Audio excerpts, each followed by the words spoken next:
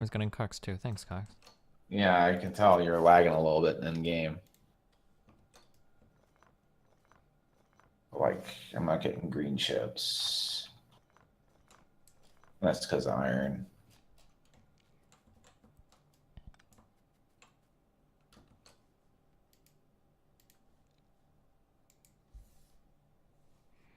But I'll have, well, actually, I don't know. I guess we'll have to, I'll try and get the next level science online. I don't know if we'll have enough to get beacons going, though.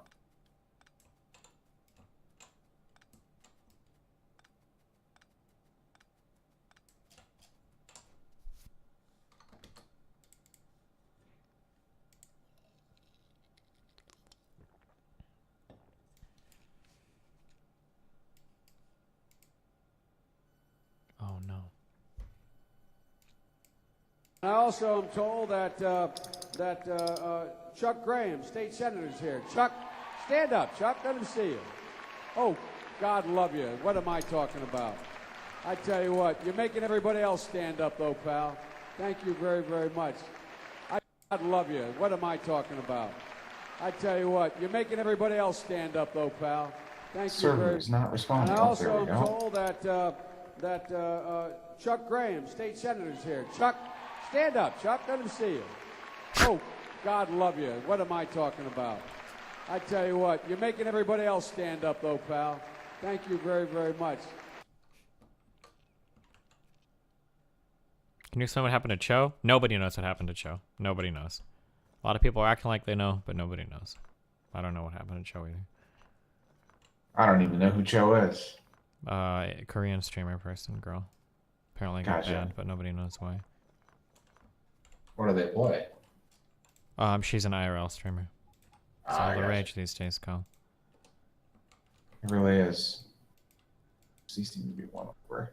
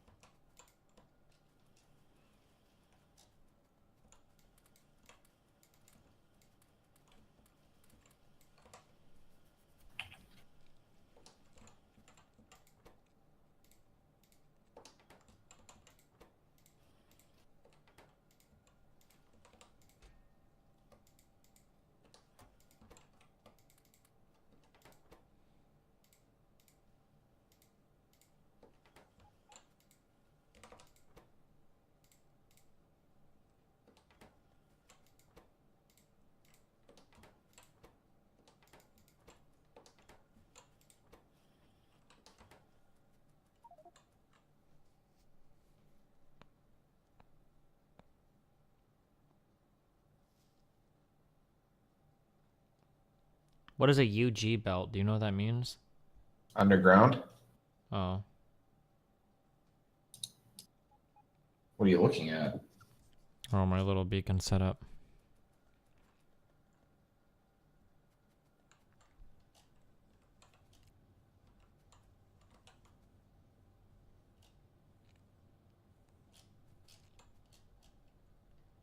You know, there's something to creating your own setups that's very satisfying, but at the same time, man, people have some really cool setups that you can just fucking copy. No.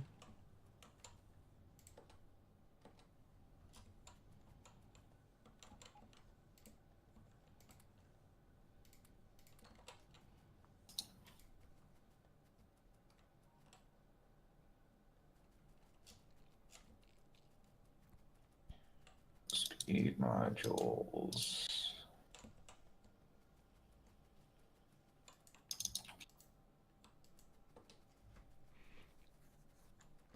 Is Ice done streaming yet? Thoughts on his first stream? I don't know. We'll see if we can carry it on.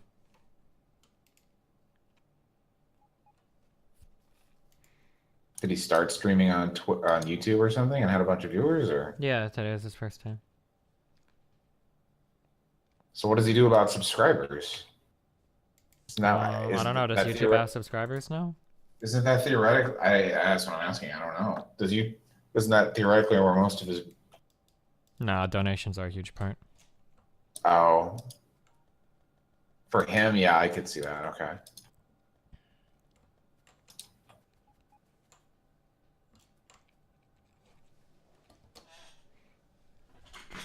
YouTube has subs called sponsors. Gotcha.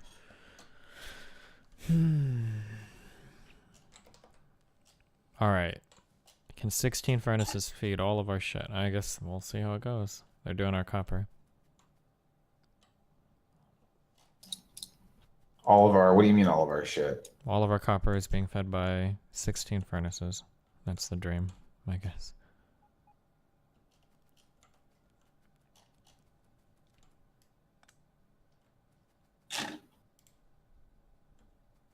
Oh, well, yeah, we're not producing any red chips right now.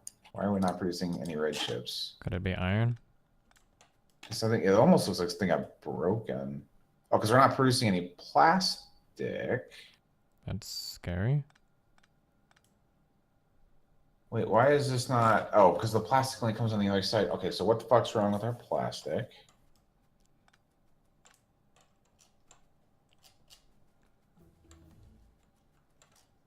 Where the fuck does this power line go to, Kyle?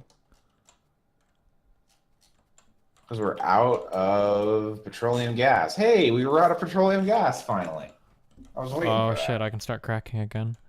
If you go up to them, you can reverse them all. Do you see what I mean? Hold on. Well, wait, let me see exactly what's going on. Hold on. We're full on light oil. We need to crack light oil. Yeah, okay, that's the problem then. All right, so then these. I'll let you take care of that. So we have more oil we can network into the system eventually. Nah, I think they buffed it too much because this has lasted us for a fucking long time. Yeah, I know they buffed the oil.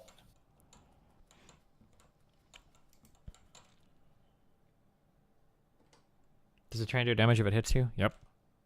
You can get killed by a train. In fact, you can get an achievement for being killed by a train. Damn, Daniel. You have that achievement? Yeah.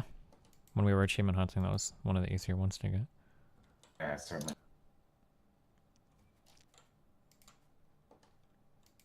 The heavy oil cracker turns it into light oil. Yeah, we don't want to do that. All right. Yeah, we want heavy oil. Well, we also don't have any heavy oil because we're using it for lubricant. But eventually we get... I saw it earlier. Where is it? Uh-oh. Fuck, where did it go? There it is. Coal liquefaction. Which basically allows you to turn 10 coal, 25 heavy oil, and 50 water into 35 heavy oil, 15 light oil, and 20 petroleum gas. So basically you turn coal into more oil, which is crazy. Yeah. All right, we're good now. The petroleum should be good again. What were we hurt on? Plastic? Yeah. Plastic was not getting to red chips, and red chips are needed for lots of things. Okay, I lied. Never mind. We'll see how it goes. Right now, plastic's the last thing on like the red, or the red chips are like the last thing on the plastic line. Everything else is actually the only thing we're using plastic for is red chips, isn't it?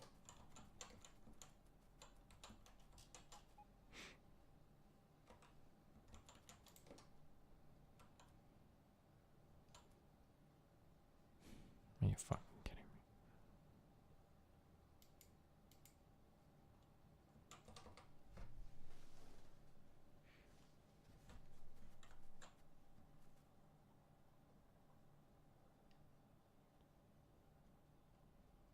It's liquefaction. It's liquefaction, not liquefaction. Oh, I just said the word that I thought it would be when I looked at how it's spelled. All right, well, someone in chat is very upset about the word you use, so. I apologize. Liquefaction is no, it is not liquefaction. Oh, okay, never mind. We are good. We're good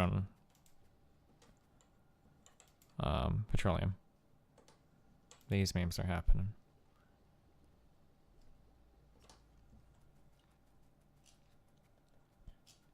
Okay, iron. Oh, I was gonna work on that. Hold on.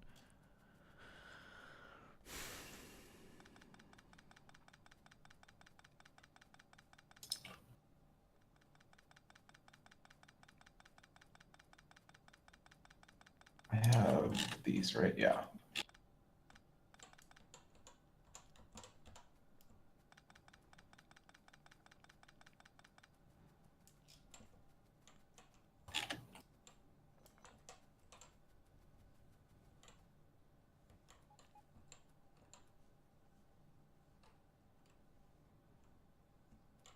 Oh my god, it's so hard for me to find things in my inventory. Oh, here it is.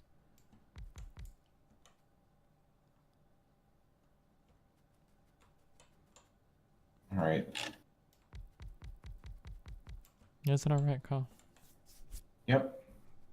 High-tech science packs.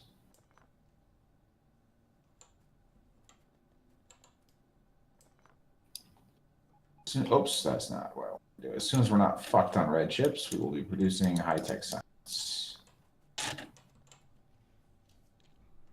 I don't have. Oh, I guess I can just fucking use this yellow belt. Who cares?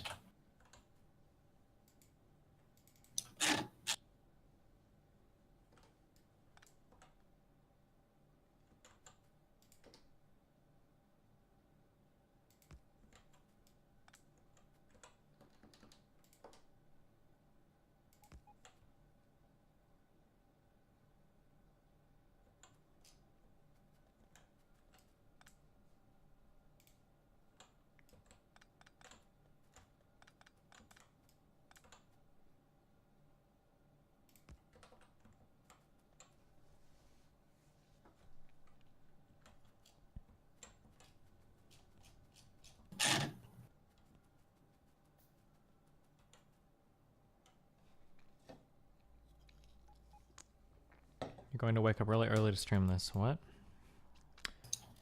Committee on the Judiciary. Oversight of the Federal Bureau of Investigation. Wait, what's going on here? What is this?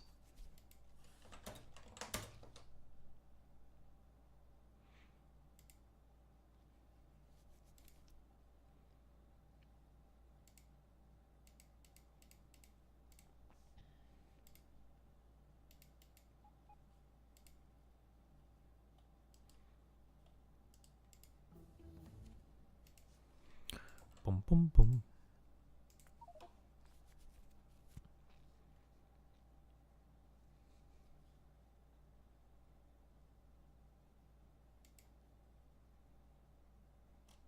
All right.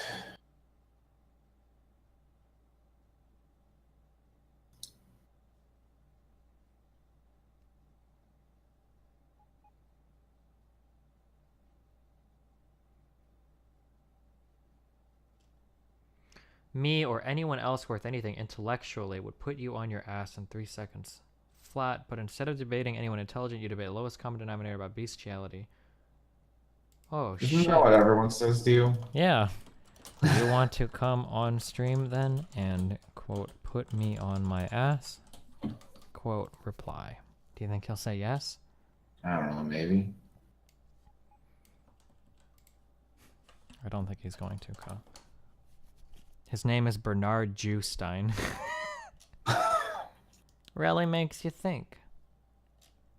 What does it make you think about? Makes me think about a lot of things, Kyle.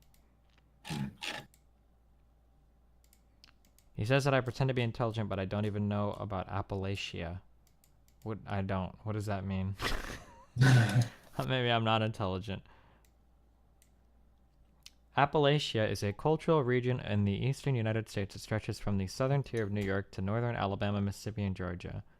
While the I was going to say, Appalachian so Mountains... just Appalachian Mountains? Yeah. What am I I supposed didn't to realize know that about? that was a. I don't know. Okay. Well, maybe I'm not smart enough to know. Did you ever think of that, Kyle? I did think of that.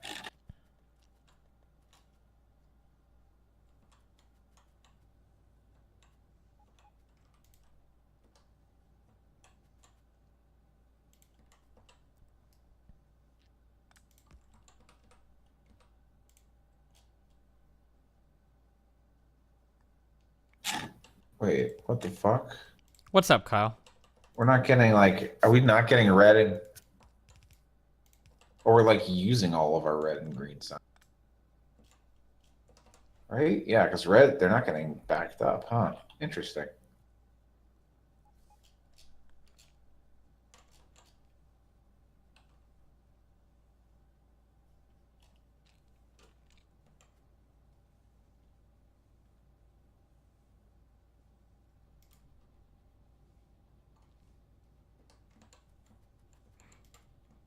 Okay, I think that getting the productivity modules out is really important, I think, because we're inventing resources, right? So it means we have to search for less.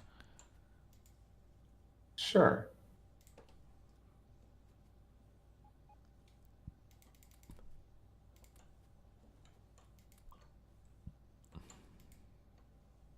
I just think we're going to be a little bit stuck until we get a retarded amount of iron online. Oh, yeah, fuck, I was gonna go do that. Oh, I was tearing all this down to go do that. Alright, yeah, let me do that. Are you still considering starting a podcast? Yeah, I want to. I just need Mike Spam to get on that shit, but he's slacking, guys. Blame him. Steven, what does he get out of your podcast? I would pay him something. I don't know what the fuck I'd pay him, but I'd pay him something, right? All right, I'm just making sure. I pay all my people now, Kyle. Pay my YouTube guy.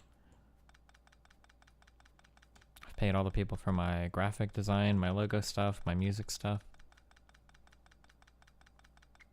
You're just a job creator, huh? I'm a job creator. You're right, Kyle. Filing 1099s and shit. Yeah, dude. Let's get some of that trickle-down economy going, dude. If I just had more money, I could create even more jobs out of fucking nowhere. I would just start hiring people for no fucking reason, Kyle. I just need more tax breaks. Well, why don't you start lobbying the government? I'll do it. I think that's the next step, isn't it? Oh, maybe Lobbying. I'll work on it, Kyle. It feels good to save America. One job created at a time. Out of the goodness of my heart.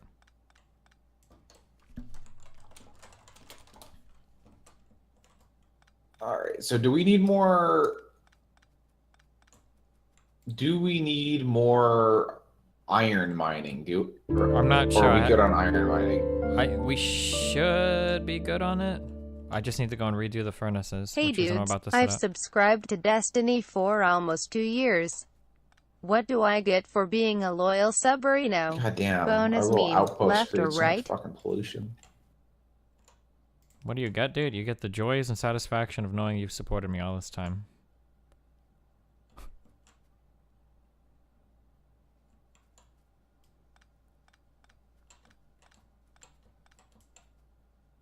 How do rail lights work? Do you just like plop those things down and then they like stop there and just wait? Oh, Or rail dude, signals? I wish I could explain it to you, but it's a little bit retardedly complicated, so I'm not sure. Rail Like, signals are retardedly complicated? When you put the signal down, what it does is it starts to, Or here, can you come find me, actually, and I can show you? I'm by one. Yeah, but it'd be easier to demonstrate on a smaller thing. All right. Oh yeah, holy shit, there's a lot of iron that's just backed up here. Or maybe I can break it. Maybe I'll try to explain. So what happens when you put down a signal is it starts to break the track into chunks. When you put down a signal, you've created one giant chunk of track, right? So what the game does with the signal is it says, okay, is this chunk clear? If yes, then green. If no, then red. So if you put down only one signal, it will always be red if your What a track is a ripoff. giant circle, right? Gotcha. So if you put down 2, then the first one will check up until the next signal, and it'll say, is this track? So like right here, look. So we've created a chunk of track here, okay? So what this signal does is this signal looks at this chunk up to this signal and up to this signal, and it says, is this clear? If yes, green. If no, red. Dashigasm. Right? If we look up to this signal here, this signal will analyze the track up to the next signal right here, right? If clear... Wait, I wonder why that's red. Is that a signal? Or is that a design? Oh, I don't know why the fuck that one's red. This is the signal over here. Yeah, it's red. I don't know why. This should only be checking up to... Oh, shit. It should only be checking up to this right here. Wait, but he went anyway, even though it was red. I don't know. I don't know. I don't... This signal is fucked. Something's wrong with that shit. But anyway, look how this is red because the train is on that next part of the chunk. It's red. It's going to wait until it pulls into the top one. There, now I know it pulled in because it turned green now. Does it kind of make sense? Yeah, that does kind of make sense. Yeah. It's a little confusing, but...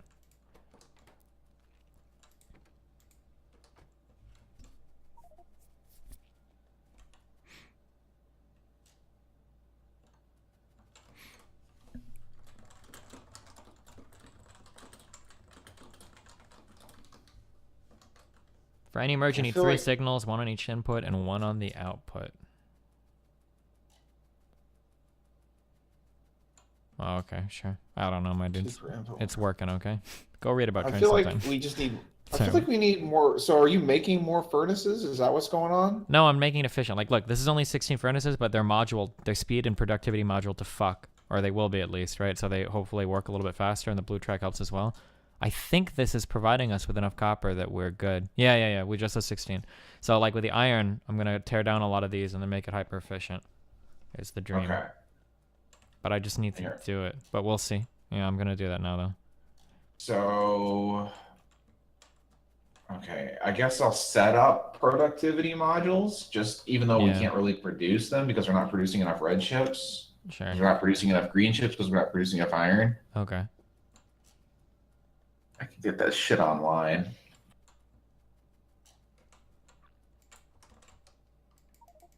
Oh shit, I need to go grab green checks for... Hopefully we build up like a little bit of high-tech science packs so we can get like...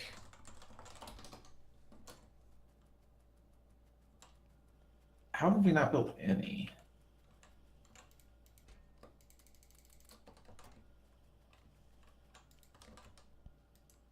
Like, what do we need for more dumb X? Oh wait, how are we doing on power actually? How far into the night are we? I just don't know how your beacons are going to affect it. It'll be a decent drain, I think. But do you know how deep we're into the night? Because we're at about half our battery. Maybe I need to look into nuclear. I don't know anything about nuclear yet, but maybe. I don't know It's probably really power efficient, I would imagine. Oh yeah, I think nuclear is fucking ridiculous.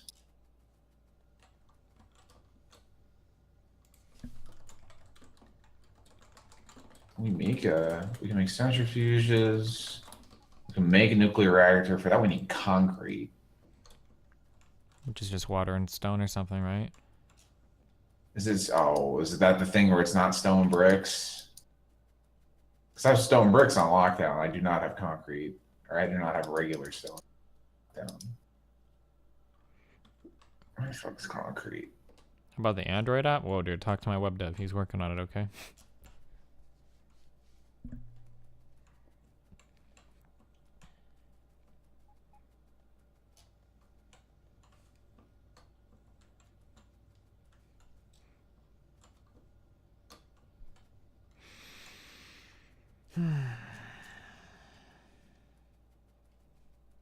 Why do I not see concrete? I need to search for it.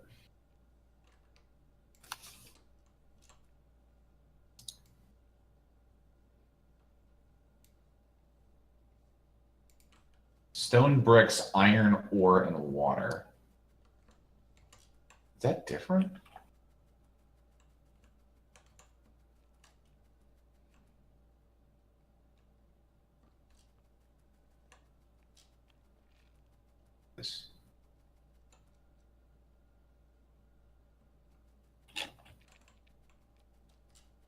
Oh, it's iron ore?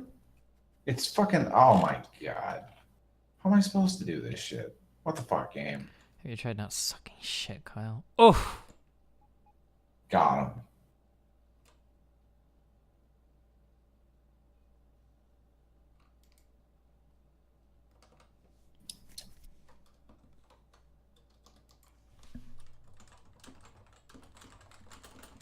Okay, fuck. Right. There's a Kekistan guy that actually wanted to have a discussion with me. I'm probably gonna drag him in pretty soon, okay? Alright, I can just like mute myself and you guys can go to town.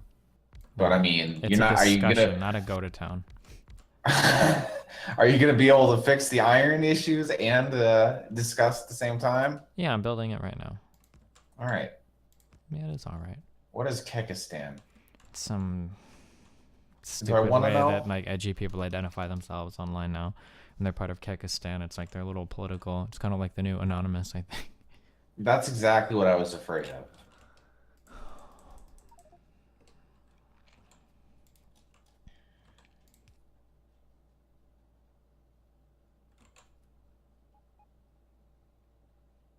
Wait, what? 1,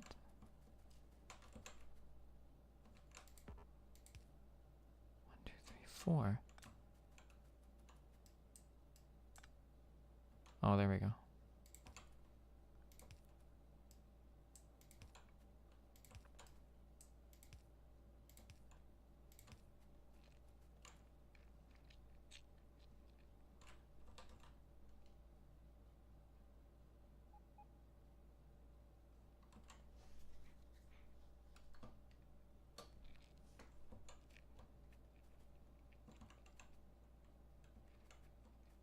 Oh, I'm retarded. I never put inserters over.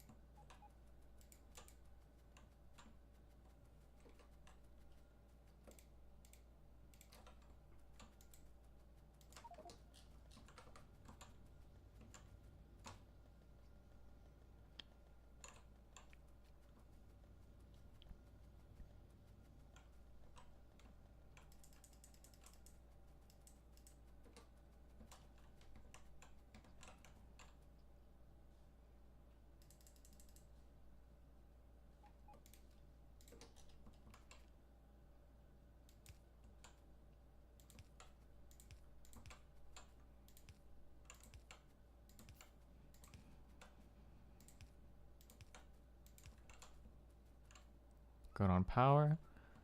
All right, Kyle.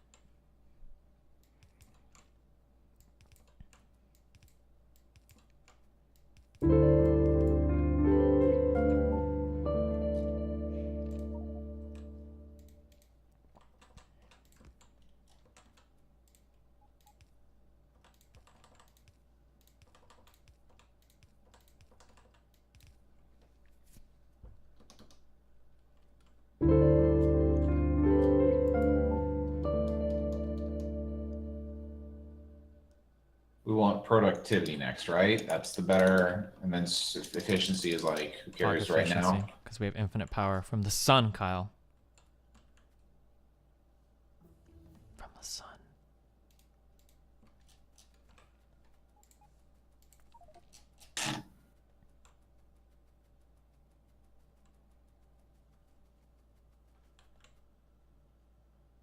Don't bother, this guy is literally an actual retard. You'll be wasting your time. Wait, how do you know? You don't even know who I'm going to be talking to, do you? I mean, maybe he's just, Kyle, going by past performance. I don't know.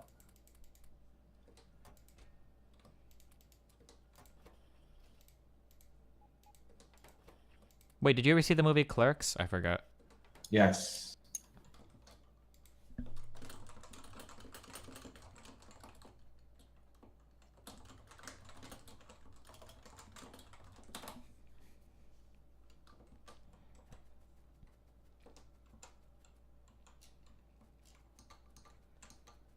Oh, server, please. Okay.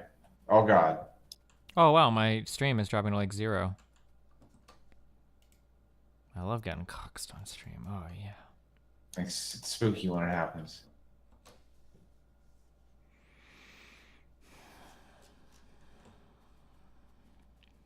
Did my stream get cut? Or is it still on?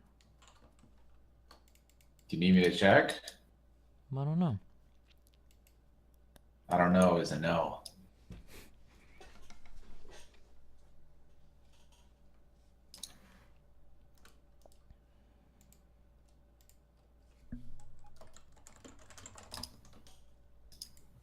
Oh, that's not who I'm talking about, Picklemancer. I'm talking to another dude.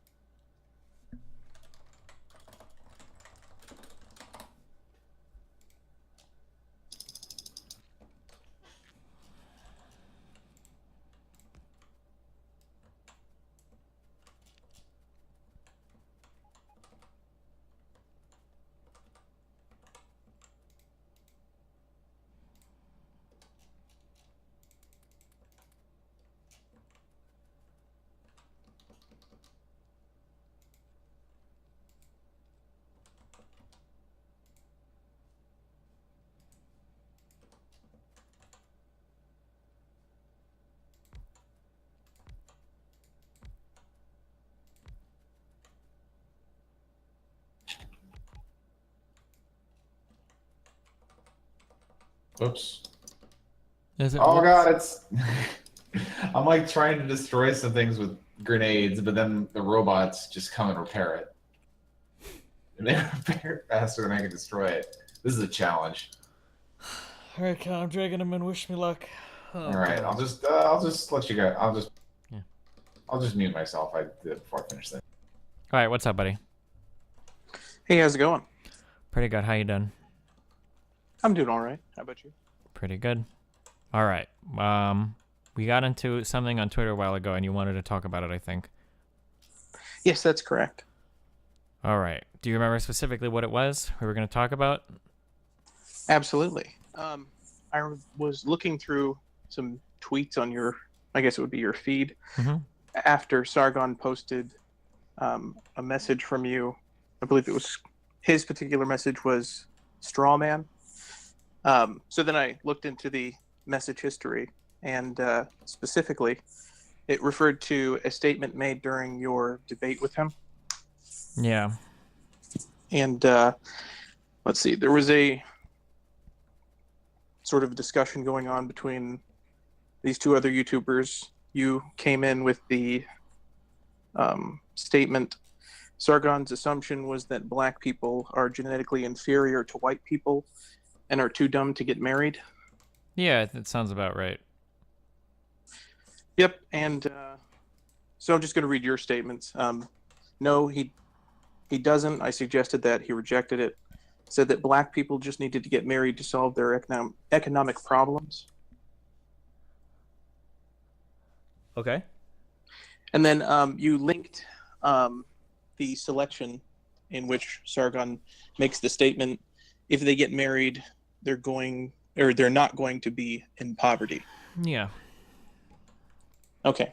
So, yeah, from that point, I brought up the fact that people who stay together in marriage and are capable of raising children are more likely to be financially stable.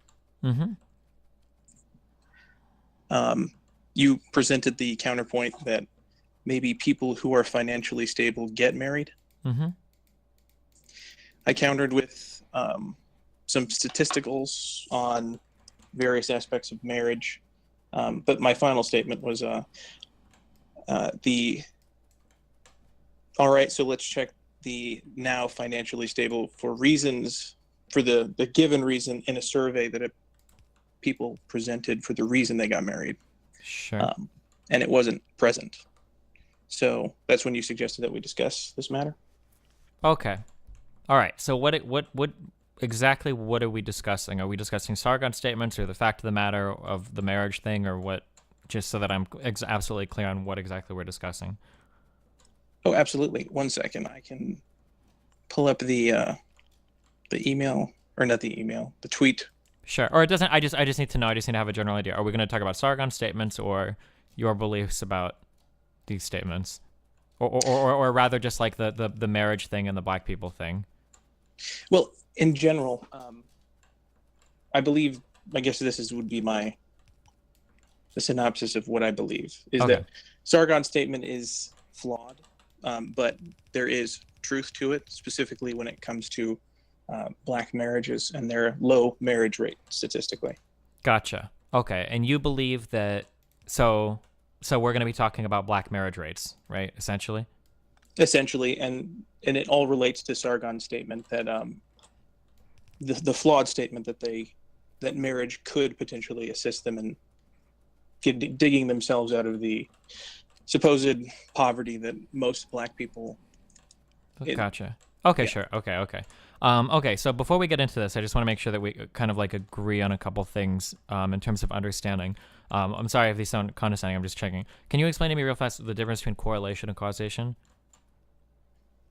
Yeah, off the top of my head, correlation suggests a relationship, where causation suggests that a relationship caused, where A caused B. Gotcha. Okay, so so you understand that if we correlate that dead animals are most often found on the side of the road, right? That's like a correlation, that location and dead animals, but we wouldn't imply that, or we wouldn't say that there's a causal link that an animal going to the side of the road gets killed by the side of the road. Like that's why they end up dead, right? We would just say that you can correlate those locations and the death of the animal, but you wouldn't say that like there's a causal link between the animal going to the side of the road and being killed, right? There's something else present there. Absolutely not. Yeah. Okay, cool. All right, cool.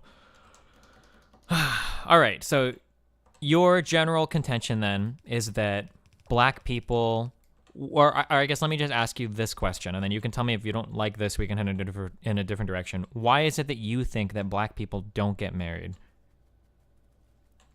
Well, specifically, there are, I guess, three groupings of reasons. Spiritually, economically, and the family.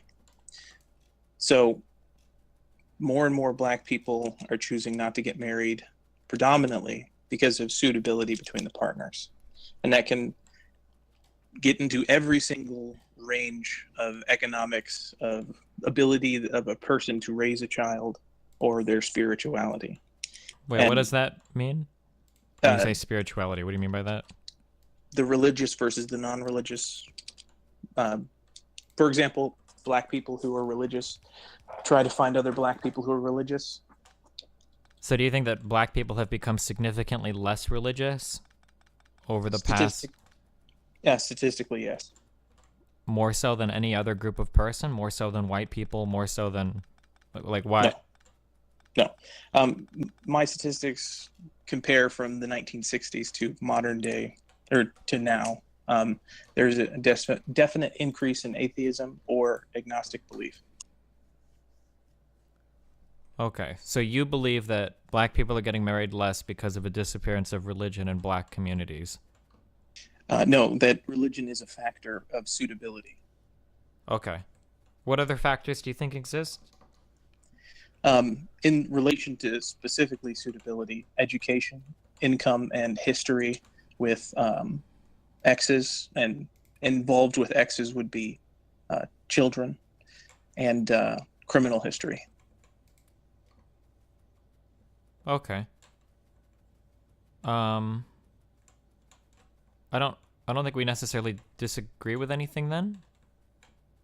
Well, I think the essential disagreement comes from Sargon's original statement, where so after he provided that the solution would be that they get married, he did not say that they stay married. What do you mean by that? Well, immediately after he made the statement that they're impoverished because they're not getting married, which was a point of contention during your discussion, I realized that the descriptions that he provided and you were discussing were of a couple that remained married. Wait, I guess I'm not. You're saying that I'm losing the distinction here. That that black people get married, but they don't stay married?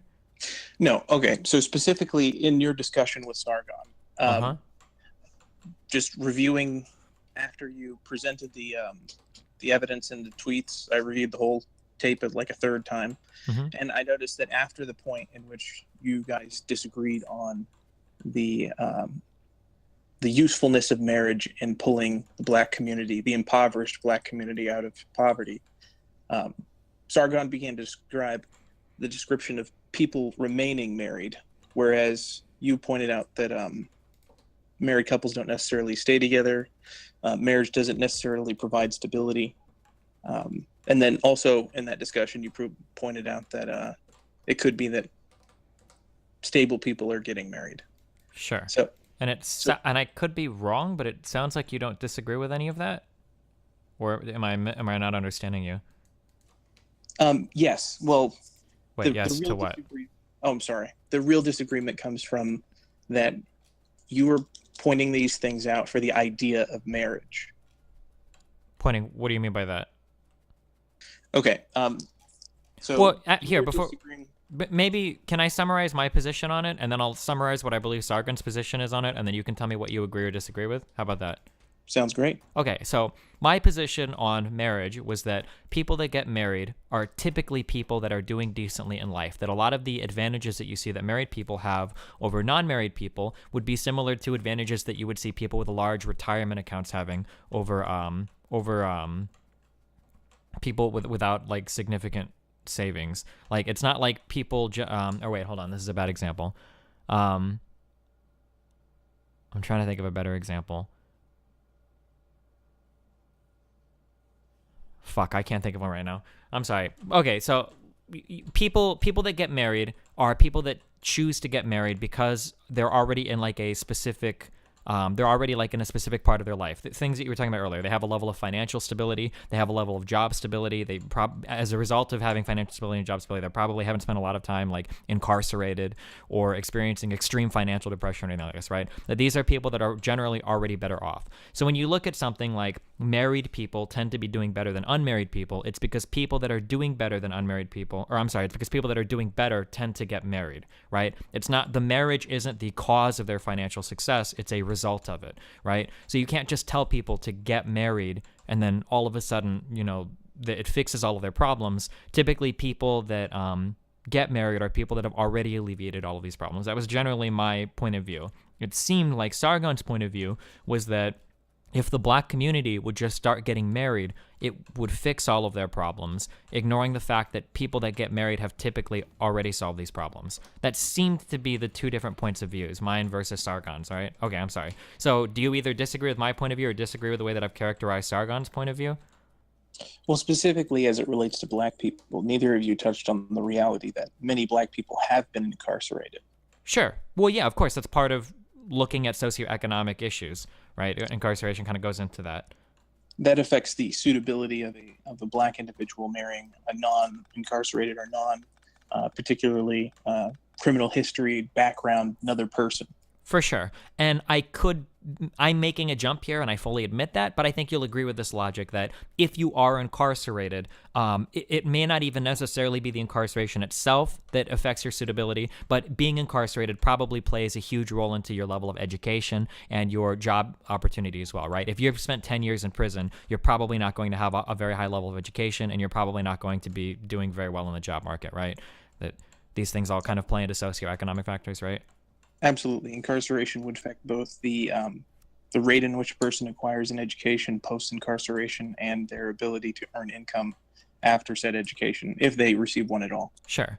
Okay, so then looking back on it again, it kind of seems like you more or less agree with my point of view, no? No, I'm afraid not. When it comes to the black community, every example that you provided would probably be more median to the white community, but specifically with the black community with such a substantial increase in the likelihood of a black individual getting imprisoned. What you provided was unrelated to the actual topic, which was when you were discussing the black community. Wait, I'm sorry. So you think so? Okay, wait, I'm sorry because I misunderstood then. So why is it that you think that black people have a disproportionate problem getting married as opposed to white people then? Specifically when it comes to the population of poor black Americans, it's a combination of income, specifically in the relationship of income is the welfare reliance. Education, when it comes to education, black women are out educating men. So that means that they are at I think it's 2-to-1 ratio of, Yeah, I've heard that twice as many black women graduate from school as opposed to black men. Yeah. right. And then finally, it's security in whatever, I'm sorry, security and in generally like the relationship security, how many exes have been around, how much resources are being taken away by previous relationships, how stable is that relationship going to be? So a lot of Okay, but these issues don't sound. So then, I mean, going a step further, then why do black men face these issues disproportionately to white men? specifically because of systemic issues that hinder the success of black individuals. I mean, there has been very few studies to explain exactly why it's a 2-to-1 ratio for black men to achieve an education, or specifically to explain why it's a 1 in 3 likelihood of a black man getting a criminal record, depending on the region of the country. But each of these things would have a huge factor. Sure. So, what exactly do we disagree on? Well, my initial statement is that these are all within Sargon's idea that marriage could potentially reduce these factors. Well, but I thought we agreed that the reason why they don't get married is because these factors exist in the first place. Or did we not agree with that? No, I mean, I'm not sure if I did agree to that, but what I'm specifically intending to say is that these factors can be alleviated through marriage. Oh, okay. So you think that if people get married, that but it seems like that's not how it works in any other community. Like, white people don't use marriage as a tool to escape from poverty, but rather wealthier white people tend to get married as opposed to poor white people. So are you saying that wealthier white people don't use it as a tool to escape poverty, or poor white people don't use it as a tool to escape poverty? I would say, I mean, I would be surprised if either does. From the studies that I've seen, I haven't seen anything saying that poor people getting married like improves their lot in life. In fact, I could go and pull it out, but I think somebody just linked me a study that was done recently that shows that married men's earnings actually decrease sometimes as compared to single men who don't get married first. So it seems like there's evidence, I don't want to say pointing to the contrary, but I haven't found anything convincing that's like, oh, you know, this group of people were in poverty and then they get married and that improves their situation in life. Do you have any kind of information like that, or would you approach it in a different way? Well, specifically, and when we're referring to people in marriage, we're referring to people who remain in marriage and, Sure. and raise children. So I do have some studies that would support that, but personally, I like to go with the common sense approach. And basically, these studies amount to, if you got 2 people in the household, one of them specializes in taking care of the household, one of them specializes in earning income. The division of labor can result in a more efficient system, and you would save money in the cost of childcare if each individual was paying for childcare if they had the custody of the children. Sure, I mean, I don't deny that.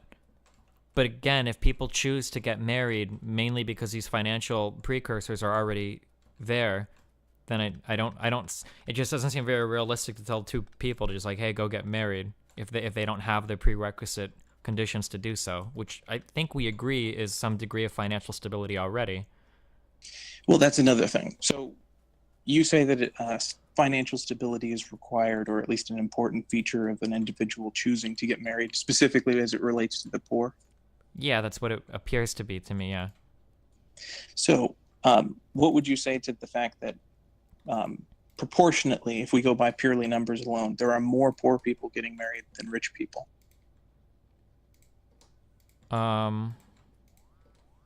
I don't know. Is that necessarily true? I thought that it was typically wealthier people that got married. As I understand it, the ratio is per capita. Yeah, for sure. We would only look at per capita, of course. I'm saying that there are more quantitatively poor people getting married than rich people. You look at the amount. Well, I'm not concerned about the amount, though. We're always talking about per capita. And every study I've ever heard, or anybody talk about this has always said that, like, yeah, I'm just Googling real fast. This is from the Telegraph. So I don't know if they're quoting a legitimate study, but like this is saying wealthy people are 4 times more likely to marry than the poor. Here's an article from the New York Times that says marriages for rich people. Here's another article that says why the rich are more likely to get married. So it seems like per capita, wealthy people are much more likely to get married than poor people. Absolutely. And normally that I would totally agree with you. But what is the percentage population of the rich? Well, I mean, it would depend on where you would cut it off. I mean, I don't know why. Well, would you give me a percentage? I mean, it would depend on. Well, no, I can't. Wait, well, what would you consider rich? I guess let me ask that. Would you agree that 20,000 a year is rich? Probably not. Or sorry, 200,000. My mistake. 200,000. Sure. Okay. So then the percentage of the population earning 200 plus may be, I guess, in a generous 3.3 or 33%. No, that's probably much less. People making 200,000 a year. Apparently, some people are saying 1.5% is like a quick number that I googled. Okay. So, and then the population of the United States is like, I think, 250 million people. In the U.S., I think we're closer to 350. I want to say 330. Okay. Hold on. United States population is 321 million.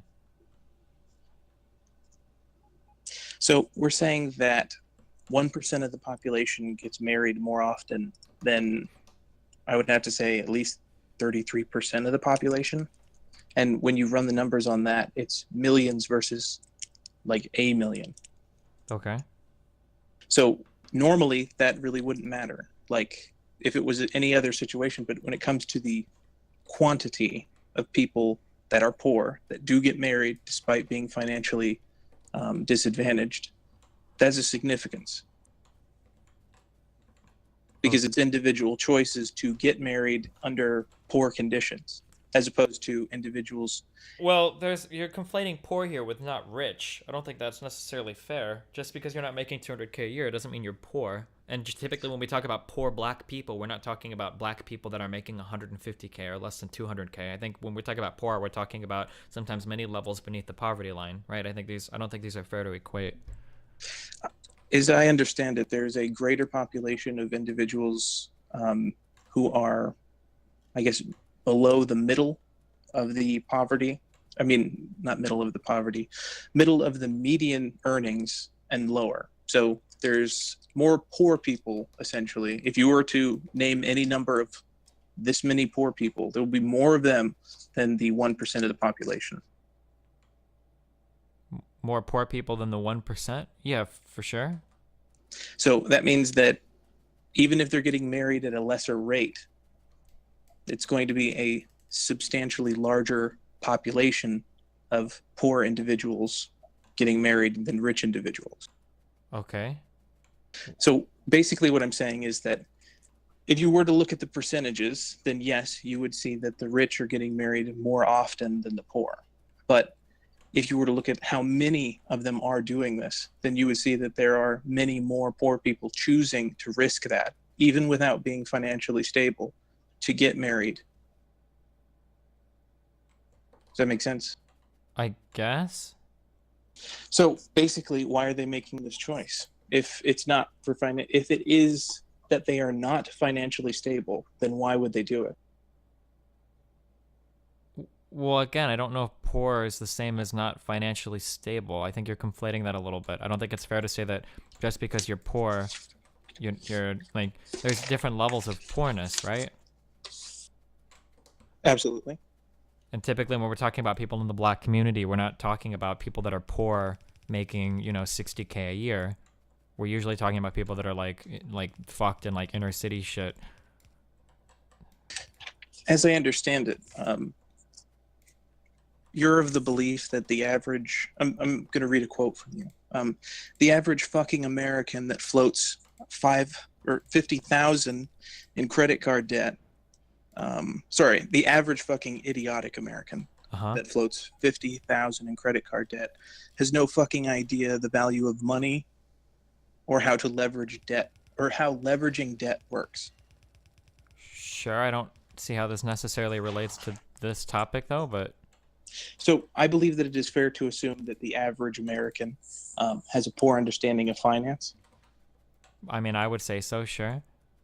So you mentioned that you couldn't necessarily say that they wouldn't be financially unstable, but if you yourself believe that most of them have bad debt, then that would mean in any modest assessment of financial stability or financial security, I assume we're using them interchangeably, then this would qualify, that we can generally Well, say no, somebody with $20,000 in credit card debt has to achieve a certain level of financial stability to even acquire that much debt, right? Like net worth isn't a very mature indicator of success, right? A very poor person who has never had access to debt, like somebody living in the ghetto, is going to have a much higher net worth than a student studying law or pre-med, right? Like these are people whose net worth is going to be in the negative tens of thousands, potentially hundreds of thousands. But I mean, if you're talking about absolute net worth here, that's not a good indicator of success in life, right? Somebody studying at a high cost at a high cost like university or something is probably going to be doing a lot better than somebody with a higher net worth, absolute net worth, right? I don't think these are good. So you're saying that, okay. So you're saying that, could you explain that one more time, please? Somebody that has a lot of credit card debt is probably doing better than somebody that hasn't even had the opportunity to have a credit card. Like poor financial. So I'm going to read another Sorry, quote from you. Poor people use debt to compensate for a lack of income and then further fuck themselves. Poor people manage debt incorrectly. A majority of the time, it ends up hurting them. Sure. I think that people use credit cards very poorly. Well, you mentioned that their net worth would be better. Sure, but you're comparing like relative terms to absolute terms. Like just because your net worth can be made better doesn't mean that the bad net worth you had before is the same as like being broke as fuck, I guess. Okay, so are you saying that it is not fair to assume that a poor person is likely to have bad debt? Well, I mean, they could. Payday loans and title loans, and there are other types of bad debt that poor people in poverty can assume, sure.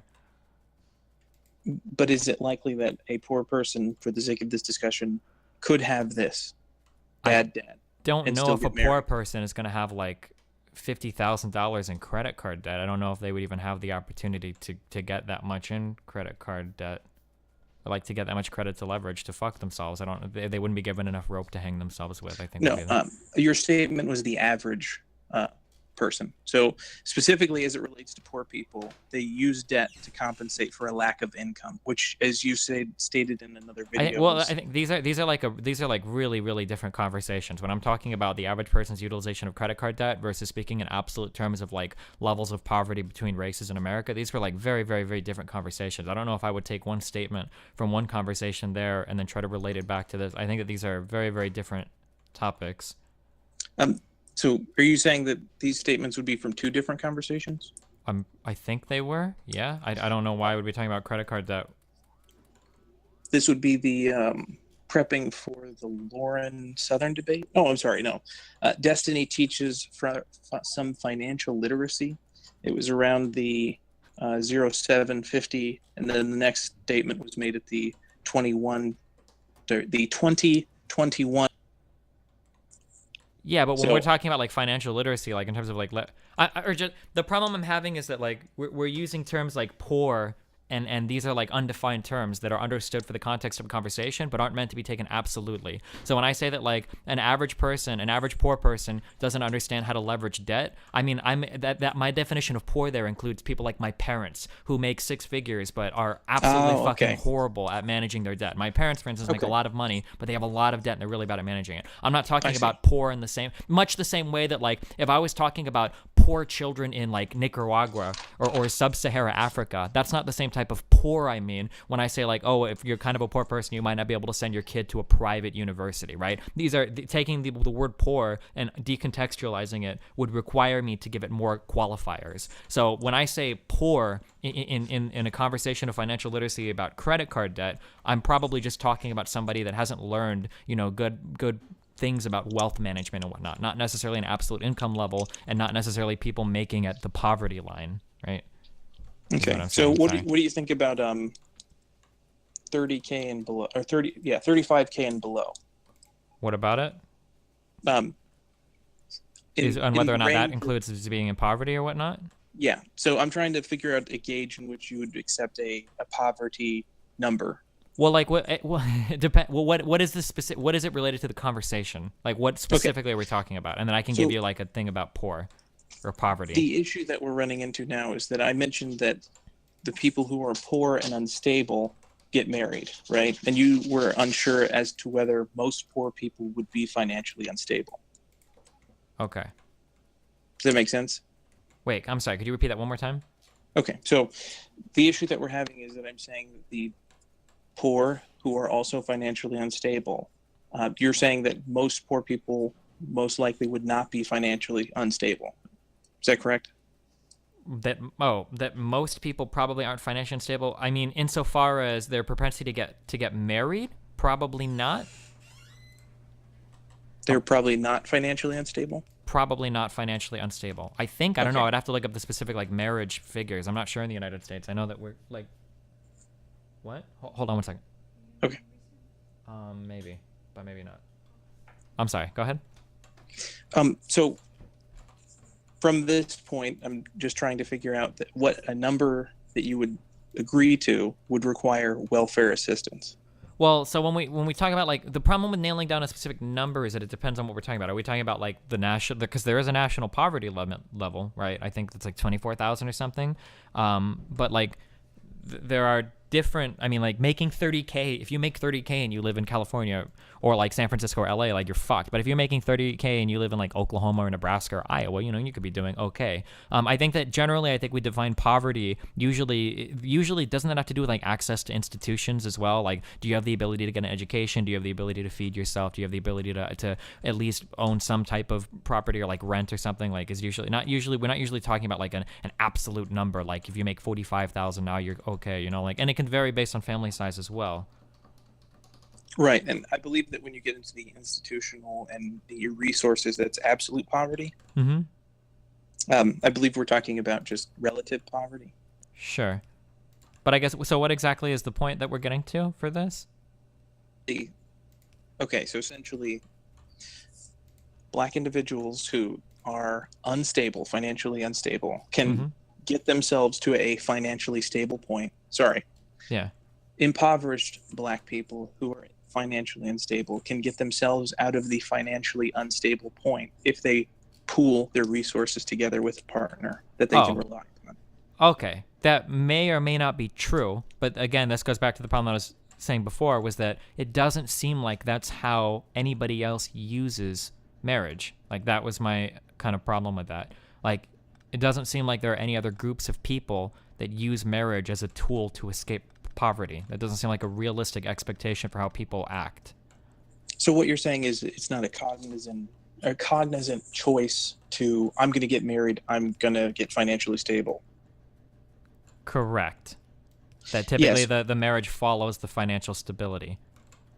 Right. And then again, I've never believed that the intention to become financially stable is potentially the sole reason that a person would get married. There are other reasons that can be involved with that. Particularly in poverty, a person can benefit from becoming married, though. That is the argument. It's possible, but it doesn't seem like people do that. You mean people don't choose to do that? Correct. So, but people do this, and then they can become financially stable.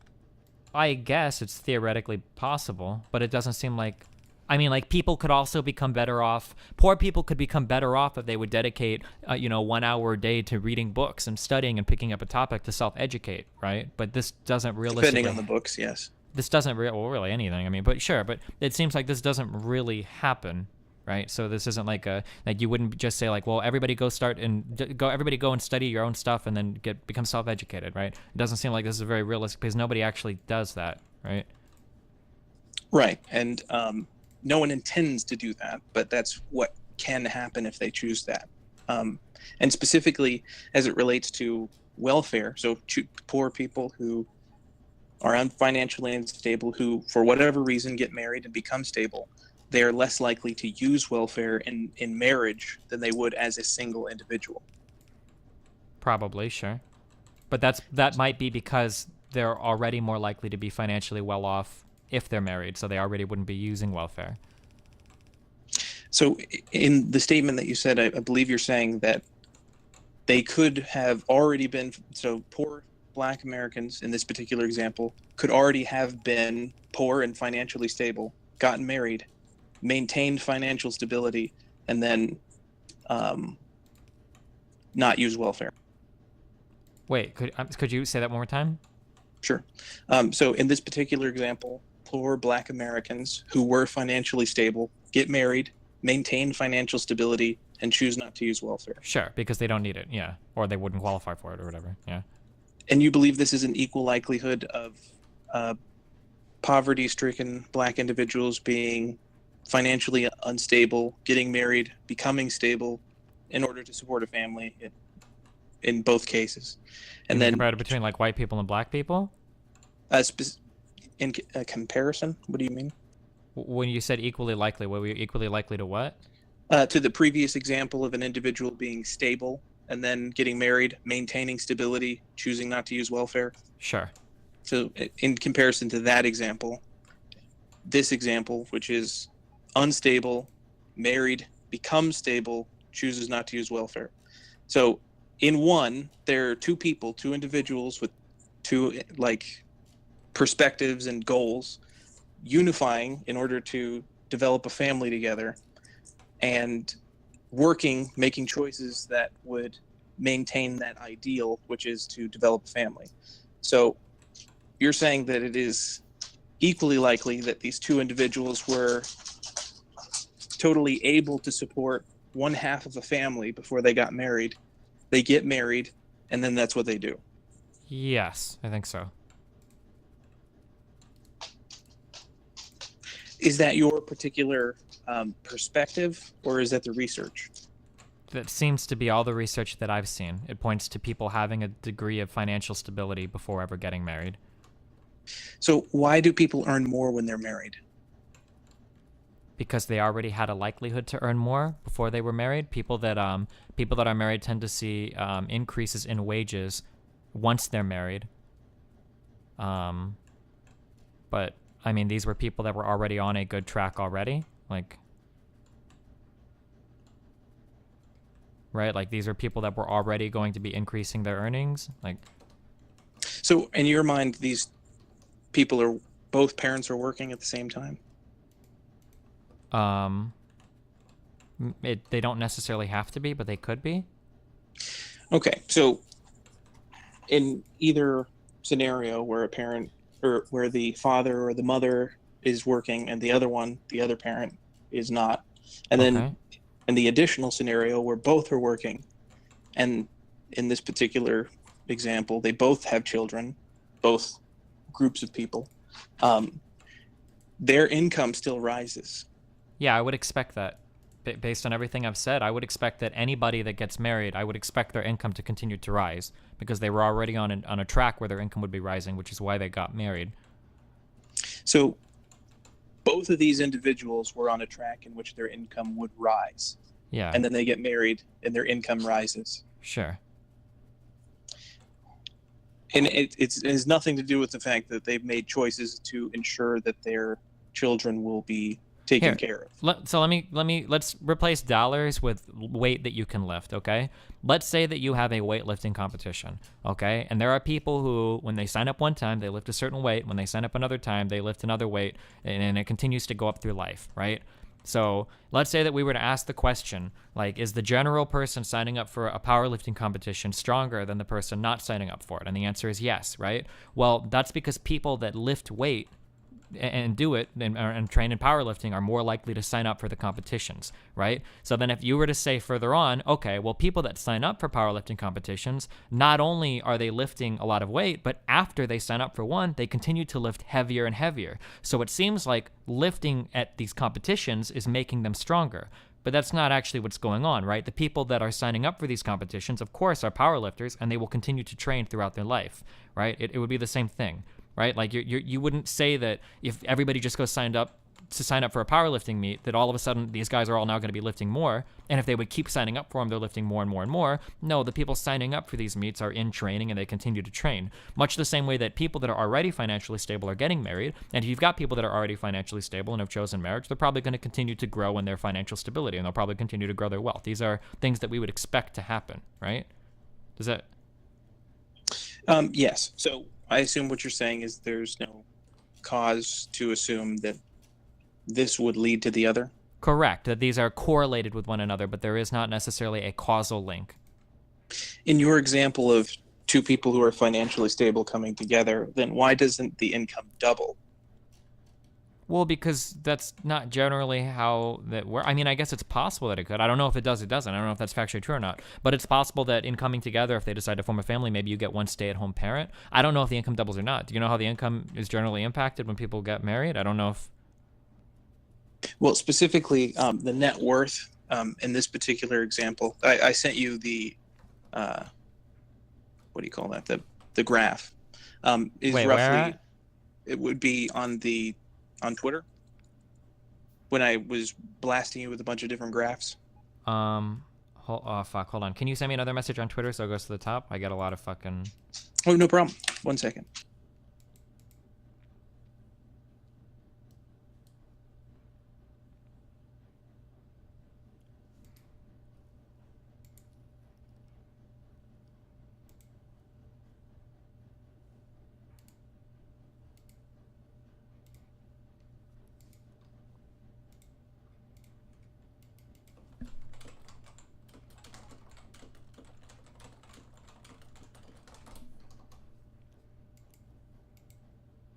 Let me know when you send a message and I'll refresh it and look for the...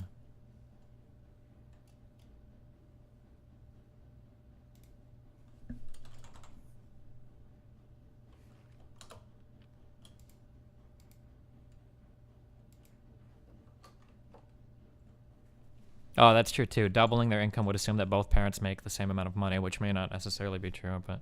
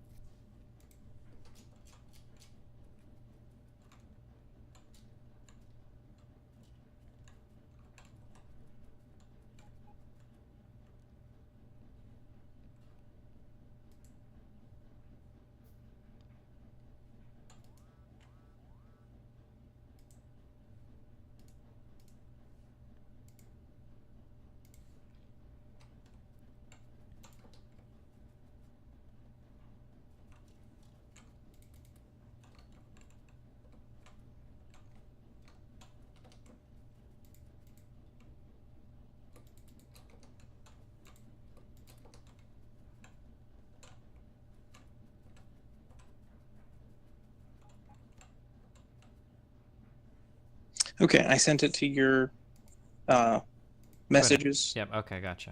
All right, so which link? The one that you just sent me? Yes, I just sent you the graph.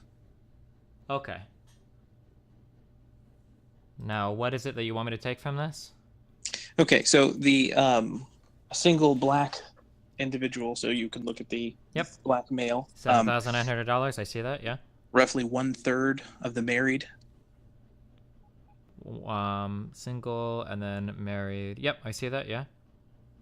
So basically, you're saying that these two individuals that are financially stable prior become, they should, I guess, why would it increase so much if they were both financially stable after the union? I mean, I can explain with an example if you want. Yes. Go okay. Let's say that you have 10 people, okay? And Yeah. let's say that of these 10 people, let's say, we'll keep the numbers very basic. Let's say 9 of them make $100, okay? And let's say that one of them makes $10,000, right? Yep. Okay. So 900 plus 10,000 means that the average wages of these people is divided by 10 is $1,090, right? So Okay. that's our average wage between these people. Now let's say that the one guy making $10,000 goes on to get married, okay? If that one guy goes on to get married, then the average wages of the married people go up to $10,000, and the average wage of the unmarried people drops to $100, right? So now in this example, you wouldn't say that, how can there be such a huge increase between unmarried and married? There must be a causal effect, right? Because then I would say, well, no, that's correlated. It just happens to be that the very wealthy person is the one going on to get married, right? So in the example that you gave me, where the single male black income is $7,900 and the married is $31,500, it could be that if you were to force everybody to get unmarried in the black community, you would see the total average income rise, right? Because it's already the wealthier black people that are choosing to get married. It's not necessarily making them wealthier, right? Okay, so in this particular example, we're talking about impoverished black individuals. Sure. So you're saying that the wealthier, impoverished black individuals are choosing to get... But the graph you're giving me is just median wealth. It's not talking about poverty levels or anything. It's just median Right. wealth. As an example of how together their union produces more wealth than... Well, but that graph alone. doesn't, but the thing is, this graph doesn't tell us that. This graph tells us specifically that the median wealth in married black homes is $31,500. And then it says yes. that the median I shouldn't wealth... have said produces. Sure. Absolutely Well, not. the Yeah. produces implies a causal relationship. Right. Right. And Absolutely. the graph also Yeah. tells us that single black men have a median wealth of $7,900. It doesn't tell us whether or not becoming married will move you up to that married income. It doesn't establish a causal relationship at all. No. Okay. So in this regard, as I understand what you're saying, is that I cannot say that it would produce this. That's fine. That's fair. What I can say is that in marriage, there is more wealth. Sure. So in being single, there is less wealth. Sure. So if you are financially stable and single, you would be less wealthy than you would if you were married. We don't know that. That's not necessarily true. Okay. You're right. That phrasing was bad. Well, no, not the phrasing, the idea. It's not necessarily true. If you are single, we don't know that if becoming married will make you wealthier. No, right. Absolutely not. But you could become wealthier. According Or you to could this become poor. statistic. No, not according to the statistic. The statistic doesn't tell us that. Remember, what you're trying to say is that, let's say that you're a single person earning $10,000. If you get married, your income could go up to $20,000, right? That's what you're trying to say, right? I'm sorry, repeat that again. Let's say that you're single, okay? If you're single and you get married, you could dramatically increase your wealth, right? Is what you're saying? Okay. Dramatically, no, but increase, yes. Sure. Okay, so you're implying there, when you say that, you're implying a causal relationship. You're saying that getting married will cause you to experience an increase in wealth, right? However, this particular graph doesn't establish a causal relationship. Again, let me break up another example.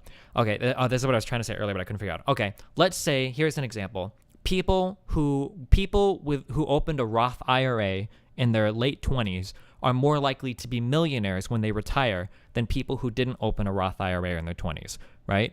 So let's say that I have those two figures, right? So people that start a Roth IRA at 28 are more likely to retire as a millionaire. People that don't are far less likely, right? If we have that data, all we have is that data. That's it. We can't say that if you open a Roth IRA in your 20s, that means that you'll become a millionaire. All we can say is that these things are correlated. And the reason why is because opening a Roth IRA doesn't necessarily make you a millionaire. Opening a Roth IRA and using that as part of a diversified portfolio that you constantly contribute to and allow it to grow over the years is what makes you a millionaire. Now, people that contribute to a diversified retirement plan probably have Roth IRAs, but just opening a Roth IRA in your late 20s doesn't make you a millionaire. Do you understand? So you couldn't just say that, well, if you're in your late 20s, then you open a Roth IRA, you're probably going to, increase your retirement income. Well, not necessarily. You're only looking at that correlation, right? And what if you were to open a joint Roth IRA? Would that improve the likelihood of you becoming wealthy?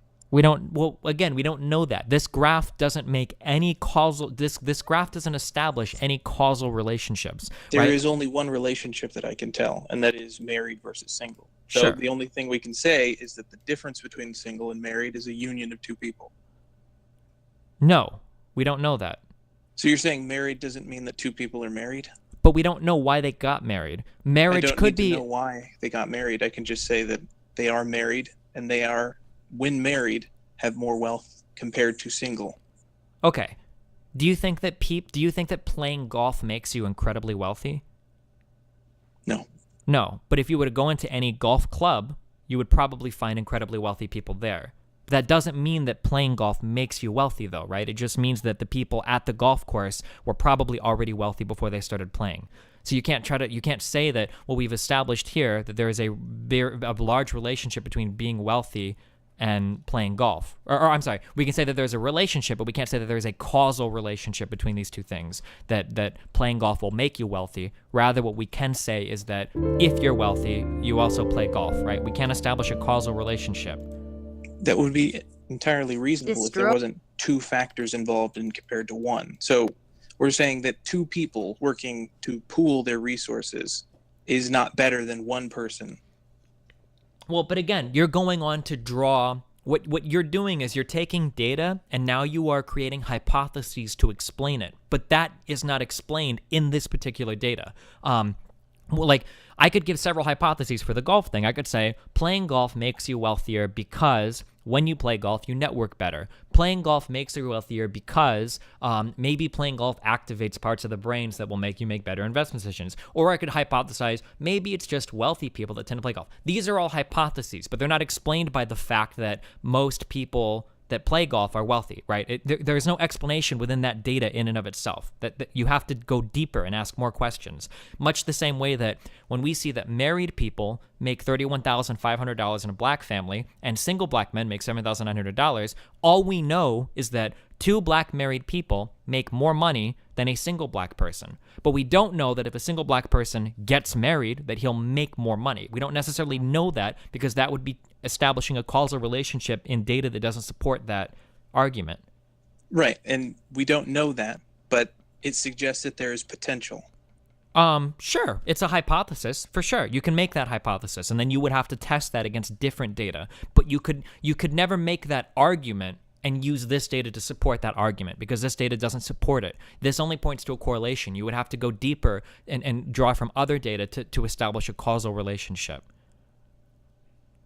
You're saying that this graph does not suggest that marriage comes with increased income or net wealth? Nope, it doesn't make any kind of suggestion whatsoever. No. So this category of married people and the single people, not related at all. Correct. Much the same way that I could give you a graph of wealthy people that play golf, or I could make you a graph of golfers versus non-golfers. And I could make all the same arguments. The golfers would tend to be far more wealthy than the non-golfers, but you would never use that graph, that data to say, we'll just go play golf and you'll become more wealthy, right? And we're only talking about one thing there, just playing golf. Does that make sense? I do understand where you're going with your golfing analogy. I believe that you're ignoring the fact that a married couple is two people. And if these were just 2 points of data, A, B, and C, then absolutely. Absolutely true. But we're talking about A and B and then A plus B. Okay, but even A plus B, even if I was to accept that hypothesis, even that's not supported here.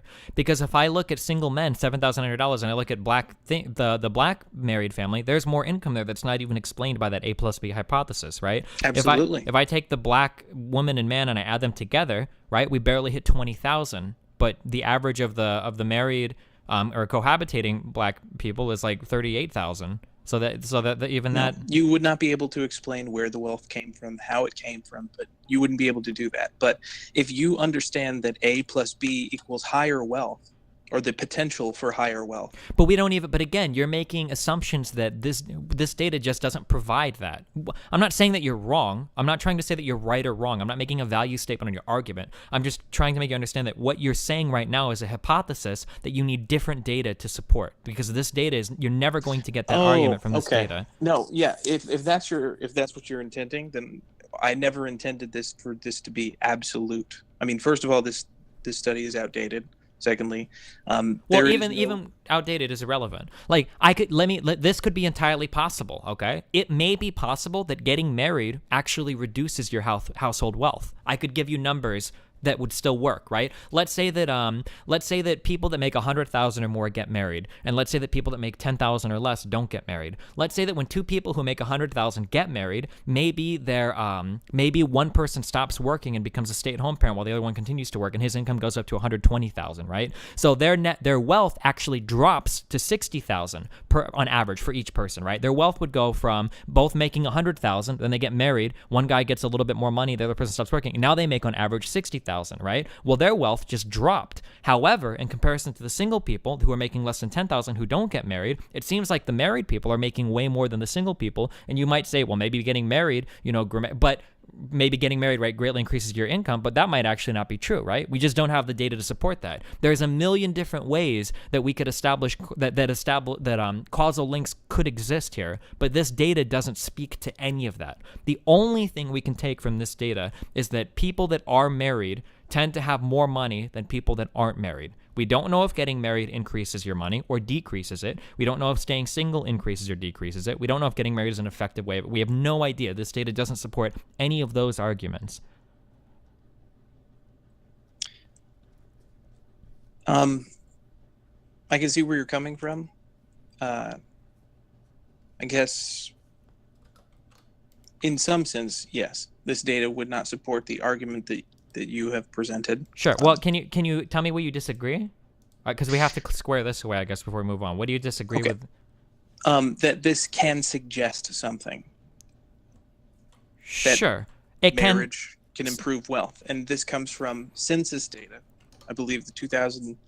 Okay, so when you say that something can suggest something, what that is what it's suggesting there is a hypothesis that needs to be tested, right? Yes, right. So absolutely. let me give an example that I learned in psych class, right? Kids that sleep longer, okay, do better in school than kids that don't, right? Now, that suggests that getting more sleep can help you in school, right? So then let's say that we do a socioeconomic breakdown of kids that sleep, right? Let's say that when we do that, that hypothesis falls apart completely, and you find that wealthy kids, no matter how much sleep they get, always do much better than poor kids, no matter how much sleep they get, right? So what we find out there upon more data analysis is that poorer people tend to do worse in school than wealthier people, but wealthier people tend to get more sleep than poorer people, right? So we get a stronger argument, then we get a new hypothesis that maybe it's wealth that is more indicative of success in school than sleep, but wealthier people tend to sleep more than poorer people, right? So our initial data might have pointed us to sleeping more makes you get better grades, but then when we test that hypothesis and pull specific data in regards to that, what we actually find is, okay, well, it wasn't the sleep thing, that was just a correlated effect of another variable that when we modify that, we see dramatic differences in data, right? Okay, and where you were going with that, I get what you intended. But I disagree with the way you did it, and also I didn't catch all of it. So maybe I'm mistaken, but I get what you're saying. I'm only talking about a suggestion. I'm not talking about this is absolutely concrete going to do this. Well, I'm just trying to make sure because I'm using I'm not trying to sound pretentious, but I'm using very scientific words here, right? When you say a suggestion, right? When I say suggestion, I mean a hypothesis. So a hypothesis is just an idea with no validity, nothing behind it at all. It's literally just a possible or plausible explanation for data that needs more testing to verify it. When I say suggestion or hypothesis, I don't mean like this is a likely cause or this is a likely explanation. I mean that it is literally just a hypothesis that exists that needs further data to verify its authenticity, that it has no weight in being right or wrong. You can't assign a right or wrong or percentage probability to it whatsoever. It's only a suggestion, right? But I feel like when you say suggestion, you're meaning it to mean a little bit more than that. that it's a highly possible explanation. So, your hypothesis is the beginning of an experiment. Is that what you're saying? Correct. Well, typically what you do is you start out with a hypothesis, and then you do an experiment to prove the results, right? And then you'll retest and redefine your experiment, or refine your experiment based on what it is you're specifically testing. Are you familiar with? Or sorry, go ahead. Are you familiar with the discussion or conclusion section of academic papers? Sure. Usually those are used to postulate the results. Generally, usually in the discussion section, usually they'll talk about the data that they went over. They'll talk about the conclusions that you could draw from that data. They might talk about potential weaknesses in the data and further exploring points from that data, depending on exactly what you're reading, but sure.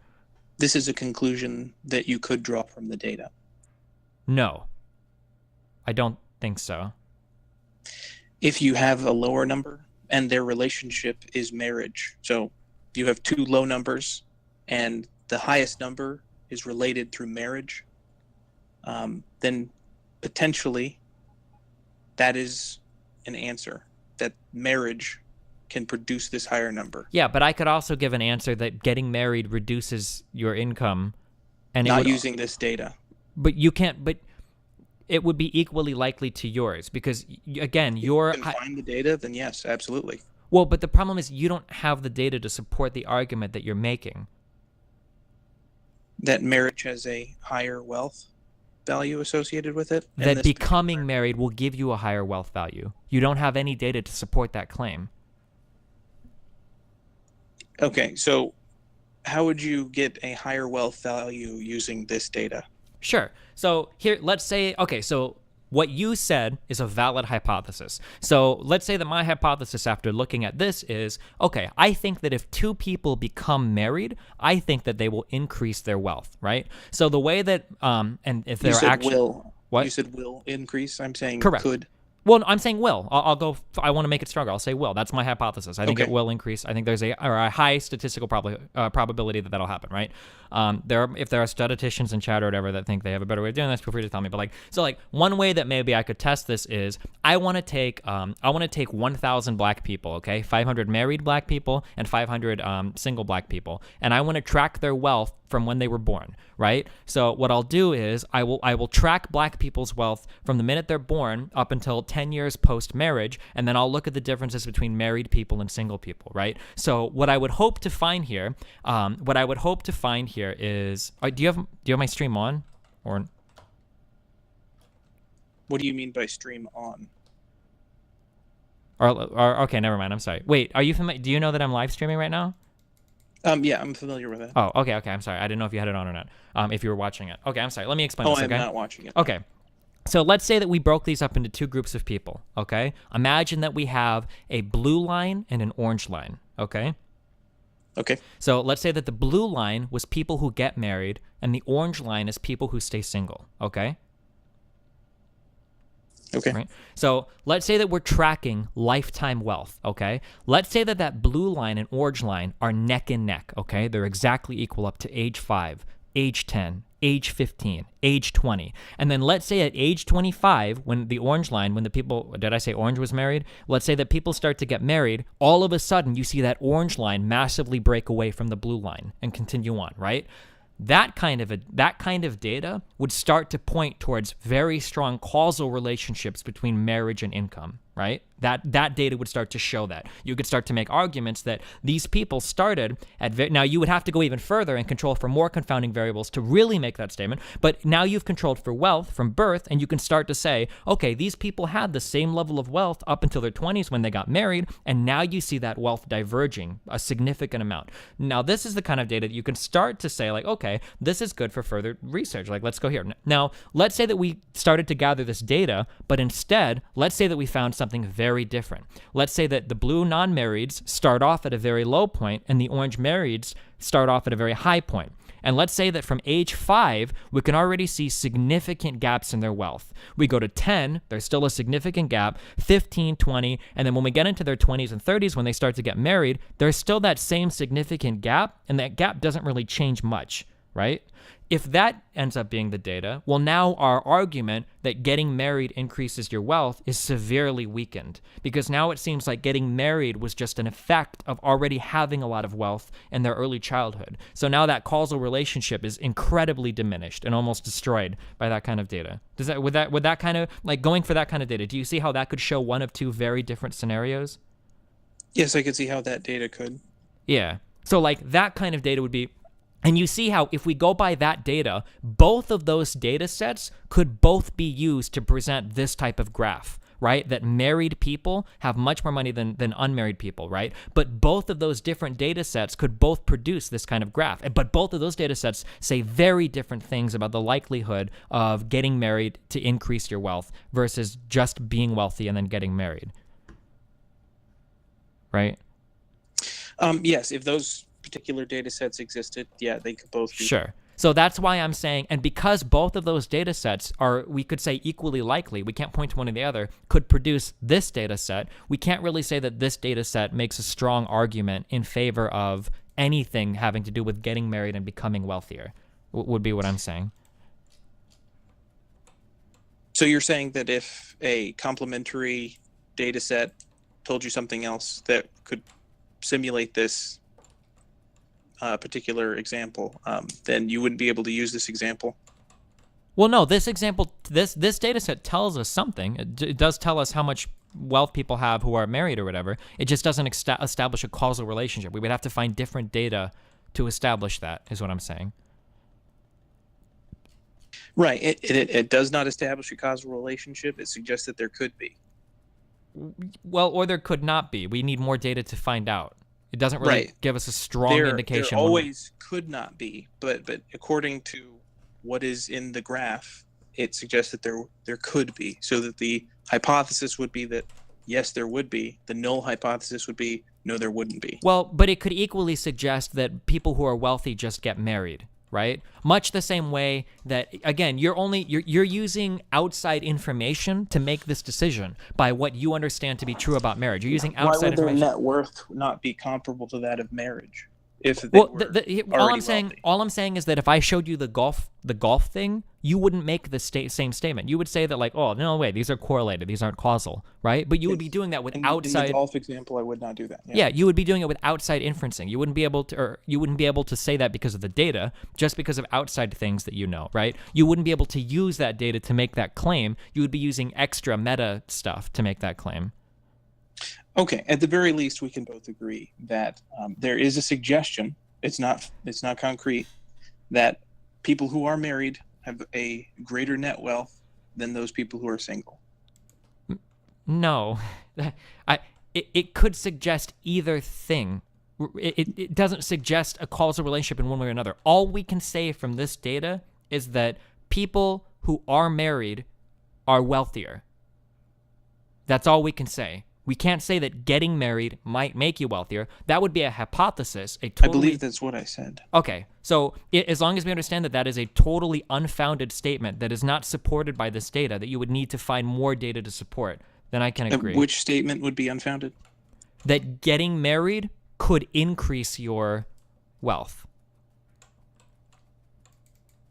That statement is not supported in this data at all. We would have to go and find... We would have to do completely different data collections to actually get that.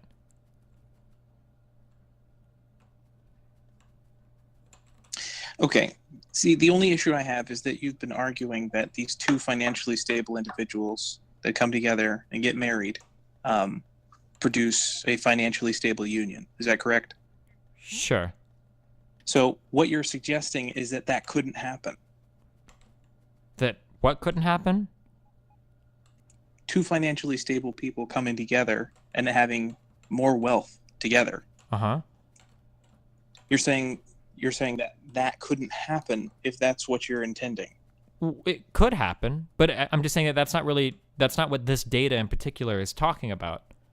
Right. I'm saying this data in particular shows people with lesser financial wealth, and then other people who are married with a greater amount of wealth. Yes. So I'm not saying that these two individuals who are the statistical representations of the single male, single female are the ones who are getting married. They're being compared against those who are married. And when compared against those who are married, they have lesser wealth. Sure. Okay, so That we're saying that the people that are married have more wealth than the people that aren't married, right? that's correct. And the only thing separating those two people, these particular data sets, is that the data set where they are married, they're married. The data sets where they are single, they are single. Well, there could be other things. That's the only variable we know, but that doesn't mean what et That is ceteris the only paribus or variable whatever. presented. That's Yeah, correct. we don't know that they're not from different financial backgrounds or something else, or from a different geographic location. We don't know any of that. That's not being measured in We this. know their ethnicity as well. Yeah, but that doesn't really tell us much. There's ranges in their ethnicity. Sure. That's what that would tell us. Okay. So basically, I'm saying that if you're saying that individuals could be financially stable before they get married, then their net wealth together would increase. Yeah, probably. So if individuals are financially unstable and they get married, their net wealth could increase. It's possible, sure. That's a possible hypothesis, yeah. So in this particular example, a majority of the people who are single have a lesser net wealth than the people who are married. In this particular example, yes. So a person who has a lesser net wealth than two people working together to produce their net wealth, what is their likelihood of meeting that same net wealth? I guess that would be a poor example of a question. And never mind that particular one. We agree up to this point, I trust. Okay, I think so. So, at the very least, would you agree that, in moving back to the original point, that people getting married, even if they're financially stable, right, before they get married, or in my example, they're not financially stable and they get married, their wealth working together could increase? Well, it could, but that's only a hypothesis. We don't have the numbers to prove that. Okay. In another graph I sent you on Twitter, I'll send it again. We have the average earnings. I believe it's the average earnings.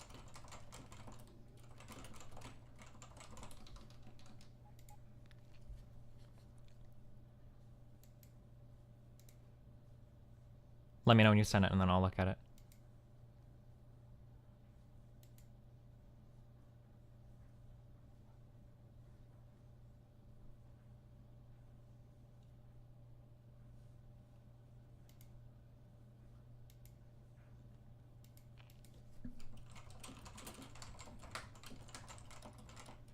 Okay, I sent it. It's the median net worth of households with children. All right, hold on one second.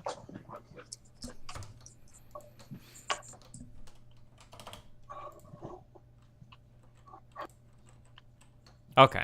Median net worth of households with children by family structure. Okay?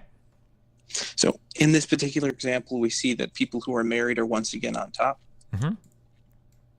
The statistic in which an individual, or a female, I assume, is widowed, because the verb is used for women, would be a noun, I think, actually. Anyways, except for widowed, and then you get into insurance and whatnot. They're the wealthiest in this particular example, but married and step family are on top.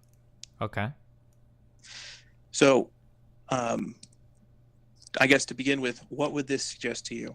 This tells me that married people have more money in general than, I guess, non-married people. Wait, what exactly median net worth? So never married people have a $400 median net worth? Is that what this is saying? That is correct. Median net worth of households with children. Oh, this is median net worth of households with children by Yes. family structure. Okay.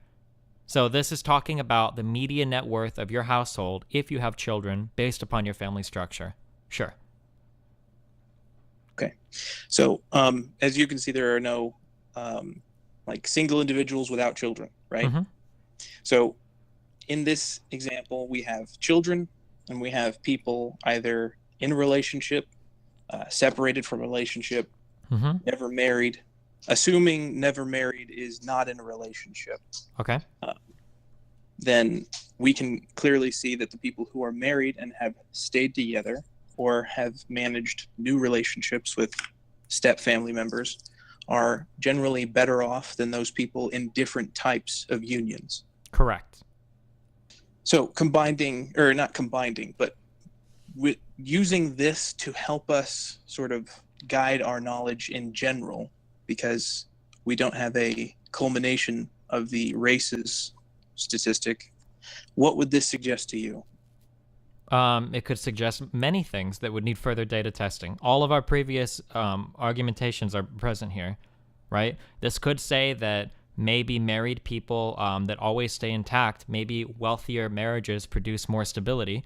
Or it could also say that maybe once you get married and you stay together, maybe you become wealthier. Both are equally plausible. We cannot make an argument for one over the other using this data set. This one has all the other problems of the previous data set. Well, I see it as one solution to this data, to the previous data set. Sure, but I could give you an equally valid solution in the exact opposite way. I mean, no matter what solution you give me, I can give you an equally valid solution the other way, because this data doesn't apply any causal link. Cohabitation does not result in the same outcomes as marriage in this particular statistic. I don't like that phrasing, but I guess you could say that, yes? Okay. So compared to the other statistic that we had, where it was a combining of cohabitation and marriage, we can determine based off of this particular, I guess not determine, but it does suggest that marriage is unique from cohabitation.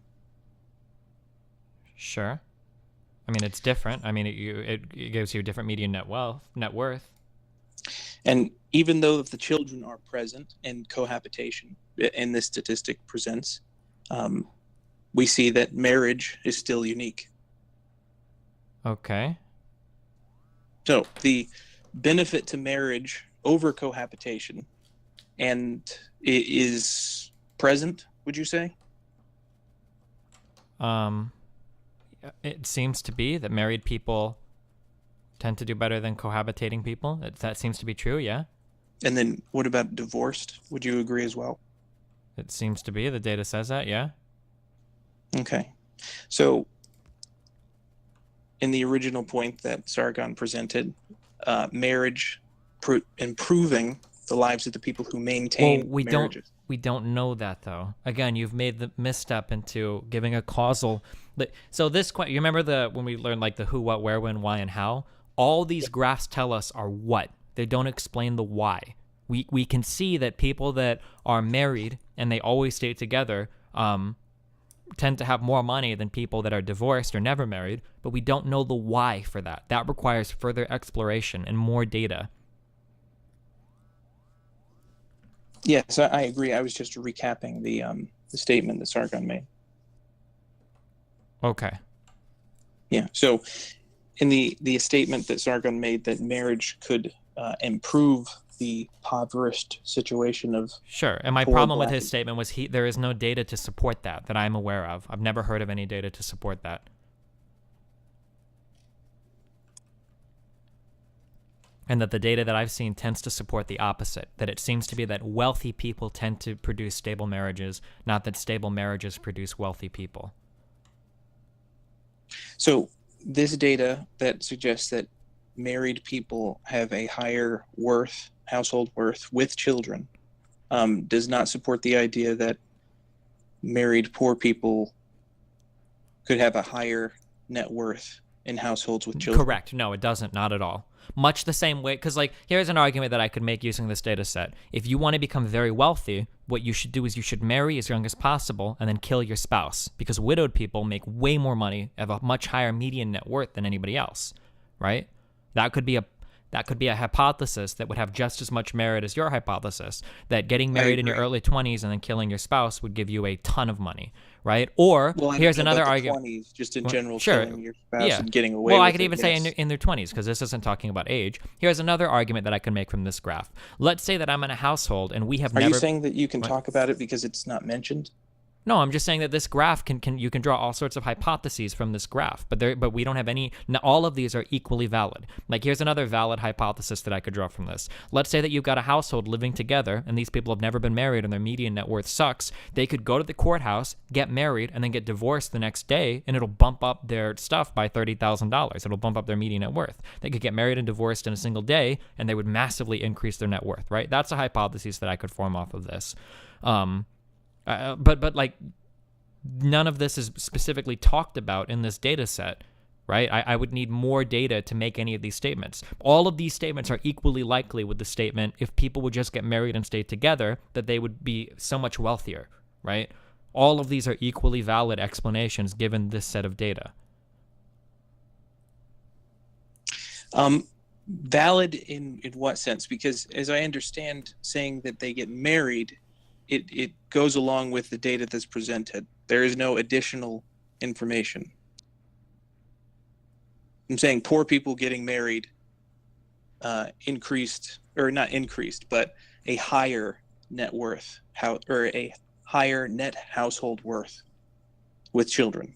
So when you say things like it sounds like I'm being really pedantic, but when you say things like increased, you're drawing... I corrected increased, not increased, just a higher net worth. So married people that always stay together have a higher net worth by median than people that do not stay together, right? We agree with that, yes, right? Yes. Now, a hypothesis could be that getting married and staying together leads to that, but that's only a hypothesis. And an equally valid hypothesis, until we do more testing, could be that wealthier people are the ones that tend to stay together. Both of those are equally likely, and both of those are just as supported by this data as any other hypothesis that is supported by this data. But we cannot draw any causal relationships without exploring more, without getting more numbers. There would be no causal relationship required, because we're saying poor people getting married and staying together, which would apply to married and always intact.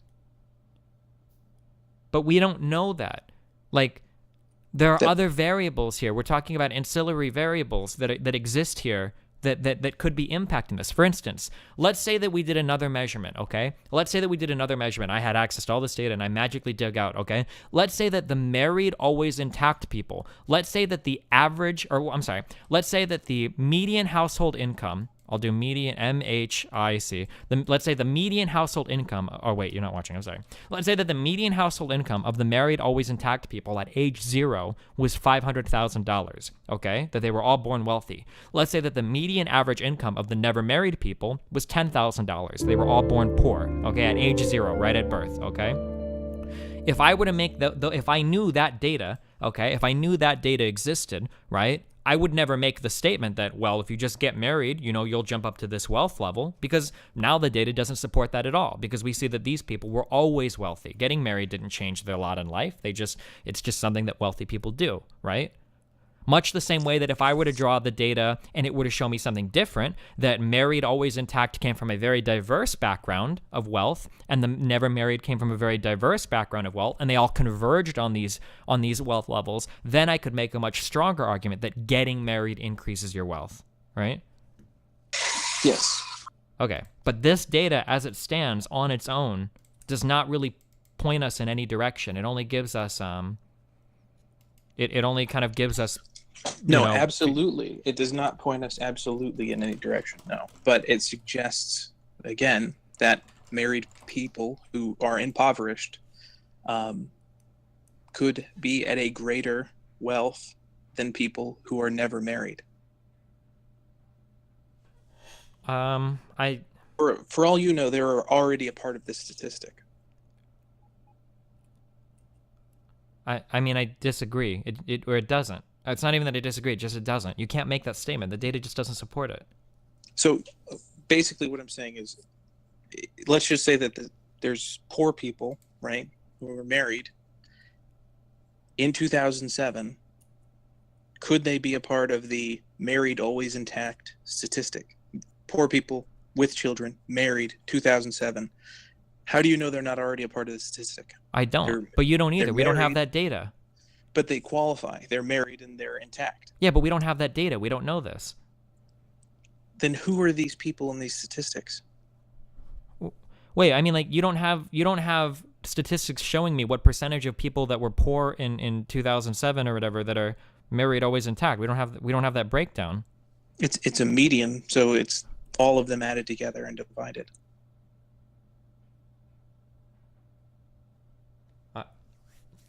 Oh, yeah. So that means that the poor are with the rich? Yeah. You're arguing against the possibility of the poor already being in this statistic. I don't necessarily think so. If the only qualifying factor to be a part of the statistic is to be married and have children in a household and to earn money, then they could be already in this statistic. Yeah, they could, but I mean, in general, more wealthy people are in the married, always intact group, right? Which is why you see how high it is. It doesn't reflect the median national average. It reflects a higher income, doesn't it not? Okay. I mean, you mentioned that more wealthy people are married with children, right? Yeah. So, I mean, the national average for 2007, I believe, was around, I want to say 60,000 or so. As we can see, the married and always intact is much higher. Okay. But we still don't know if it's just because wealthy people get married. We still don't know that. Oh, I'm not saying to any which way. I'm just saying that, as you mentioned before, there are more married wealthy people, or per capita, more married wealthy people with, and I assume, children, which is why this particular number is nowhere close to the average earnings of the United States in 2007. So I'm saying these wealthy people are in this statistic, but it is also including the poor. Okay.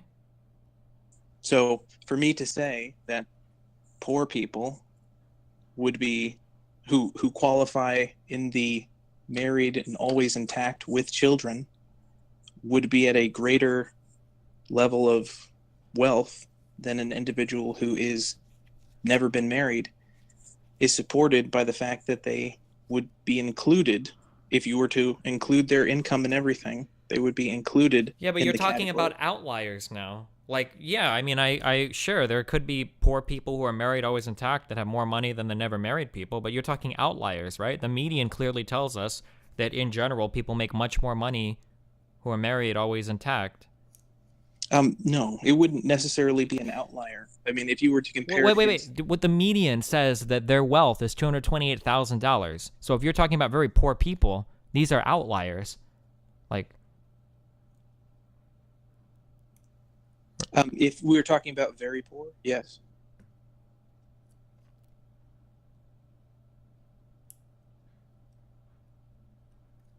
So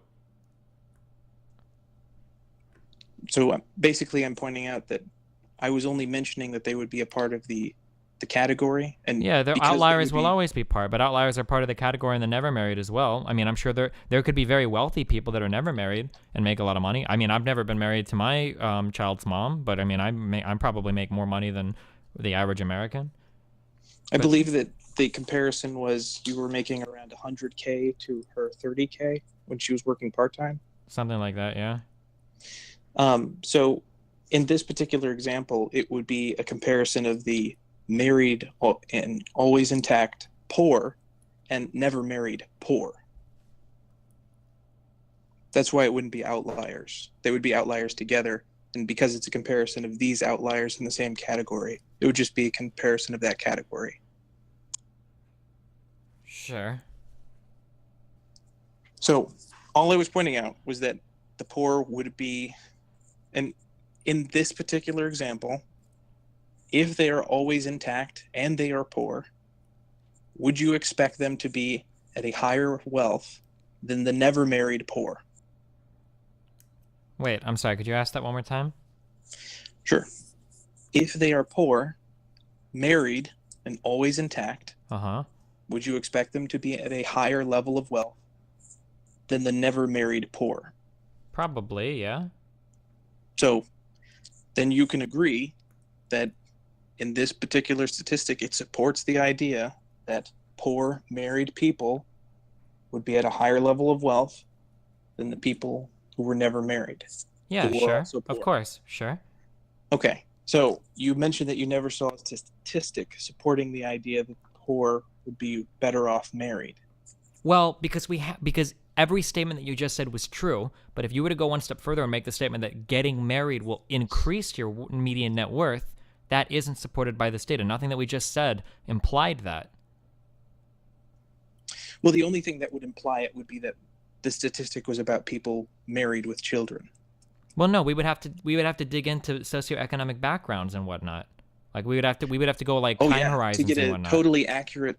Well, to get even an implication of that. Right now, there is no suggestion in this that an implication is merely a suggestion, and that is what this is a suggestion. No, but again, when we say suggestion, you're talking about a baseless hypothesis that demands further investigation. Again, you can argue that being wealthy tends to produce stable marriages that are always intact, and being poor tends to produce people that don't get married, much with equal credibility as you could contend that getting married increases wealth. We need more data, right? These are correlated things. We do not have causal links established or even suggested. Or if you say suggestion, then they're suggested in the way that, like, this is a hypothesis that demands further investigation, but we would never argue this using this data. We need different types of data. How many data points in various different studies across time would you need to see a pattern? Well, a pattern doesn't give us a causal link. We need to control for confounding variables. We need to like dig in and really find. Like I gave you an example earlier of like showing wealth over a person's lifetime, and then stacking the average wealth of a non-married person and then an average wealth of a married person from age 0 and going to age 40. That would show us that would give us a strong argument on what marriage can do well. Okay, I see the disconnect here. I'm not saying that getting married will do this. I'm saying that if you are married, less you than could 3 destiny do this. BTW median and average. Okay, but you could totally also different. not. Yeah, you could absolutely could also not. All of these explanations are equally valid. The only way you can fulfill the potential that is present in these statistics would be to become married. Maybe. I So don't know. if I don't you think. wanted Destiny if you wanted BTW to, median and get average into are a totally higher, different. Income bracket, right? If you wanted to do that, how would you do that alone? If what? If you wanted to get into a higher income bracket, how would you do that by yourself? Making more money? Get a better job, get a raise, make more money. How would you do that with another person? Start a business? You could do it that way. Or both of you could work, and then you could pool your wealth. You could? You could take on a more risky assignment while the other one takes on more responsibilities at home, so you don't have to worry about that. Sure. You could pool all your... Sure, these are all possible explanations, but none of this is supported by the data. Everything that you just said is plausible, but we need different data to support that. Yes, but the idea is that the only way that you would do this is by, other than getting a raise, would be through the assistance of another person. I mean, you could do it by going back to school. You could do it by getting a big promotion. You could do it by moving to a different geographic area. You could do it by picking up a different type of work. Yeah, I mean, these are all possibilities, but supported by the statistics I presented, that you could be at a level. The only thing separating you is that you're not married. Wait, what? Say that again? Okay. You could be at a higher level of wealth if you pooled it with another person. Okay, but you don't necessarily know that. You could be. No. Yeah, I'm not saying that you can know it. I'm just saying that the only thing that separates the single people from Widowed the married families people, have the or the highest net cohabitating worth. people, So, because and the correlation never equals married people, causation, is the fact we that just they are need in to a shoot one relationship parent in with every another person, home. and then have children that can support children. Sure. I feel like we're looking at this differently. I don't know. I don't think we're necessarily going to come to an agreement on this. Yeah, I don't know, because it kind of feels like we're running in circles now on a lot of this. Yeah, I don't know. Was there? I guess I feel I'm not trying to be rude and cut it off, but it kind of feels like we're running around a lot in circles here. Is there anything else necessarily that you wanted to go over, or?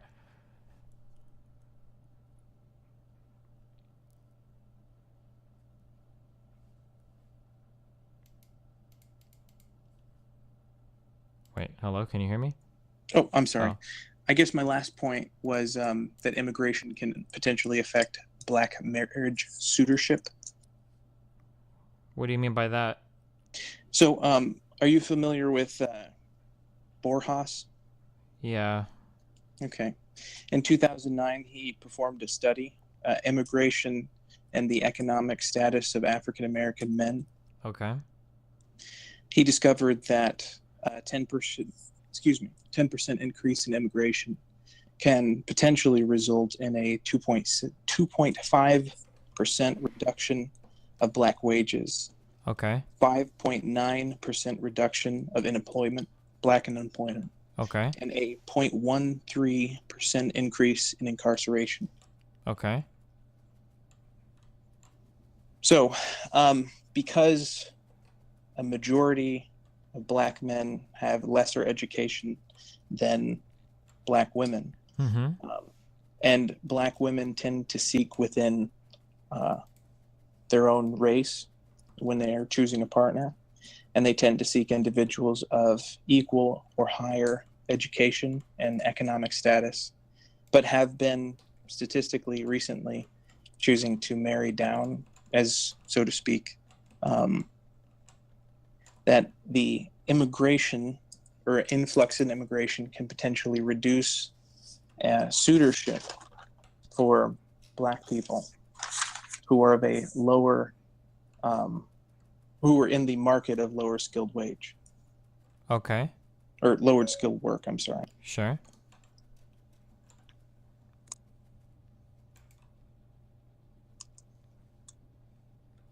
So where are we going with this?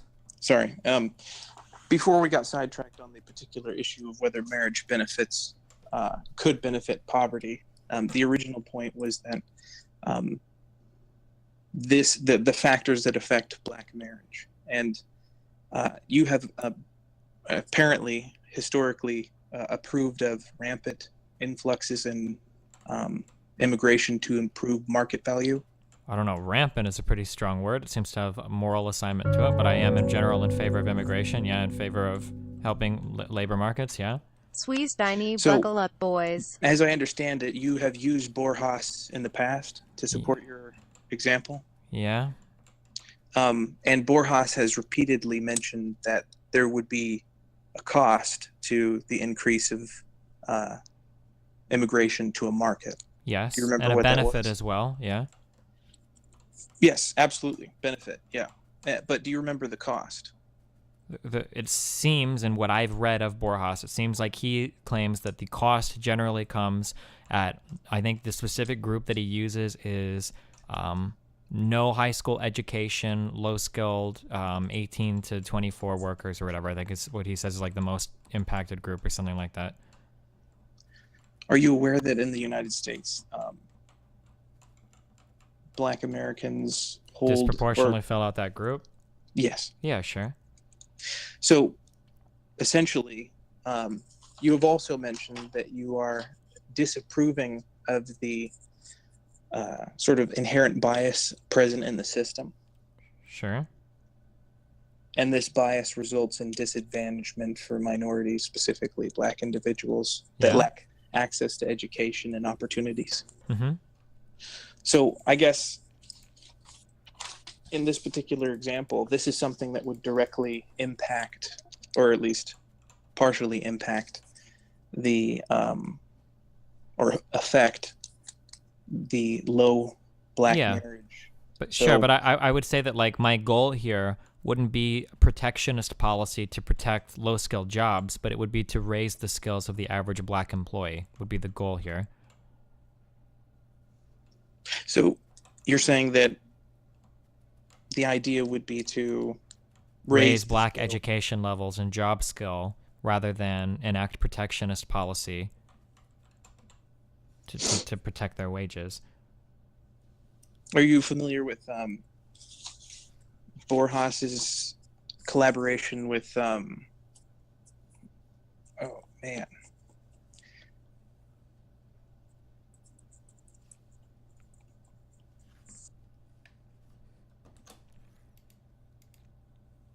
sorry, knocked over something.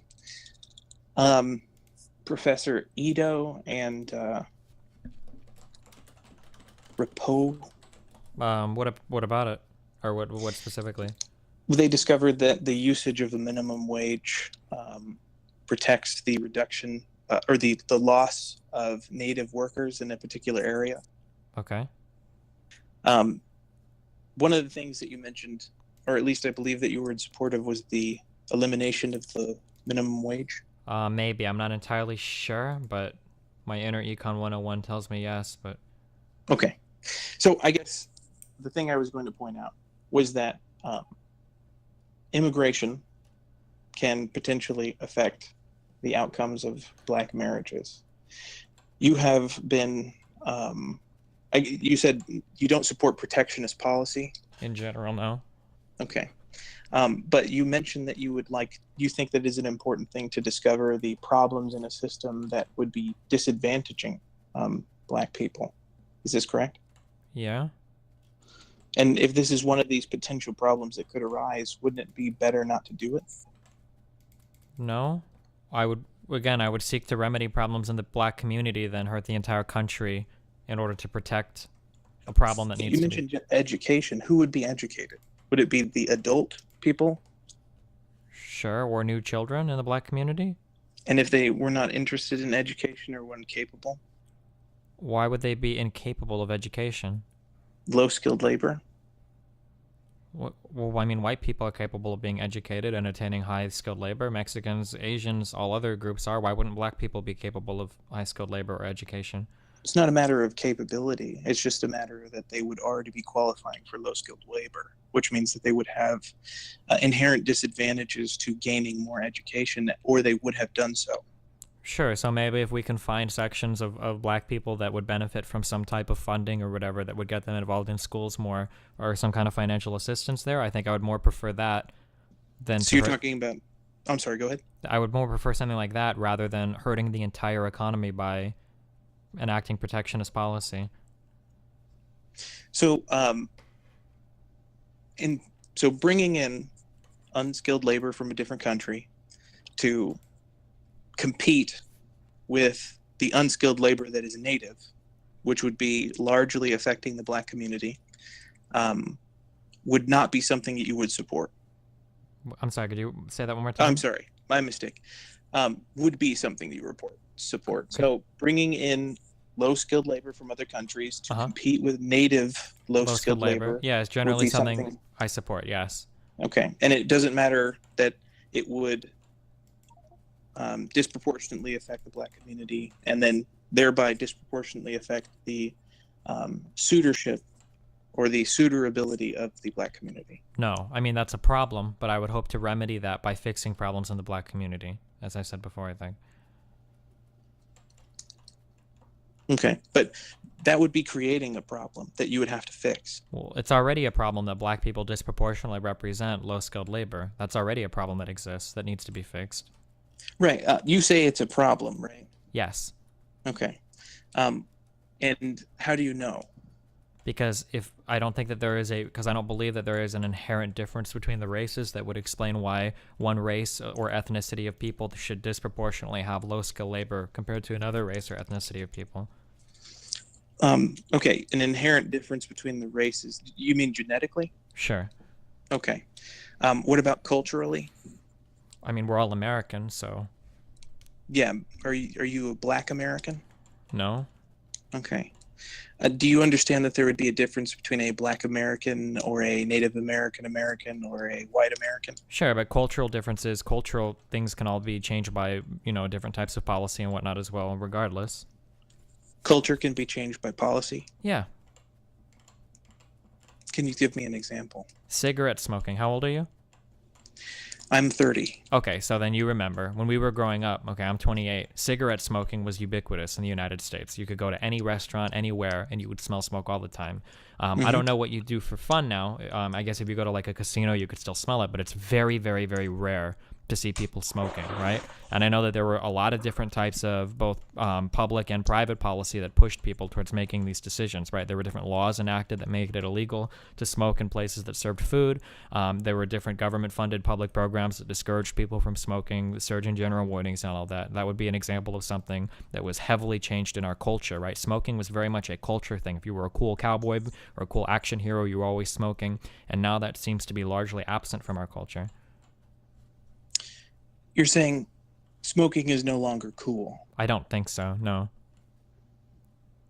Vaping is the new smoking, but no, I don't. Right? Would you disagree with that? I don't really see in action movies. In action movies, you would always expect like the dude to light up or whatever. Like smoking used to be like a really cool, especially if you go back to like the cowboy movies. Like everybody had a fucking cigar, the John Wayne cigar hanging out their mouth and everything. Like that used to just be a super classic thing. But now it seems like that's not really a cultural thing as much anymore. And you even find like it's not like this is what the parents say are hip, but you find like young people saying things like, "Oh no, smoking is disgusting."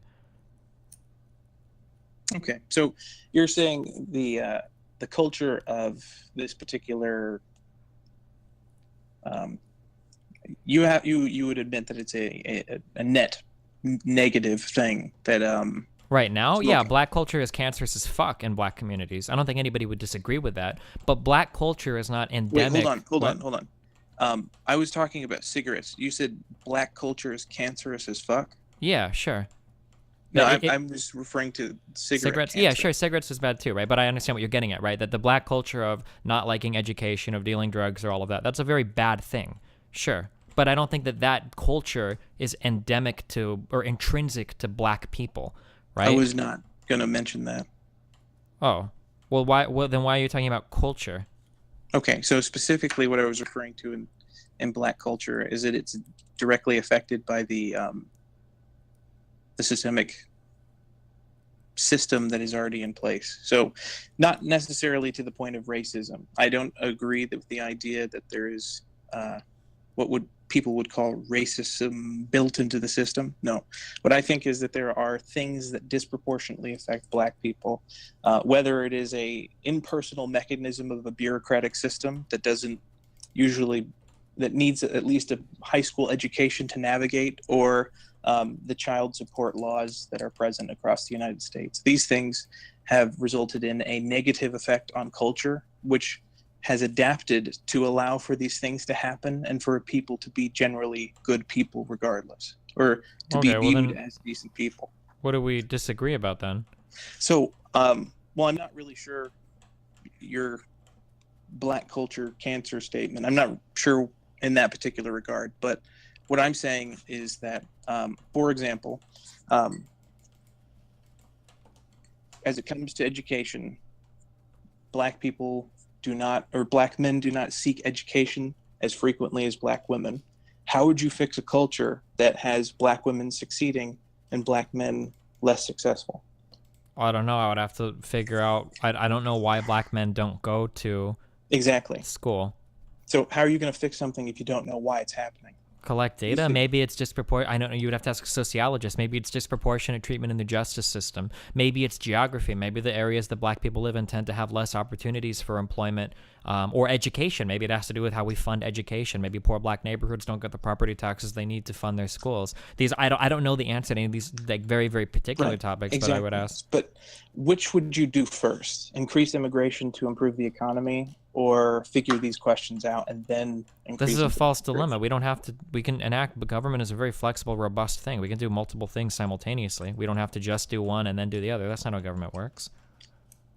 Okay, but we're not talking about government. We're talking about worsening a population's outcomes for profit.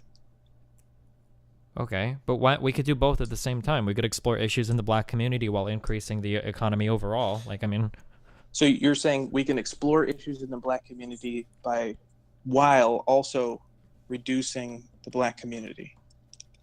We do them both at the same time. sure, yeah.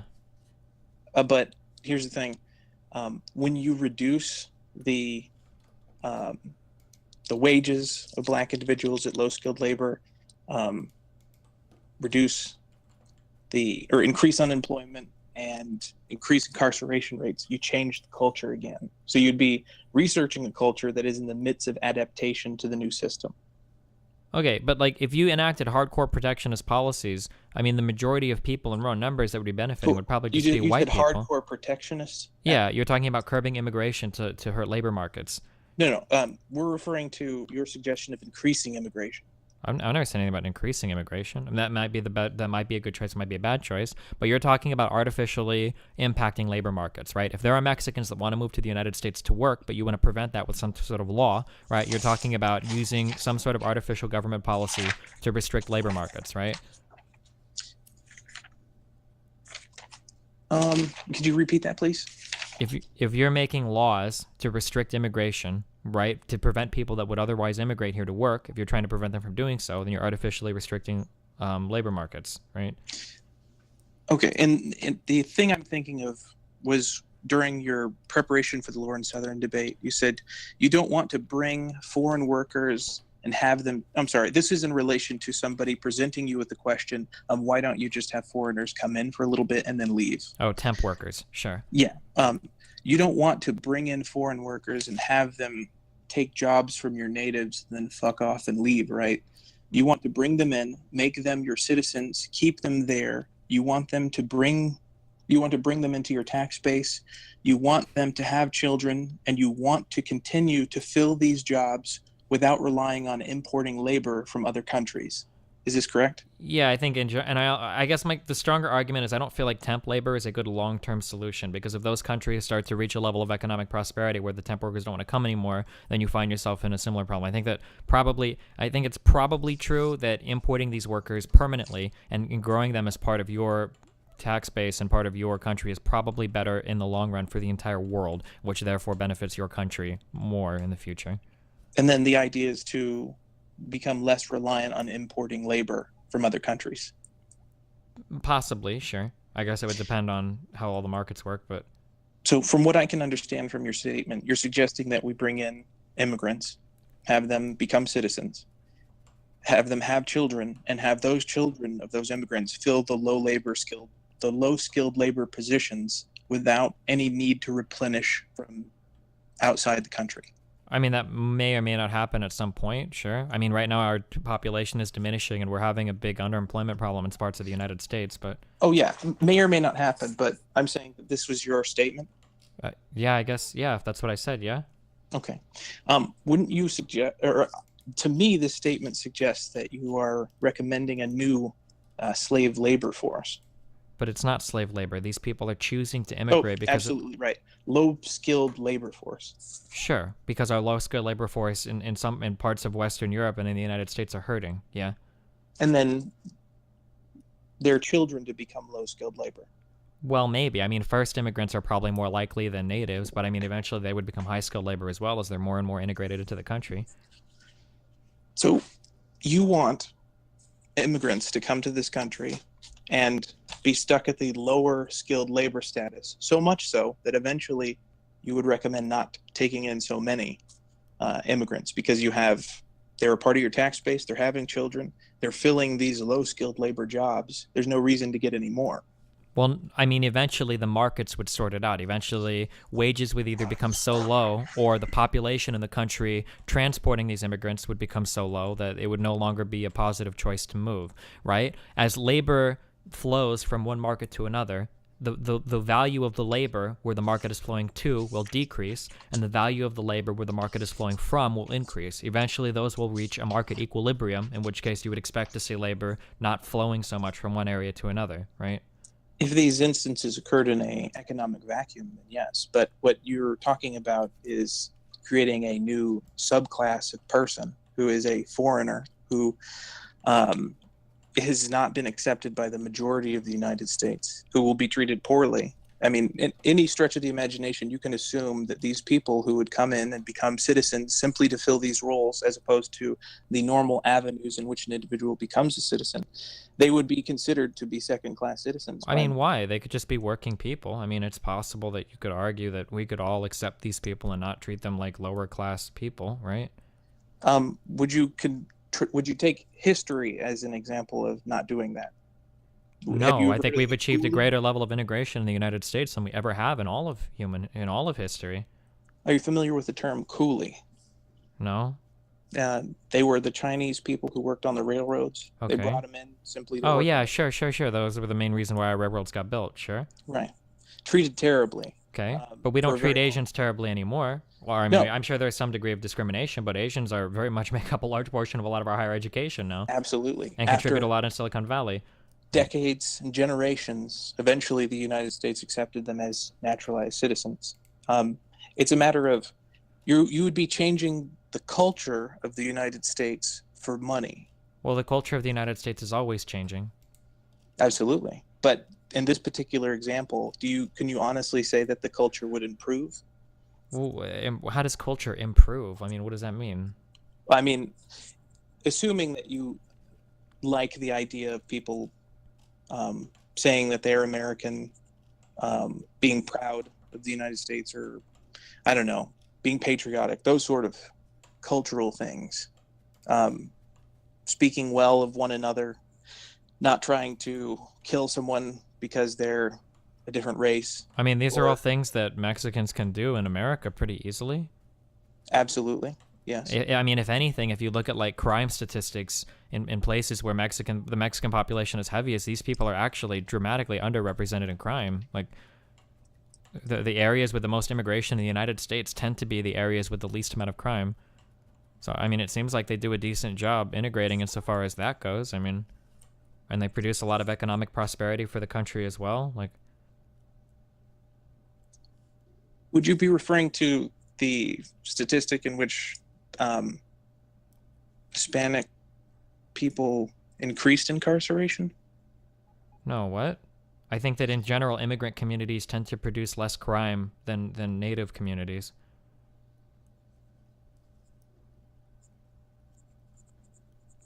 Oh, I don't think I sent it to you. Okay, my mistake.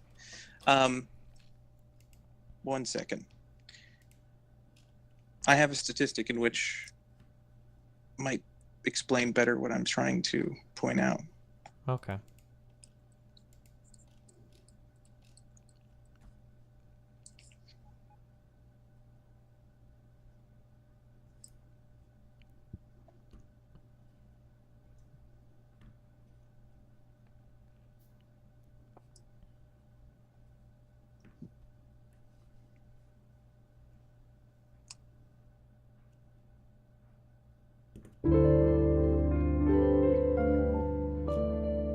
All right, and then after this, I've got to wrap this up in the next few minutes because it's really late. I got to sleep pretty Destiny, soon. do you think the chat can hit absolutely. 15 tomatoes? Okay, I'm not Much really loves, sure where I hit my 5 statistic, months. but Thank you for basically, streaming. you have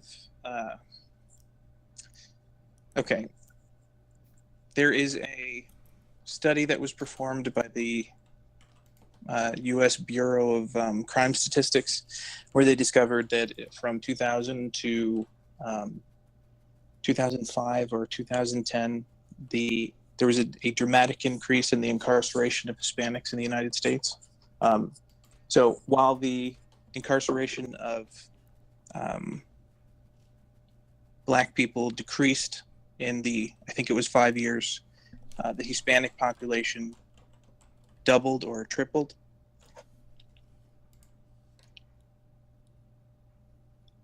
I mean, are these in absolute or per capita?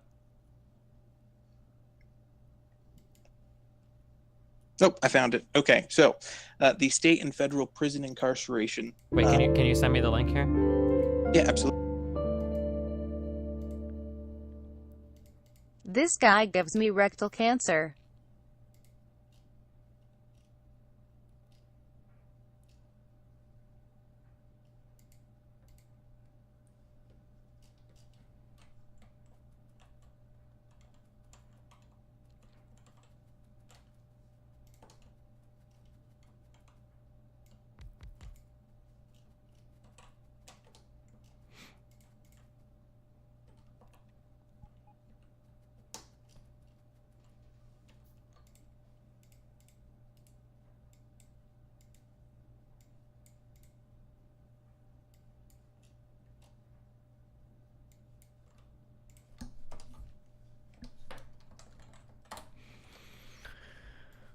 All right. So, state and federal prison incarceration.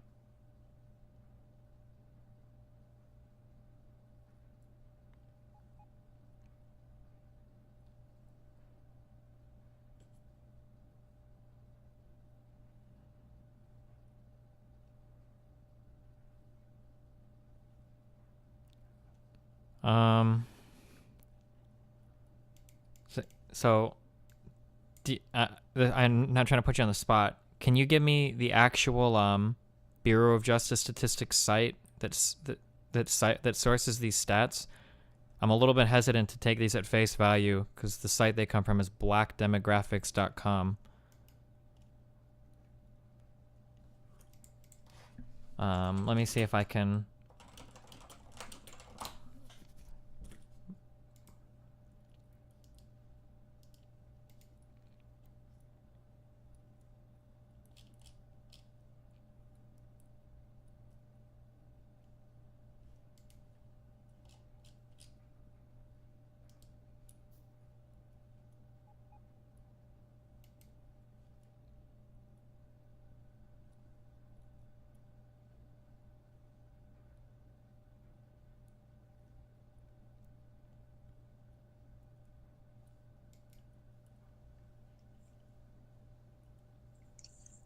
So I mentioned that I should mention that I was mistaken. It wasn't the Bureau of Criminal whatever I was thinking. It's a bunch of different areas added together. Yeah, so like I don't know the methodology of the way this person is adding this stuff together, and typically people from sites like these have very specific agendas that make me wary to trust their data at face value. When I had an argument with JonTron, similar data floated around that was conflated from a bunch of different sources in a pretty dishonest way.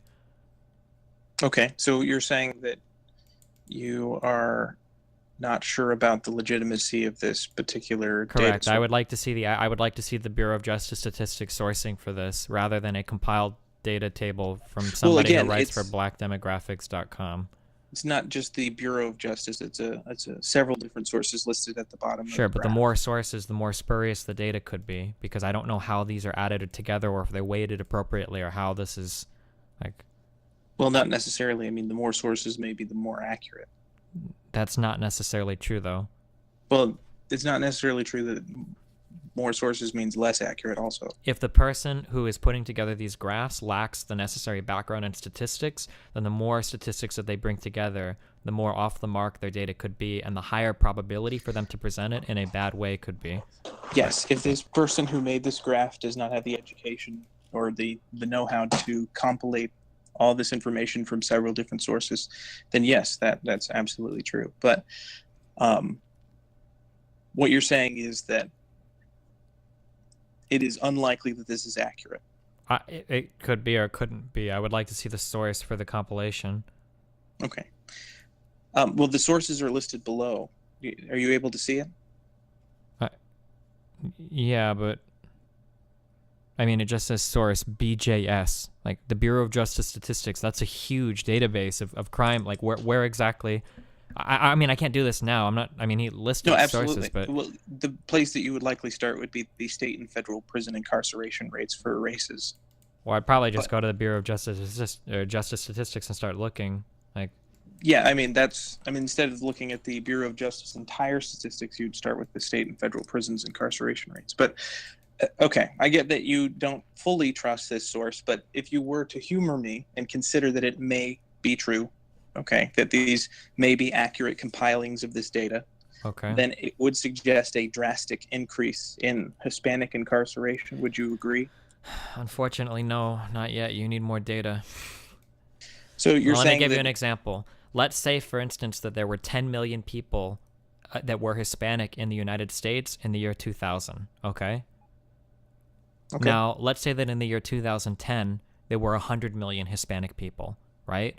If the Hispanic population grew 900%, but the crime only grew 15 to 20%, then that would mean that Hispanics are decreasing the amount of crime they commit, right? If the population was outgrowing percentage-wise the number of criminals, that would mean that the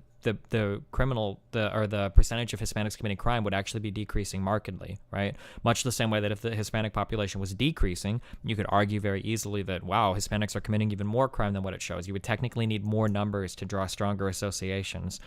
But it sounds like I'm being a real stickler, but this is kind of like a really big point that a lot of people can use data to present very disingenuous numbers. I can actually give you a real life example of this, that Syrian immigrants in Germany are massively underrepresented in crime, but there have been more crimes committed by Syrian refugees over the years. And a lot of people point to that and say, well, look, you can see these refugees are committing more crime. But if you look at it, it's actually less than before. But the thing is, they're taking in more of them. So even though the percentages per capita of crime are decreasing and are actually below natives in a lot of sections in Germany, especially compared to Syrian refugees, you find that the absolute number of crime has risen, right? But that's why it's so important to talk in per capita, because if you don't talk in per capita, you can tell wildly different stories using the same numbers.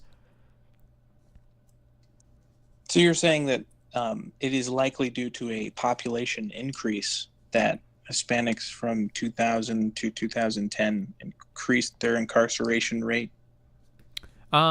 Well, it's possible. Let's look real fast, okay? I'm curious. Okay. So Hispanic population in the year 2000, right?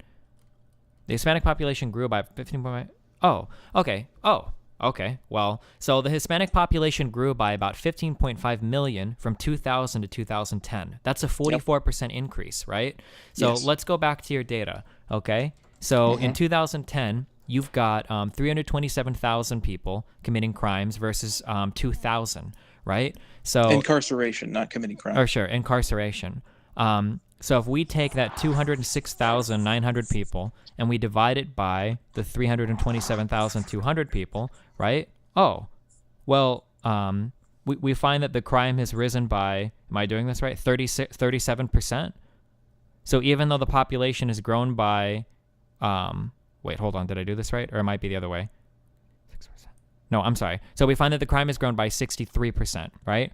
But even though the crime has grown by 63%, the population has grown by 44%. So that growth in crime isn't as dramatic as it seems, right? Does that make sense? And again, it's still dramatic when compared to white and black totals. What? It's still what? I'm sorry, say that. It's still dramatic when compared to white and black totals. Black crime, incarceration was down at that time, and white crime did not increase at the same rate. So when compared to other races, you do not see the same reciprocal increase. Sure. But you do see a 60%. I believe you said 60? Hold on, let me see. Okay, wait. To actually do this, you would do this. -3.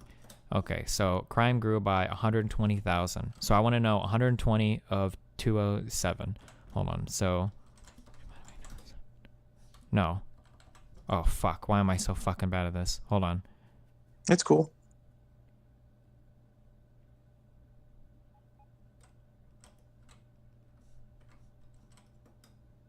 Oh my god. What number am I looking for? Hold on 1 second. I have to talk my way through this. Okay. So we went from 206 to 327, right? So 327 minus 206 means that we see an increase of 121. So 206 times 206 times something equals this 121 number, right? So 206 divided by 121. Well, I'm doing this wrong. Was it 58? Was I right on the 58? I think I was right on the 58. It's too late. Yeah, it was this. So the crime increased by 59%, right? If we do 1.59 times 206, yeah. Okay, so we see that crime increased by 59%, which outpaced the immigration, which grew by 44%, or the number of Hispanics by 44%. Sure. Yes. So Okay. you were making the argument that the Hispanics in their communities commit less crime? No, I'm not making the argument. I was saying that it was possible, right? But now that we've gotten a second data point, now we can argue that there has been a per capita increase in crime in the Hispanic community. Sure. Right. So the immigration would be, you would say, related to this? I don't know. You need more data. You can't just use one chart to make. That's a very, very big claim. Didn't you just use the immigration numbers to figure out the percentage? Well, but I don't know if more immigration will cause more crime. I don't know what types of Hispanics have a propensity for committing crime. We would need more data to break that down. Well, again, I'm not saying that the immigration caused crime, saying that there was immigration and then an increase in crime. Yeah, but maybe the crime is more likely to happen with first-generation immigrants as opposed to people that immigrate, like first-generation people born. Maybe the crime is all broken down by socioeconomic lines. Like, we would need more data. To find the source, yes, but to indicate that there might be a problem, no. Maybe. All right. Well, yeah. Listen, I have to sleep soon. It's getting really, really late for me. Oh, I completely understand. Thank you for having me. I'll give you the final word. What else? What do you want to end on? Yeah. Okay. So I guess my point would be that it is reasonable to consider that black marriage can have beneficial aspects to it that may affect finances, that may affect, and that can be affected by the general economic status of the United States and immigration and all that. The inherent biases in the system are not necessarily racist based, but are built into result in a disadvantage to black communities due to culture or whatever aspect. Can be, in some circumstances, assisted by being in a relationship committed to raising children. Sure. That's it. Yeah. Gotcha. All right. Well, hey, I appreciate the conversation, my dude. Thank you very much. Yep. Have fun. I'll see you later.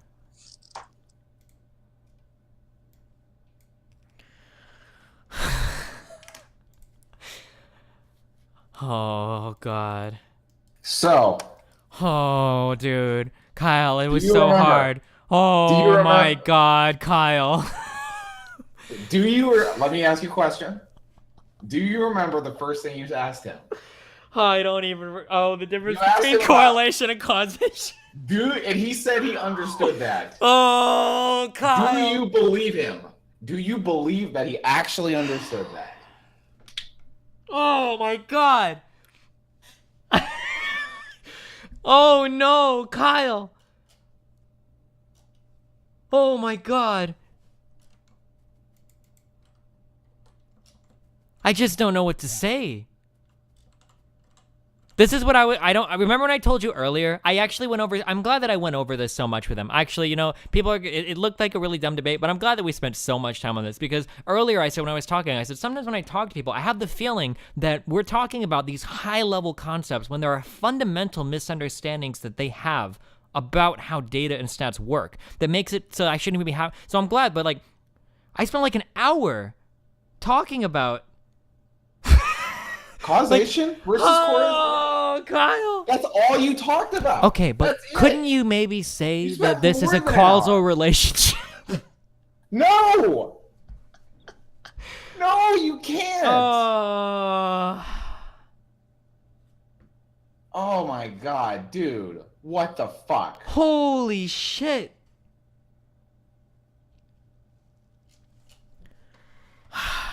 That is like 12:01 p.m. Almost done, I think. Holy fuck, this shit is impossible. Holy shit. That was an hour ago.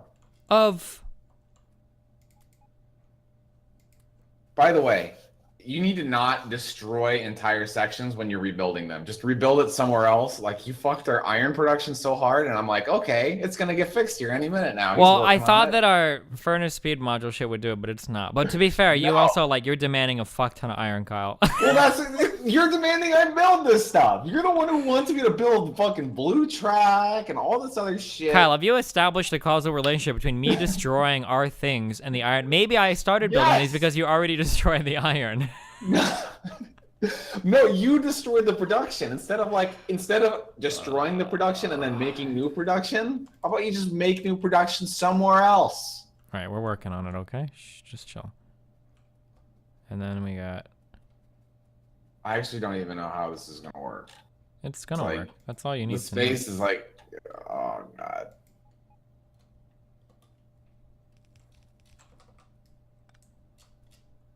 It's just like we don't have the iron to produce speed modules. We don't have the iron to produce beacons.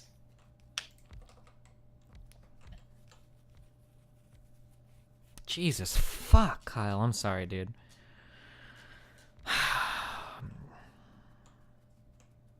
I don't know, man. That was just...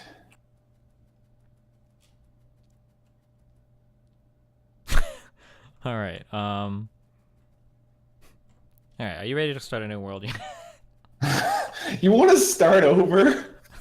Kyle, this is all so fucked. Our bus needed to be bigger. Everything needed to be more moved.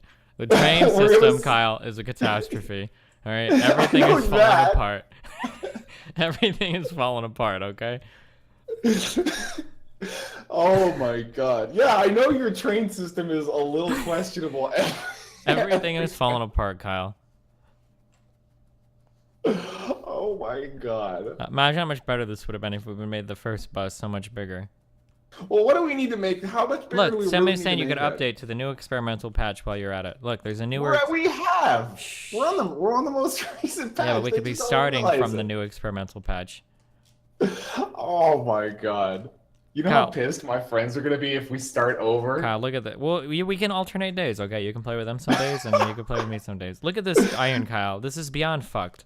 Give me grenades. Give me some grenades, Kyle. Okay, it sounds like grenades are up here, by the way. You're right. Okay, listen. We're gonna take a breather on this world, okay? And then tomorrow we're just gonna look at potentially a new one, okay? How about that? All right? Okay. Listen, we're gonna start. What did we learn? Okay, we're gonna start with a bigger bus. And we're gonna start. So how much bigger does it need to be? Do we need like a? Do you want a 4-lane superhighway of green chips too? Do we need? No, I think with blue track we're probably good on that. But maybe we should have it. Maybe we should have an opportunity for that. Basically, I shouldn't have put you in charge of anything, right? That's what I'm hearing here. Wait, listen, dude, this is equal responsibility. You're the one who made the original bus, and then I tried to fix it. I just threw it out like our last one. I don't know what the fuck we actually needed. Damn, Daniel. Okay. Tomorrow we will regroup and we will make plans for whatever the fuck we're gonna do in the future. Because apparently we just spent 20 hours on. Listen, I'm learning all the new things at Factorio. Okay. Capped off on. We didn't get. Oh, we got us into science. We fucking the new science shit. All right. I have a better idea of what to do with fucking science. Okay. I love you. Have fun. Okay. Don't. Oh my god. If you're gonna, I don't know if I can do another one of those. I've never listened to that long of a debate. Well, but look at this is so much better than ones where I talk higher level concepts with people that don't understand these things. All right. I suppose. Rails but man, over that fuels was is painful. the world war of our time. I need to go. I need a palate cleanser here. All right. Have fun. Rip on, dude. Wait. I'm sorry. Oh my god. I can't believe that I'm having so much trouble with this. So if we have the number, 200, okay, and then that number becomes 300, I want to find a percent increase, right? Between these things, right? 200 to 300 would be a 50% increase. Okay. So it would be 200 divided by 300 plus 1 would get me that number, right? 200 divided by 300 would equal 0.5, and then I would add 1, right? 200 divided by 300 is not 0.5. Wait, what? 200 divided by what? Oh, no, you're right. I'm sorry. 300 divided by 200 is 1.5. Oh, my God. Why did I forget how to do all of this? I'm going to say because it's late. Change over previous amount. Yeah. 300 minus 200 over 200. Correct. Okay. Wait, let me bring up that data again, because I was doing this wrong, I think. Holy fuck. I'm usually better at this. Now you know how I felt like 2 nights ago when I was trying to figure out science, and I thought I needed like 35. Okay, I thought I needed so 30. we're looking at 206,900 to 327,200. So we want to find, first of all, we find the change is 327,200 minus 206,900. So our change is 120,000, right? So then our base number is 206,900. So I take the change and I divide it by the base number. Change divided by base. Yeah, that's 206,900. Okay. And that is my change. My change is a 58% increase, right? So if I take 206.9 times 1.58, I come, okay. Yeah, all right. Got it. All right. I love you, Kyle. Have fun. Sleep tight, buddy. Rip on. Do you guys understand? I'm sorry. I'm glad I'm really glad. Because maybe you guys learned something, or do you guys understand what I'm talking about when I'm talking about what does data tell you? Is there anybody that didn't follow that conversation, or more, is there anybody that thinks I was wrong in that conversation? Is there anybody that disagrees with what I was talking about?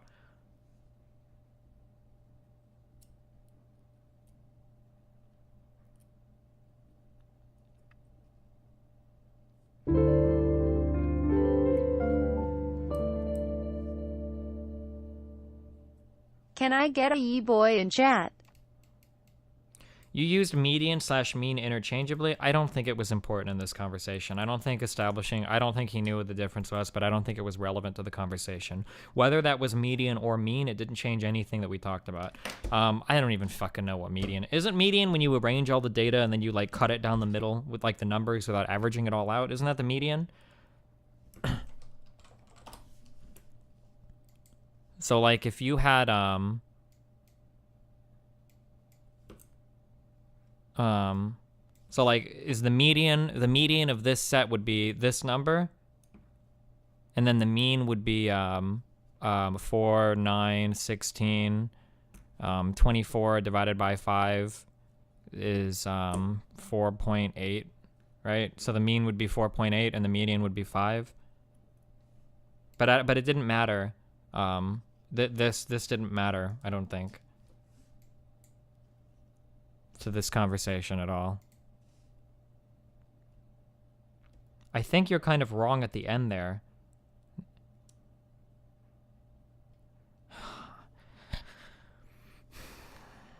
I don't know what to say. I don't really know. I feel like I feel like we have to speak for hours. I think I take maybe, again, and I hate to sound so smug. I'm not trying to sound smug, but I think maybe I just take for granted my understanding of statistics. I don't think I have an above average understanding, but maybe I do, or maybe I'm only picking out the people that don't. So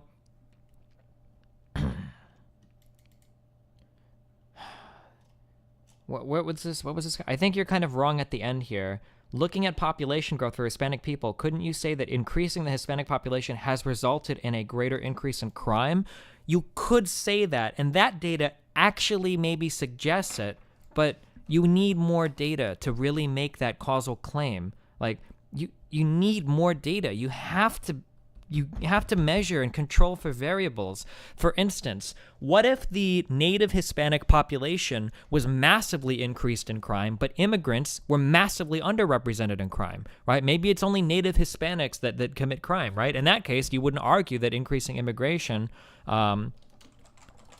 would increase the crime, maybe, right? Like, or there's a million other ways you can look at this stuff. You can't just look at like one number and say that, well, this will definitely cause this, right? Like, you can't say that. You can't make these kinds of causal claims.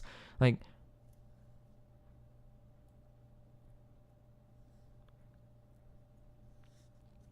this is why I think, like, everybody makes fun of social sciences, but, like, this is why, like, physics and chemistry and I don't want to say biology even are easy, right? And math, right? The more pure you are, right? It's very easy, right? Okay, well, 5 increases to 10, therefore, right? I mean, we solve for x, right? We know that x equals 2, right? This is obvious, 100%, right? Or maybe in physics or in chemistry, right? If you're doing like stoichiometry, like, you know, like 10 H2O going through fucking photosynthesis, I don't fucking know, right? You could show that, like, oh, well, this will always lead to this.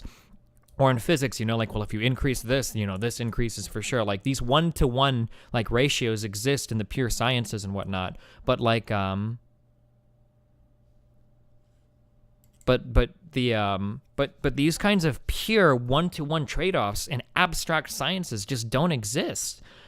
In psychology and sociology, and like, this is why I get so irritated when people like Ben Shapiro say things like, I don't think sociology is a real field. I don't need a sociological degree to read a sociological study. Well, even Ben Shapiro has shown that he has a very poor understanding of interpreting data, which is especially funny considering he has a degree in law, right? Which is philosophy. Like, I don't know, dude. I'm not sure. These are really frustrating conversations to me. Destiny, I don't think that's what he meant. What are you saying? What don't you think is what he meant? So what is your formal education background? I farted and then thunder happened outside my house. Yes, there are lots The of data fields of study. suggests on my butt is Well, what I'm getting sport. at is there's a lot of theory. Many of this tonight. As far as if you want to take issue with the argument, I would urge you not to use the argument from authority, which is First of all, I can't believe he uses this incorrectly. Referencing an authority figure is not the fallacy of argument from authority. I don't know why he would say this. There's no way. I can't reconcile the stupid shit he says with the education that he supposedly has. He's a Harvard law grad, right? How does he not know the basic philosophical fallacy of argument from authority? How do you get that way? somebody has a PhD by their name, they know what they're talking about. That's a dumb argument. What I'm trying to get at is that the fact that you have any other further education in any of these topics or any of these fields of study. I don't need a 7-year degree in sociology. No bullshit when I hear it.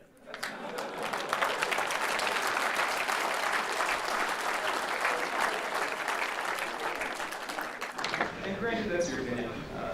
Right. Because I'm here, yeah, giving it. That would mean that you're also offering kind of unqualified opinion on a lot of topics. See, again, you're just making the argument from authority. I don't think slapping a PhD from Ferris State next to your name makes you an expert in all things in the field in which you propose to speak. Okay, the fact is that either my argument's good or my argument's bad.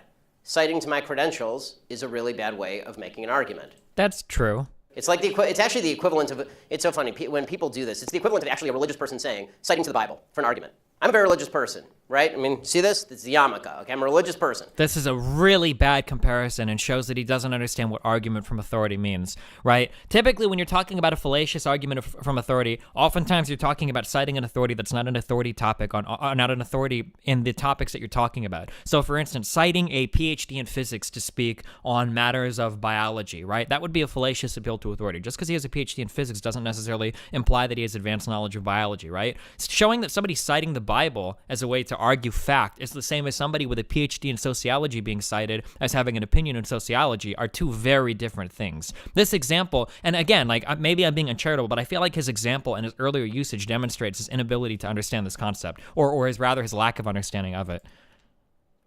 Okay, I never cite to the Bible. The reason I don't cite to the Bible is because that's an argument from authority.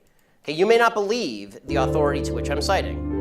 I don't believe the authority to which you're citing. So you're going to have to make me an argument as to what I'm saying that's wrong instead of just saying I don't have the properly enumerated degree from the institution of your choice. I'm merely citing academia. If you haven't done any significant study or any type of educational, you haven't established yourself as a PhD or a doctorate in any of these programs, so how can you make a qualified opinion on these topics? Or another, I'm skipping these, fuck off.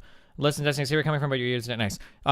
So, like, another thing you could say is that also citing somebody and saying that their authority, period, like, is a way of validating their argument outside of other ways of validating their arguments would also be like an argument from an appeal to authority or whatever. As I have read the studies and I can have an opinion on them. And that's your opinion, and mine was just stated. So, thank you. Yes, that was my opinion. Sociology. Let's put it this way, I know a lot less about welding than I do about sociology. What I'm getting at is that you're not a group of study, but Fuck, why does so it you're say not it? necessarily an expert. Yes, there are lots of fields of study. Logical study. I don't consider sociology a particularly expert field, but go ahead. Like, this idea that, like, sociology isn't a real field of study. Like, these kinds of statements, like, trigger the fuck out of me. I think there are a few areas that your stats understanding is weak. I don't know if I can have a conversation like this, or if this is going to. I think I'm just gonna play one game of PUBG, okay? And then you can talk about what you think I'm wrong about in stats, and then I'm going to sleep, okay? Alright, I got one game in me, okay? I have a responsible sleep schedule. Yeah, I'm going to sleep. I waited here. Listen to you be wrong about fucking appeal to authority for 10 minutes, Listen. and now you only have time for one game? Shh. You know you're wrong about that, right? What? Appeal to authority. Sure. Okay. What's up? What? Wait, what? Wait, I can't tell if you're trolling or not. I'm not trolling. What am I wrong about? An appeal to authority. What does it mean? So I think the example that I cited is when you appeal to an authority of a different topic to claim that they have authority on all topics. There's also the fallacious appeal to authority where you say that just because somebody is an authority on a topic, that means that their arguments are necessarily true when technically you could still argue against them, right? There are multiple forms of the argument, right? Isn't that what he said? What? That's what Shapiro said. He said, I don't need to be like an expert in sociology and understand that's bullshit. Sure, that is what he said. But somebody citing an expert in a sociological field doesn't necessarily make that an argument from authority, right? Like, it doesn't necessarily make it a fallacious appeal to authority. It doesn't necessarily mean that it's true just because the guy's an expert in the field and he makes a claim. It doesn't necessarily mean it's true. Sure, but there's nothing wrong with citing experts in the field, right? That Right. That alone doesn't make it like nothing. I don't think that guy said anything that implied a fallacious appeal to authority. I think that guy said something along the lines of like, I don't remember. I'd have to go back and look. But like, but just saying that, you know, like, hey, this leading sociologist says this and this, right? You can't just say like, oh, you're citing him. That's an argument from authority. Like, well, no, that's a legitimate appeal to authority, right? Okay, but like if I'm sure there's many like creationists believing scientists. I can give you a real they example. could say something in their field that because they're religious, you can say, well, I don't need to be a scientist to realize that it's bullshit. Yeah, but maybe. But right? The problem is when you're talking about abstract sciences, things get so much more complicated that it's hard to. It become a lot more confusing. Things aren't obvious or intuitive when you talk about stats. Have you, what's the name of the paradox, or not paradox, what's the thing where like 99% success rate? Does anybody know what I'm talking about? Do you know what I'm talking about? 99% success rate? No, I don't think so. I'm cute, you're cute, right? Yes, it's matching.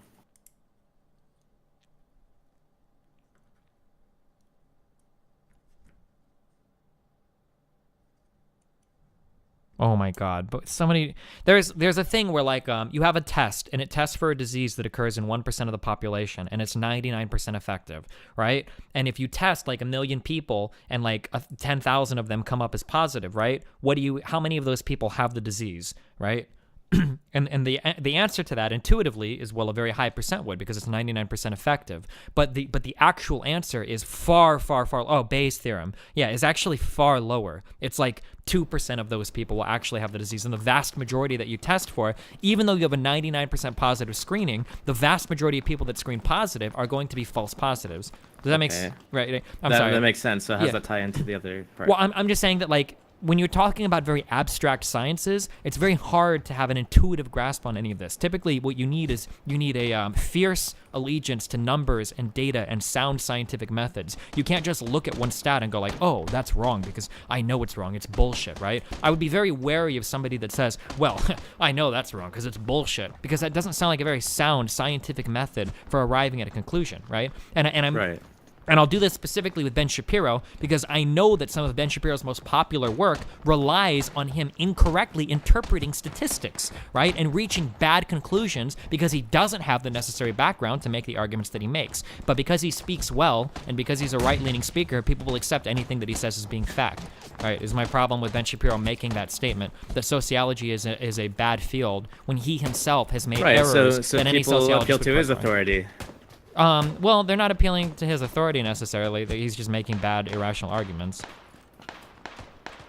Hold on, I've got to up my bit rate, guys. My fucking stream is gonna die when I do this. What's up? We're playing video games. Why are we talking about all this shit again? Because you're. Oh my fucking god, dude! I just argued with the dude for an hour. They didn't know how to like look at the stats, like basic. I was listening to you talking about some guy about like median household income. Yeah. through like divorce rates and everything like that, and he doesn't understand like the number one thing that you learn about statistics. Yeah, that's what I think, right? Like, I don't even think this isn't like you learn this like in your 3rd year of doing it, or like in an advanced AP class. This is like day 1 basic stuff that you learn. This is like I remember, I don't think I learned that in high school, but my first university class, all of my first year university classes, the very first thing I did because I was studying psychology. Very first thing I learned in like every single one of my classes is correlation does not equal causality. Yeah. And you learn that across multiple disciplines. You learn it in psych. You learn it in economics. I'm sure there are use other it anywhere where statistics are involved. Yeah. Where do you want to go, buddy? Up to you, man. You only have 1 game in you, so maybe we should make this last. All right, I'm doing a Pachinki landing. Okay. All right. Let's make this last in Pachinki, I guess. Yeah, Mr. Ambassador, after this game, we'll chat, dude. Oh, okay. So you're not going to bed at a responsible time. I am, but I'll talk to this guy for 2 minutes, and then... 2 minutes means 2 hours for you. Sure, at least it's 3:30 then. Just chill, okay? Just calm down, alright?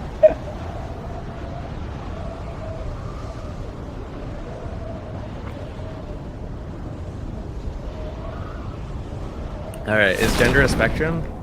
Okay, dude, Manster, I'll look afterwards. I don't know. I don't know anything about gender theory or any of that shit. Some people believe it is. I don't know medically. I don't know what the current literature is on it. I don't know enough about it to know for sure. There's a shitload of people landing around us. Damn it, I fucked my roof landing up. And there's an assault rifle there.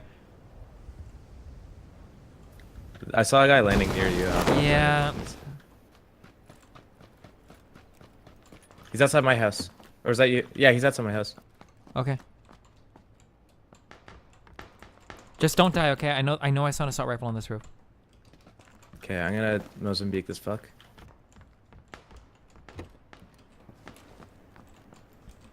I hope his buddy doesn't roll up on me. I'll talk to Jeff if he wants to talk. Just give me let me do this, guys.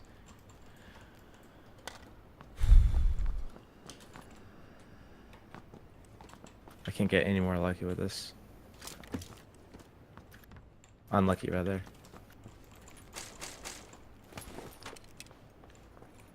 That's pretty lucky. Okay, I got another shotgun and level 2 armor. I'm ready to frag out. Ooh, is this a 4X? Damn, dude, I got kitted the fuck up. Level 3 helmet, level 2 vest, assault rifle.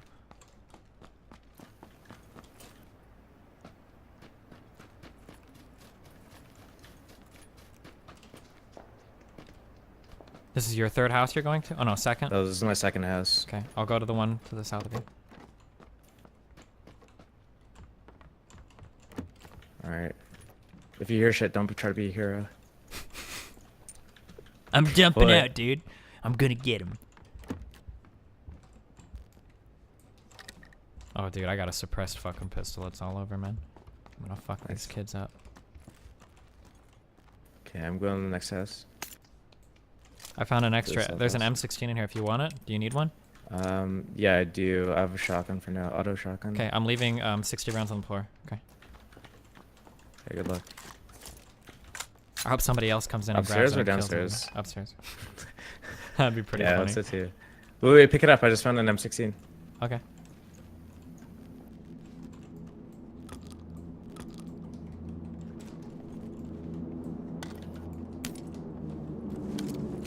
Wait, is this an 8X scope? What the fuck?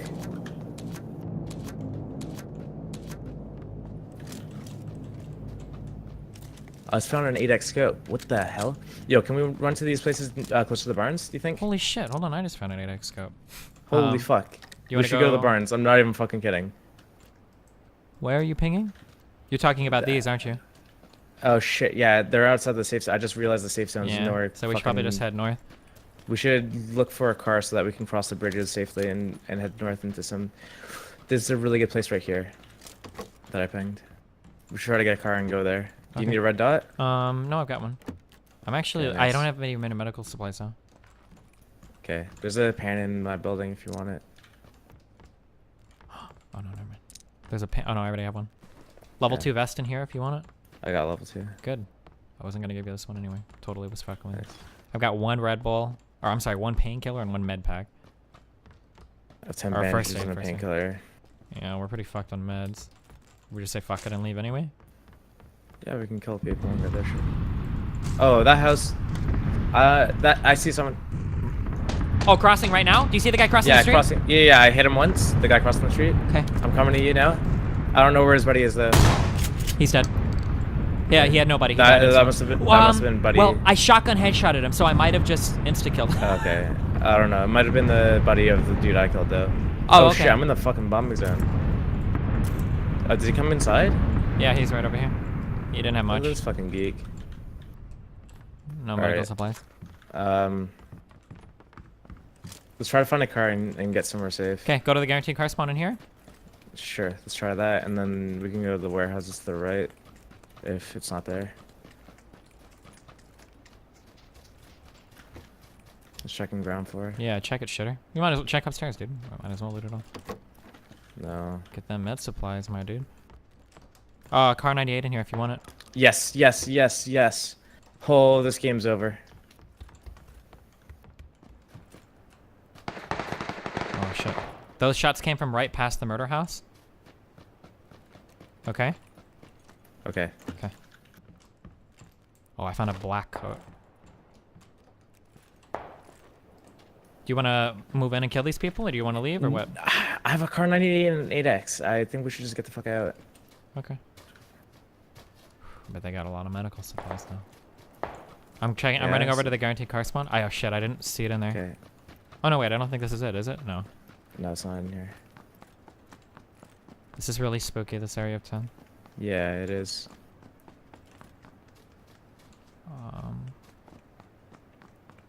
This game's over. All we need to do is get into a safe spot.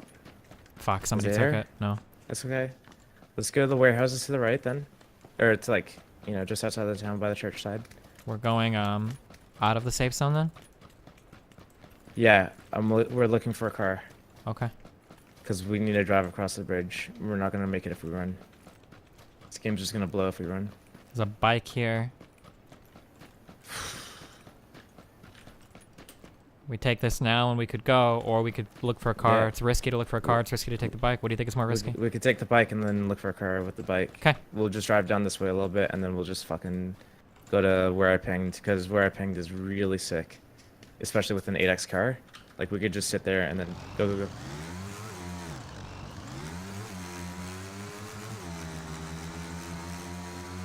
Nice. No, it's not a car. No, yeah. I Just was keep going this way tricked for a by second. Sure. Buggy. Better than nothing else. Or better than this. Okay. Let's roll.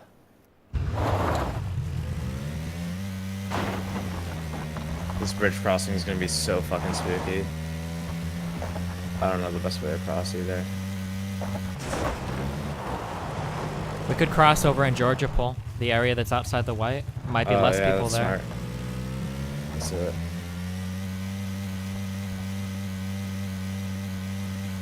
Well, that's where the fucking plane started, but we'll try it. We're gonna roll up to the house on the east side. The northeast side house. We're just gonna roll up on that and clear it together. It's gonna be a little spooky, but we got it. Sure.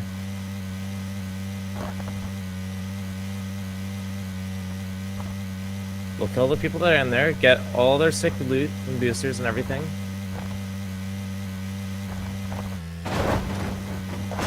If we get rank 1, I'll play another game, okay? Okay. Can you team with Steel for the charity event thing? Nope, we weren't cool enough to get invited. Be careful. What? I thought that was going to be a big bump. Sorry. Oh. Just get the fuck out of me. Yeah, sorry. I should have covered. It's hard to tell in this game which little bumps are insignificant and which ones will send you up, like hurtling through the fucking, like in the cornfields or whatever.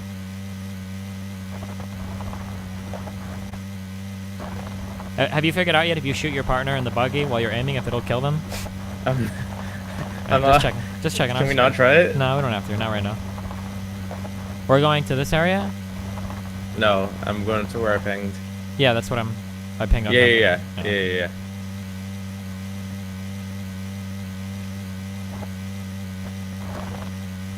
We're just gonna hope no one else is there yet. Sure thing, my dude. We should park like a little bit away from it so there's not a car right outside like screaming to people that, unless there's a way to hide the car there. No, because we want to keep the car in case we need to like fuck somewhere else. Because it's a big ass white zone. So if we need to fuck off somewhere else, then we need the car accessible. Sure thing, my dude.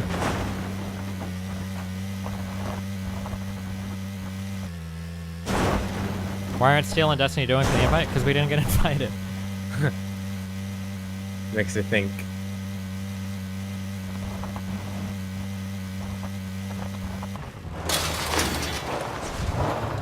Okay, in this house, clear it out and camp it up. M4 on the ground floor? Nice. Or M16? Is that M16 or? Okay. Oh, choke.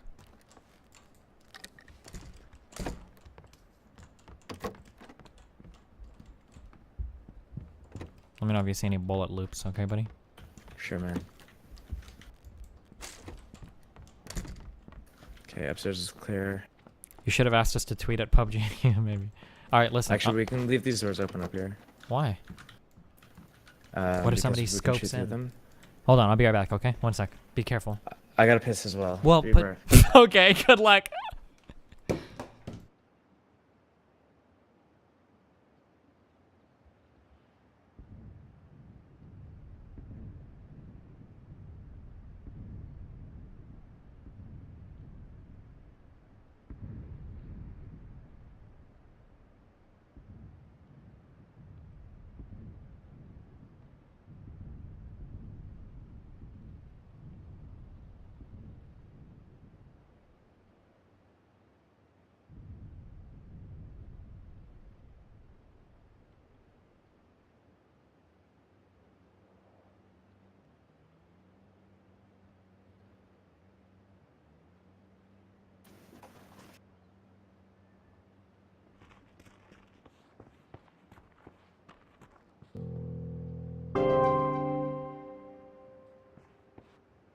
Hi stream, now we can finally have some alone time, teehee.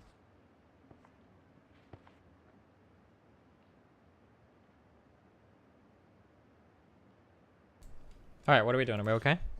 There's a buggy like near us, but they drove away. Okay. Ooh, we got that real good white circle. Yeah. Yeah.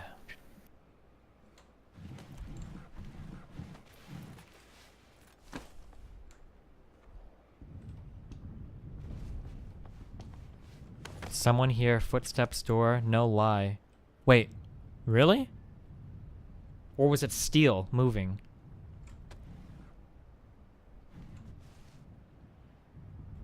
Everybody's saying footsteps, but I'm pretty sure it was steel, you fucking idiots. Fuck all of you. Well, one person in my chat said as well, so I don't know, but it's just like we're both AFK, so we're just bound to get trolled. So, are you peeking into that other place? Nope. What am I peeking into? Like the, across the street? See Oh, if there's no. kids there or doors open or I something? feel like they would have shouted us, but no, I don't see anybody. It's possible they wouldn't have, though. Okay. Okay. I see a car flipping in the fucking distance, dude. I might run this way. Oh, he flipped it back up. But why, I though? can't get that. Because it's gonna be fun. Because of me? Oh, okay. By killing everyone. Do you guys remember a long time ago on stream when we were running northeast of Yasnia? No, northwest of Yasnia, and still got really mad because I shot at somebody and he was like, it's like he's playing Call of Duty, he just has to shoot at everybody he sees. Does anybody remember that? It's different, dude. Okay. I remember that moment. Don't take that shit out of context. That moment is Dude. forever ingrained in my mind, okay? If people come to us, I have an 8x scope and a car 98. What are they gonna do? I don't know, we'll see. We're in a fucking 2-story house in the middle of the safe zone. Like, this is like, of all the times to take a shot. Alright, dude.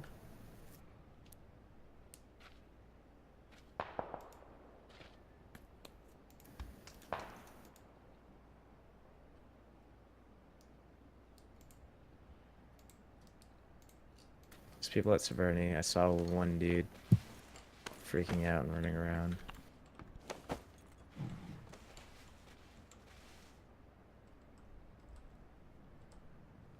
Hear that, baby boy? Oh, Sure they're do. coming right here, my dude. I hope they do. Nope, they're flying past. Yeah. Pussy ass bitches, dude. That's why. Yep. I got a beat on the dude's head, dude. I'm taking him out. Nice, dude. How much 5.56 do you have? Oh, I'm sorry. They're actually turning around. 180 rounds.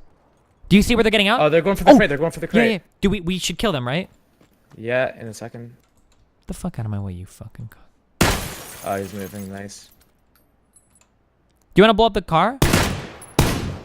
Or at least get the tires, right? Fuck them up. Yeah, I got one tire. What just happened to my shot there? Get in the car, you fucking idiot. Wait, oh shit, someone... Let's kill this. I killed the other guy. Yeah. Okay, they're dead. They lost the... Good. Okay, I killed this other guy. There's mad loot there. You want to go? I'll cover you. Sure thing, my dude. Sounds like a great plan. This is EV positive, guys. You all watched the YouTube video today, right? Dusty Chan Sick probably meds. won't notice me, so I'll settle for Robo Lady. Oh, shit. Wow, Okay. thanks, buddy. I got you. Are you shooting right now? Nope. Are you getting shot at? I heard a shot whiz by me. I don't know if you're fucking with me or not. You're not fucking with me, right? I'm not shooting. Okay, I'm not a shooting shot at whizzed all. by me. You're not going? No, what the fuck? I'm getting shot at. I know how much you like to loot while Oh, I getting see- shot I at. see him. Where? Hills? Oh, I see one guy moving. Yeah, one's going to the crate, and the other guy's Hit him behind once? him or some shit. Oh shit! I the got hit crate again. guy? There's another guy shooting. I don't know where. Is he at the crate? Yes, he's behind the crate right now. He's standing there. Okay, I can't see him right now. I'm getting shot somewhere to the southwest. I think. You've got eyes on the crate, right? Yeah, I'm looking towards the crate. I can't see him though. Okay. Do you He's guys probably see where gonna I'm take the getting car shot and from in the fuck off. hills?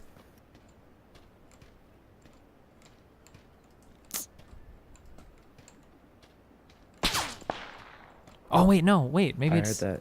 in front of me, more to the south. Okay, I hit the guy once. He's gonna try to snipe me though. He's gone up, I think. He's bandaging right now. He's gonna poke up and then he's gonna try to kill me, but I'll try to kill him first. He's between the rock and the crate. Yeah, I see where he is. He's got another friend up in the mountains. Yeah, the friend's gonna try to get an angle on me while I'm pinning this guy down.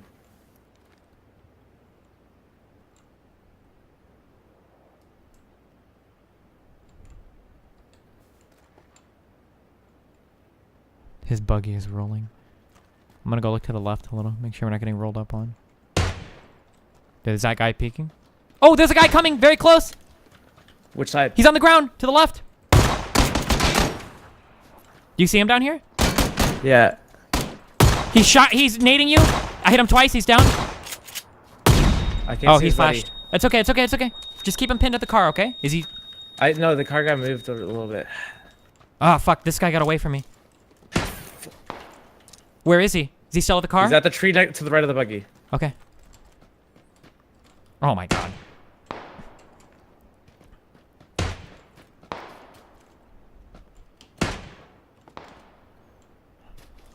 Just keep him pinned. Hit and him once. Okay, keep him pinned. Fuck. He's back by the crate again. Okay, this guy's dead. Fuck. I'm gonna kill this guy. Wait, we should blow up the car. You think you can? Yeah, I got a lot of ammo now. I can do it. Blow up the car right now. Okay. Hold on. I'm getting inside.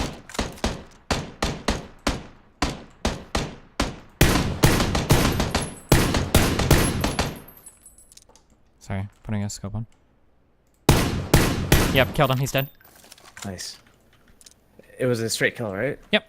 Well, because I just killed his ally in front of this building right here. Yeah. Oh, nice. That was his buddy. Yeah. Sick. Yeah, he was the one rolling up on us. Remember when I said I was going to go to the left to make sure he's not Yeah. rolling up on us? He was rolling up on us, and he got fucked for it, dude. Okay, I'm gonna take my pain meds, but it's my only booster. I want to... Loot. There's like I 3 wanna bodies get worth that of shit. loot. Yeah. yeah, I want to get that shit. I'm coming to you. Do you need If you're 556? not go- I need lots of 556. Okay, here. I can help. I can help. I'm behind you, dude. What do you... Oh, come up here. What the fuck? Come... What? Jeez. Just dropping your shit. Calm, chill out, dude. We got this place on Thanks. lock. I want to go take my buggy up and loot that shit.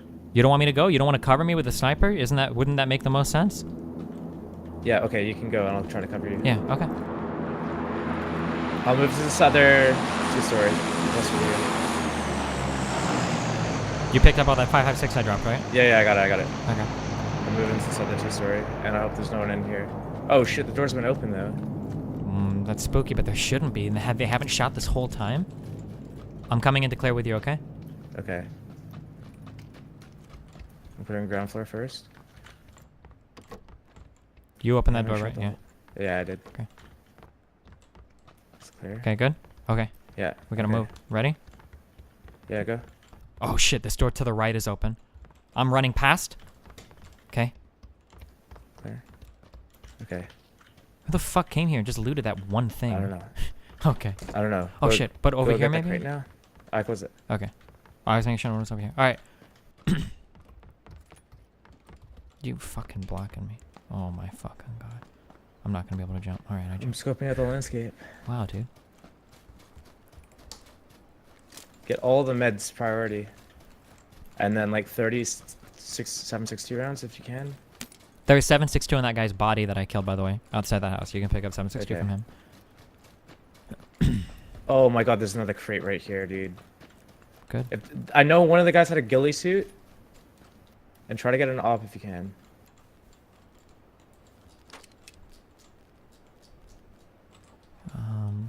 Nothing of... Oh my god, how do they not have any fucking meds? Just There's a guy bandages? by the new crate. He drove a bike. Okay. I can't see him. Oh, you're gonna want to get the AWM off this guy, probably, right? Yeah, I will. Yeah. You think you could pick it up or? Not really. I don't There's wanna- another guy at the crate. He Near took his me? bike to the crate. Okay. He's getting sniped. Okay. Lots of meds on this guy. I'm getting them.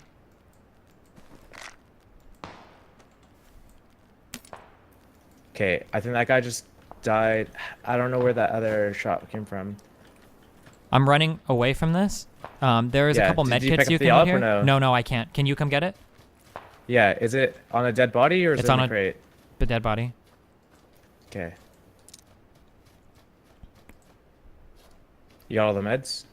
No, there's a couple med kits, but Okay. Which body? By the car or by the rock? all three of them are like right together. It's on the left when you Okay. get up there, though, I think.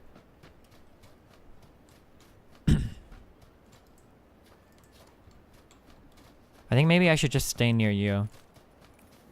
Because the shots that are coming are going to be from the north. I can't really see that well inside that house. Big shots coming from the southeast.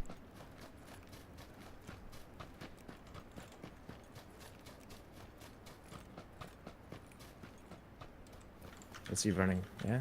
Okay.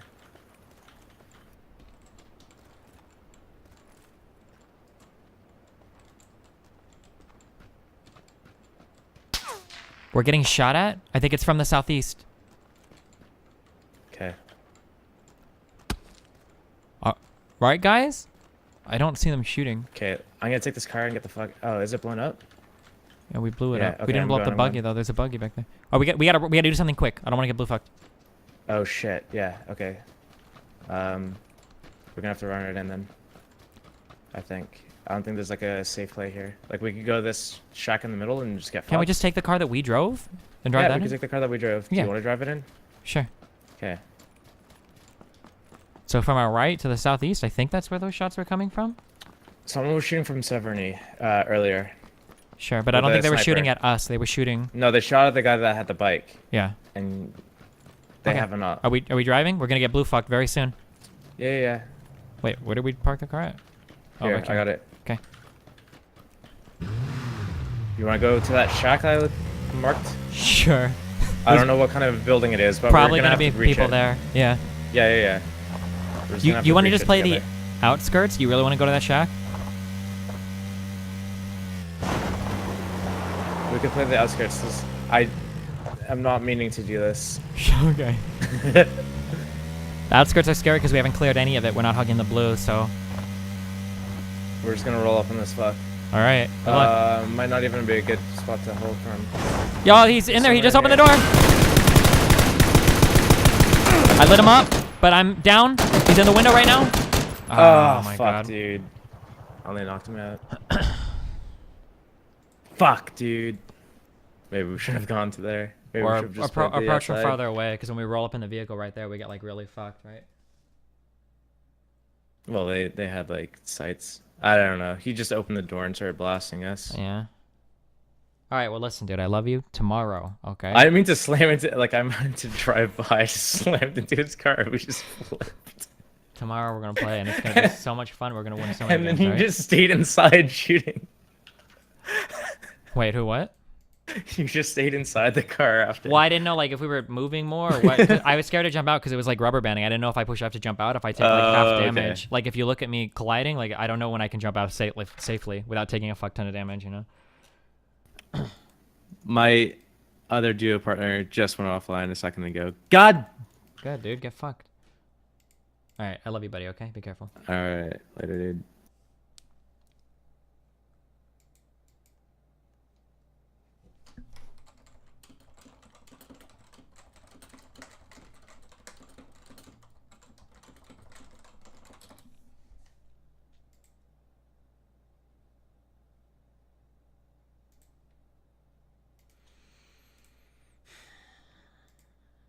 All right. Who am I talking to? I'm talking to Mr. Ambassador real fast. Oh, get out of here, shitter. All right. I'm talking to Mr. Ambassador. Go real fast. All right. You're here. What's up, buddy? Hello? Hello? Hello? Hello? Hello? Okay, your mic's not working, dude. Where you at? What's going on?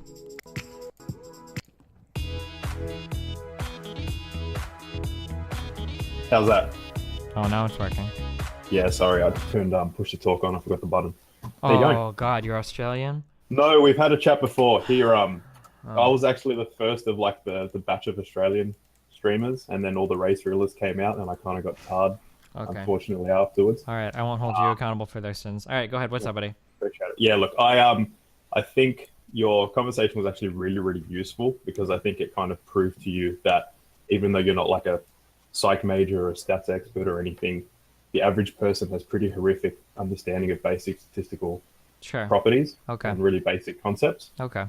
So I think there's a couple of things that I probably wanted to just let you know that might actually help you moving forward if you get stuck into these conversations. And the first one is that I think from the outset, you and Wait the a other guy second. weren't. Are you Yep. the guy that talked to me when I was playing Minecraft or whatever? No, I don't know. I had the stream. Wait, that No, I asked me think it was- questions for no. like an hour and a half? I don't know. Okay, But no, we you would spoke- remember. Never mind. Okay. What did we speak about when we Yeah. spoke? I was actually, I'm honored by being the first of the dual wield new video thumbnails. So I'll send you the link here. It was actually it was on Islam out of everything, but I ended up having a really good conversation Okay. with a couple of other guys and Movefish and everything, and it was actually really good. Okay, all right. I just at the make end sure of you it. were someone else. All you Australians don't listen to me. All right. Yeah, sorry, that's Okay, fine. so go ahead. What were you talking about? Yeah, so I think the big problem is right from the outset, you and him weren't on the same wavelength. So I think you tried to get around that by asking him to define correlation and causation, and his argument, his definition was horrific. And Really? you I kind thought of its just- definition was okay. You've got to. I think what you need to go a step further and probably give people an example and ask them whether it's correlation or causation. Sure. So there's some. So I think basically, you know the difference between an independent variable and a dependent variable, right? I don't, but I'm going to take a guess and say that an independent variable can be modified, but if you modify like a dependent variable, something else will necessarily change with it. Is that? Yeah, so in the examples that you were talking about, the independent variable that you guys are looking at is marriage, and the Okay. dependent variable is household income. So Okay. the assumption by people like Sargon and Ben Shapiro is that if this independent variable is positive, if you are married, then the dependent variable of household income is going to rise. Okay. That's the argument that they make, and Gotcha. that has a lot of problems because It's not supported by the data. yeah, because so for example, you can probably get very strong correlations between, for example, number of people at a beach and number of ice creams consumed in a suburb, right? I could probably get very strong correlations for that. But the problem is that there's a third variable that dictates that, which is temperature. So it's heat. So if it's a hot day, you've got people at the beach, you've got people eating ice cream. Going to the beach in the middle of winter isn't going to make people more predisposed to eating ice cream. And that's one of the problems that people get into with correlation and causation, because they don't actually understand that there are other variables at play. So in what you guys are discussing, the big one that I would put out there is the one you were trying to put out there, which is financial stability.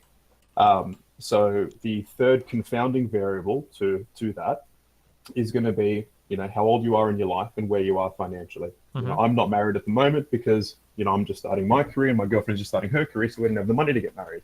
Sure. And I think that was a point you were trying to make. But there are a couple of other areas regarding the thing, like correlation, that he was getting away with. And that's understanding that correlation doesn't, I think at one point after the debate, you were talking about there being no perfect correlation in psychology and social sciences. Like one-to-one correlation is really difficult to find. Yeah. Because it means you've isolated every single other variable, right? Which is almost impossible to do in an abstract setting. Or there's actually a problem in your analysis. So for example, if you were doing like an IQ test and you had 5 components to it, and you correlated the performance in one component with IQ overall, you could probably get a very strong, if not perfect, correlation. And that's actually an error in your data analysis. And some people are quite sneaky when they do that because they try and use that as evidence of something when it's poor data work on their part. So if you're taking something if you're taking a smaller variable from within a larger variable, then you're probably going to get pretty strong correlation there. But that's less of a point. But I guess with correlation can be bidirectional. So have you ever actually looked at a paper that has like an R value or a correlation value in it? Yeah, but I usually ignore that because I don't understand what it means. But so it's really simple, right? So Sure. It's a value between 0 and 1, and it can either have a negative sign next to it or no sign against it, okay? So if it's a value of 0, that means there is no correlation. So the time that I wake up and the number of eggs that a chicken in Japan lays has a correlation of 0. There's a completely random, unrelated things. If that number is 1.0, that means there's perfect correlation. So getting close to perfect correlation might be something like I get up when the sun rises, right? So if we had have you tweeted at me about this? I don't do Twitter. Okay. I miss most of your streams because I'm in Australia, so I only sort of get the ones when I finish work early and you're still going a little bit late. Gotcha. I've heard about this R value because somebody tweeted a while ago criticizing a study doing with sociology, saying that the R value was so low, but then the R value was 0.55, which is apparently about as high as you can expect in these studies. I remember that, but I don't remember knowing what R value is or whatever. But yeah, so R just stands for correlation. Okay, so if you ever see R, that just means correlation. So if it's 1.0, that's perfect correlation. Yeah, gotcha. If it's 0, it's shitty correlation. But if it's minus, that means it's actually in the opposite direction. Gotcha. So -1 is perfect correlation in the opposite direction. Sure. So every time you wake up, no eggs are produced ever, right? Well, in that example, we had 0 correlation, but in this example, you've got perfect correlation in the opposite direction. So something like age and dying of old age would be perfectly negatively correlated. So if you're 0, your chances of dying of old age, if you're 1 year old, your chance of dying of old age is 0. Whereas if you're 130, your chances are, pretty high. So you'd probably get close to perfect correlation there. But yeah, generally, I think it's like 0.3 to 0.4 is like weak, and then 0.5 is like medium, and then like 0.6 or 7 is like strong correlation generally. Okay. Yeah, and there are a couple of other little things. One was the per capita and absolute value. So he was saying some bizarre things about per capita family. Like he threw that phrase around, which is really bizarre because per capita means obviously per head. So it's an individual thing. Well, you can speak about you can speak about families per capita, to be fair, right? Yeah, kind of. But I think the big problem that I had with him was when you were pulling up these graphs, I don't think he actually understood that those graphs weren't the same people repeatedly measured. So what I mean by that is he was saying things like, yeah, but when you get married, you make more money. But all the data so he thinks that those were people measured over time and that when they get married, that's they what I moved think. into the other. Oh, maybe. I don't even know, I think, yeah, what the vibe that I was getting from him was that he looks at a graph like that and goes, okay, so when this person is single, they make this much. And then when these people get married, they make this much. And when these same people get widowed, they make this much. And that was the vibe that I actually got from what he was saying. Versus these are discrete like he was treating it longitudinally, like he was treating it over time, I think. And that was part of, I think, the big issue because you were like, no, these are the same. These are different groups of people measured. I mean, this is like time. On another level than that even I wouldn't have thought to sum to. Yeah, honestly, and like from chat as well, like I think a couple of people also twigged that what was going on. Like it was just a very poor understanding. Sure. But people have really poor just mathematical and statistical literacy. Like if you talk about progressive taxation, I've heard 50-year-old people say that they don't want to pay a raise because then they're going to lose more in tax. Oh my God, dude, yes. I've argued with people about this, like, well, if I make more money, it'll bump me up to the next tax bracket. I'll actually make less tax money. bracket. But Yeah, that's it's it. Progressive. Tax bracket. Yeah. No, that's not how that works, dude. That's just your next dollar is. Oh my god, yeah. Yeah. So I think that's what I always look to as my baseline when I'm communicating with someone about something like this. The first thing I assume is that they don't know what progressive taxation means. Yeah. And then I kind of take it from there. So this guy you were talking to, you know vaguely what sort of well, not vaguely, but you know what median and mean is. He was using those interchangeably. And then the problem was you guys were getting into conversations about outliers. And when you're talking about medians and means, outliers actually make a massive difference. Because I understand. I agree with that in concept, but in theory. But in regards to what we were talking about, I don't think it really made much of a difference at all. Like, his points were so out there that whether we were talking averages or just medians, I don't think it would have mattered. Like, but I understand what you're saying, that outliers will be discounted more in a median, whereas outliers could have a very detrimental impact on a mean, right? That is exactly right. Because then if you get someone like Bill Gates who's earning, 6 million times what an average person is earning. He can dramatically fuck the mean while having no impact on the median. Correct. You could find stats that probably the average American income is like $1 million or something, right? Because it's including like literal billion or trillionaires versus a median, which is like we've got 356 million people. Let's look at the guy right in the middle and see what that is, and that's normally going to be more reflective. Sure. Look, I don't want to keep you because I know it's getting late and you want to fix your sleep schedule. Yeah. All right. Cool. Well, listen, I appreciate the conversation. Yeah. If you've ever got any sort of psych-related stuff or stats-related things that you want to bounce off of me and I'm in chat, then feel free. Sure thing. All right. I love you, buddy. Bye. Thank you so much, mate. Okay, JF. What does JF want?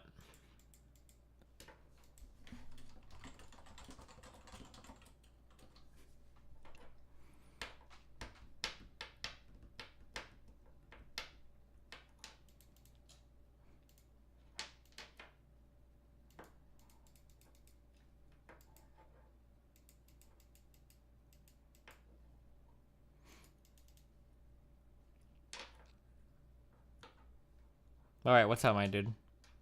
Hey, what's up? All right, let's go. What's up? I was just listening to you talking about appeal to authority, and you committed 2 errors, and so I thought we have to explain to Destiny's viewer that they're being the victim of an error of definition and an error also of evaluation of Ben Shapiro's statement, which was correct. And which was a correct representation of what is an appeal to authority. So you're wrong in 2 ways there. All right, go ahead. That's First what try. I wanted to talk about. All right, hurry Sorry, up. We what? gotta move fast. I'm so tired. All right, what's the first? You think that my definition of appeal to authority was incorrect? Can you? Yeah. So when you mentioned that, when you were asked to explain what is an appeal to authority, you said that, it's when, for example, someone would be a biologist, and I would use his argument within physics. And I would use his authority as a biologist to say that what he says about physics is valid. That's not the appeal from authority does not depend on cross science authorities. It's simply the appeal to any authority, and it was not a good example of what's an appeal to authority. That's the first point. Okay, so there are different types of fallacious appeals to authority, but that can be one of them. Or do you disagree with that? Well, I guess you could agree with it, but normally an appeal to authority would be an appeal to authority from someone who's specialist in the field, or the claim that he's not specialist in the field. Not only the example you provide could eventually be included as an appeal to authority, but it's actually just an error of logic. If I'm like, I'm a specialist in biology, therefore I'm right in physics, that's a very weird statement, and that's not normally what is pointed out as an appeal to authority. Okay, I'll defer to your authority here as an appeal to authority. I've read this in the past. I'm literally quoting right now. I understand it's just Wikipedia, but fallacious arguments from authority can also be the result of citing a non-authority as an authority or citing an expert on a controversial subject. An example of the fallacy of authority to an authority in an unrelated field would be citing Albert Einstein as an authority for a determination on religion when his primary expertise was in physics. So this is one of the examples of citing a non-authority in a field because he's an authority in another one. Yeah, so I would agree with you there that within the large definition of appeal to authority, yes, it's included, and it's just not the way it is defined normally. So it was a special case. Gotcha. I was using it in this case. Or sorry, go ahead. Yeah, no, I mean, I just wanted to move on to Ben Shapiro. So if you have anything to say, go ahead. Okay, no, we can move on to his statements. So as far as what Ben Shapiro says, he was correct in identifying the student's appeal to authority. It was an appeal to authority. The student was not merely citing a scientist in a field. The student was implying through everything he said, and in fact he confirmed that after being triggered by Ben Shapiro. He confirmed that he was criticizing Ben Shapiro because Ben Shapiro is not an expert in that field. And so that was an inverse appeal to authority, that is an appeal to non-authority, which is also a form of appeal to authority, where you claim that the person not being an expert does not allow him to form an opinion on the subject. All right, and this is exactly what the student said. Okay, let me listen to this for the first minute again, okay? So I have this in my mind, 1 second. So what is your formal education background? Because I guess a lot of people don't know what your undergraduate degree was in. So I was at UCLA in political science and then Harvard Law School. Okay. So you don't have, you wouldn't consider yourself an expert in sociology? I mean, I don't consider sociology a particularly expert field, but go ahead. I think I'm able to read a sociological study.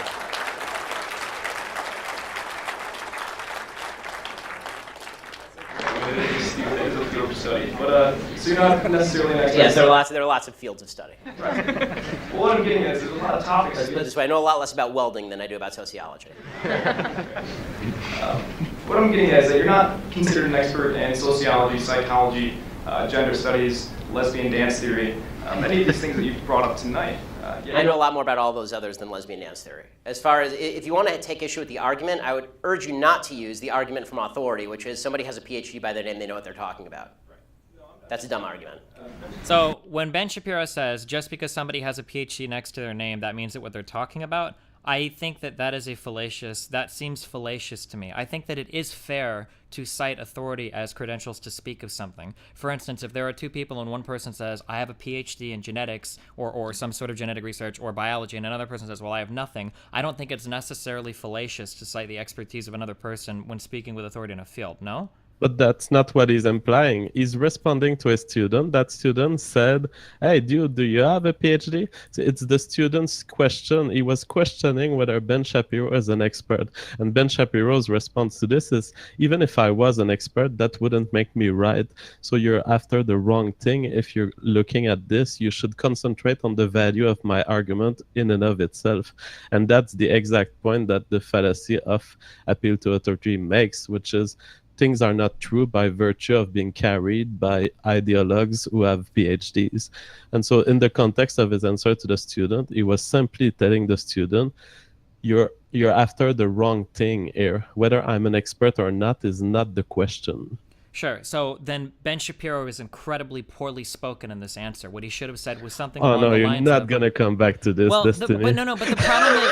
Every time yeah, you but do the problem is that you give these ultra-charitable interpretations to his answer, but that is not the interpretation that the vast majority of listeners take. The vast majority of listeners come away from this thinking, oh, sociology is a bullshit field. Anytime somebody's a sociologist, that's just an appeal to authority. Anybody can read a sociological report and be an expert. That is the average message taken away. People will not do the ultra-charitable interpretation of, oh, well, Ben Shapiro just meant that you should deal with his arguments on their own merit, and that just because he doesn't have a degree in this field doesn't necessarily mean that he can't be highly educated or capable in this field. That's not the average message that a person listening to this video comes away with.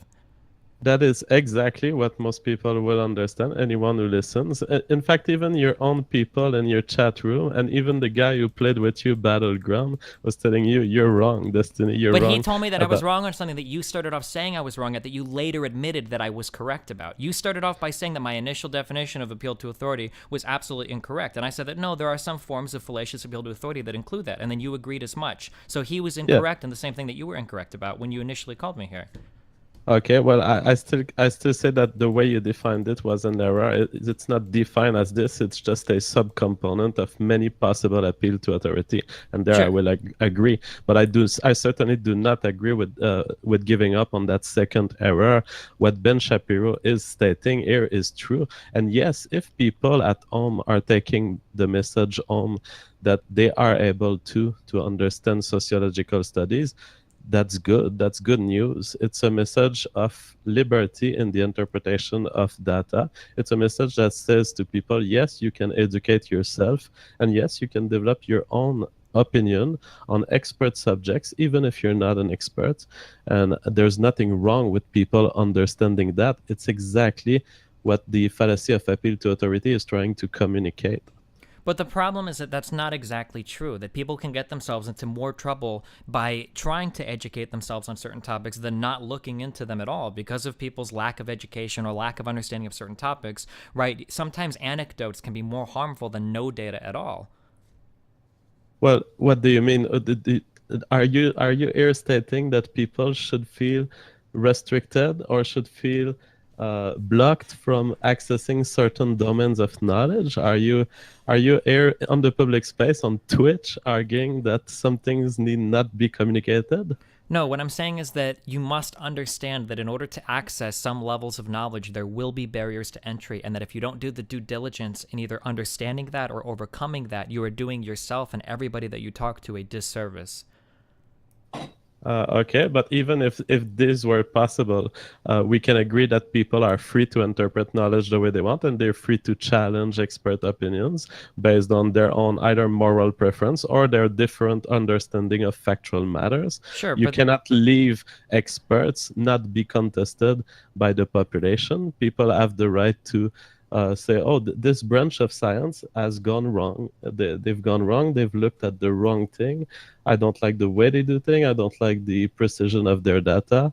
And this is something that everyone can do. You don't need to be an expert. And to the contrary, some would argue, because you're making the argument here of someone from the general public who would be entering science and hurting themselves by doing so because they wouldn't have done the appropriate due diligence. I would argue exactly the opposite, that there are some experts who are so flooded by the information within their own field that they lose sight of reality, and that sometimes expertise can be more detrimental to to access knowledge than being a non-expert.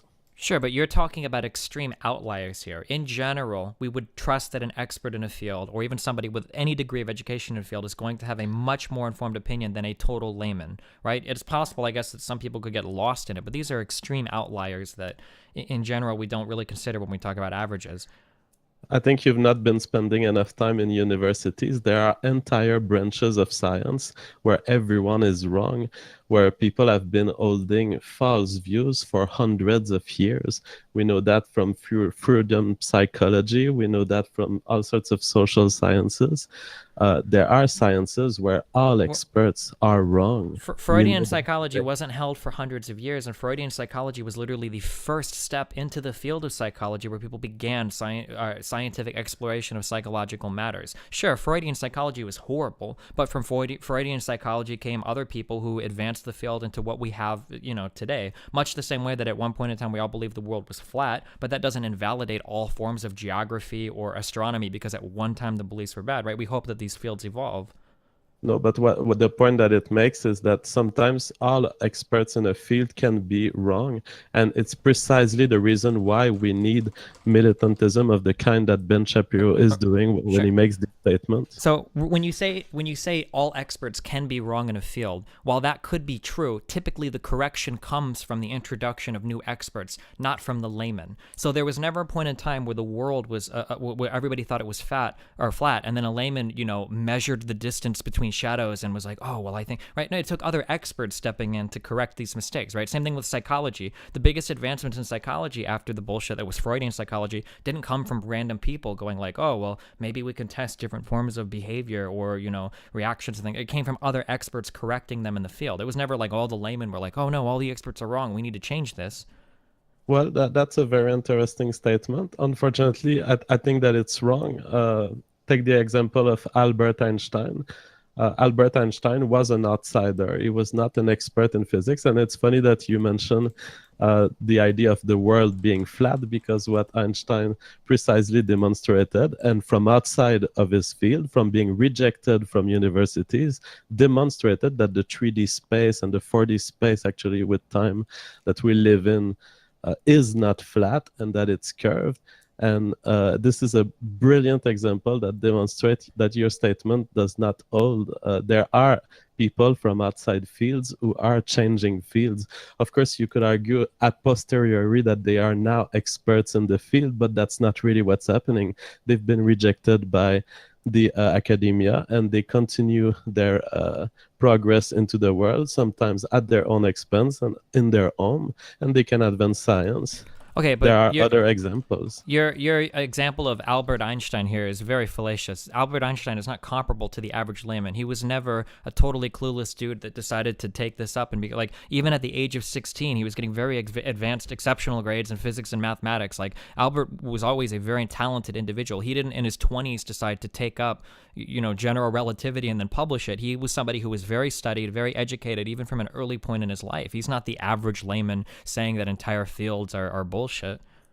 You could argue that Ben Shapiro has the similar degree of intelligence, maybe not the same because it's not in physics that he's making his realizations, but Ben Shapiro is not a nobody. He's realized things in his life, and to that extent, I must give him equal credit to anyone who says, hey, this field has gone wrong. Let's draw the attention of people here. There's an entire field of science where people are getting funded, sometimes by the government, to do studies that are wrong, that have been showing things that are not true for years. But the problem is that I haven't seen Ben Shapiro do that. And on the contrary, if you look at his most popular video breaking down extremist Islam, he demonstrates severe flaws in his understanding of how you're supposed to collect this data and interpret it. And he shows either maliciousness or extreme ignorance in the way that he presents that information, which leads me to believe that he is not the kind of person who is qualified to be making the statement that sociology is an invalid field of study. Well, I'd like to talk about these things separately, and we could talk about them. But given that you've been misinterpreting so much the point on the appeal to authority that he's been making on that video, I wouldn't believe you on your words there. Do you think his other video are as wrong? Do you think that sociology is an invalid field of study? Yes, I do agree. I've been expressing myself on the public space for years, warning people that the academia has gone wrong. Particularly in social science, but even in my field, which was neuroscience, and that the academics have been taking this field into their hands and are favoring their friends, and that there's a system of corruption within science that has to be addressed, that leads to the production of both fake data and politically motivated data. And I've been drawing the attention of people to that problem. So the fact that Ben Shapiro is out there saying it too, saying I don't consider that social sciences is a field of expert, is very interesting. It's interesting that there's people standing on the public space warning people we are on the wrong track in some of our exploration of the truth. We are on the wrong track in the way we undertake, fund, and decide who makes science in our world. Gotcha. Okay. Well, I guess this would involve going much deeper into topics than the. It's 2:15 a.m. and I can't really do it. But what we need to do is play Dota. No, I just got a new computer. All right. Okay. Well, listen, dude. I love you, JF. Okay. All right. Sleep tight. Be careful. You too. Rip on, dude. Bye bye. All right. I love you guys. It's been fun. Stay safe. Be careful. Ripperino, cappuccino. Good night, guys.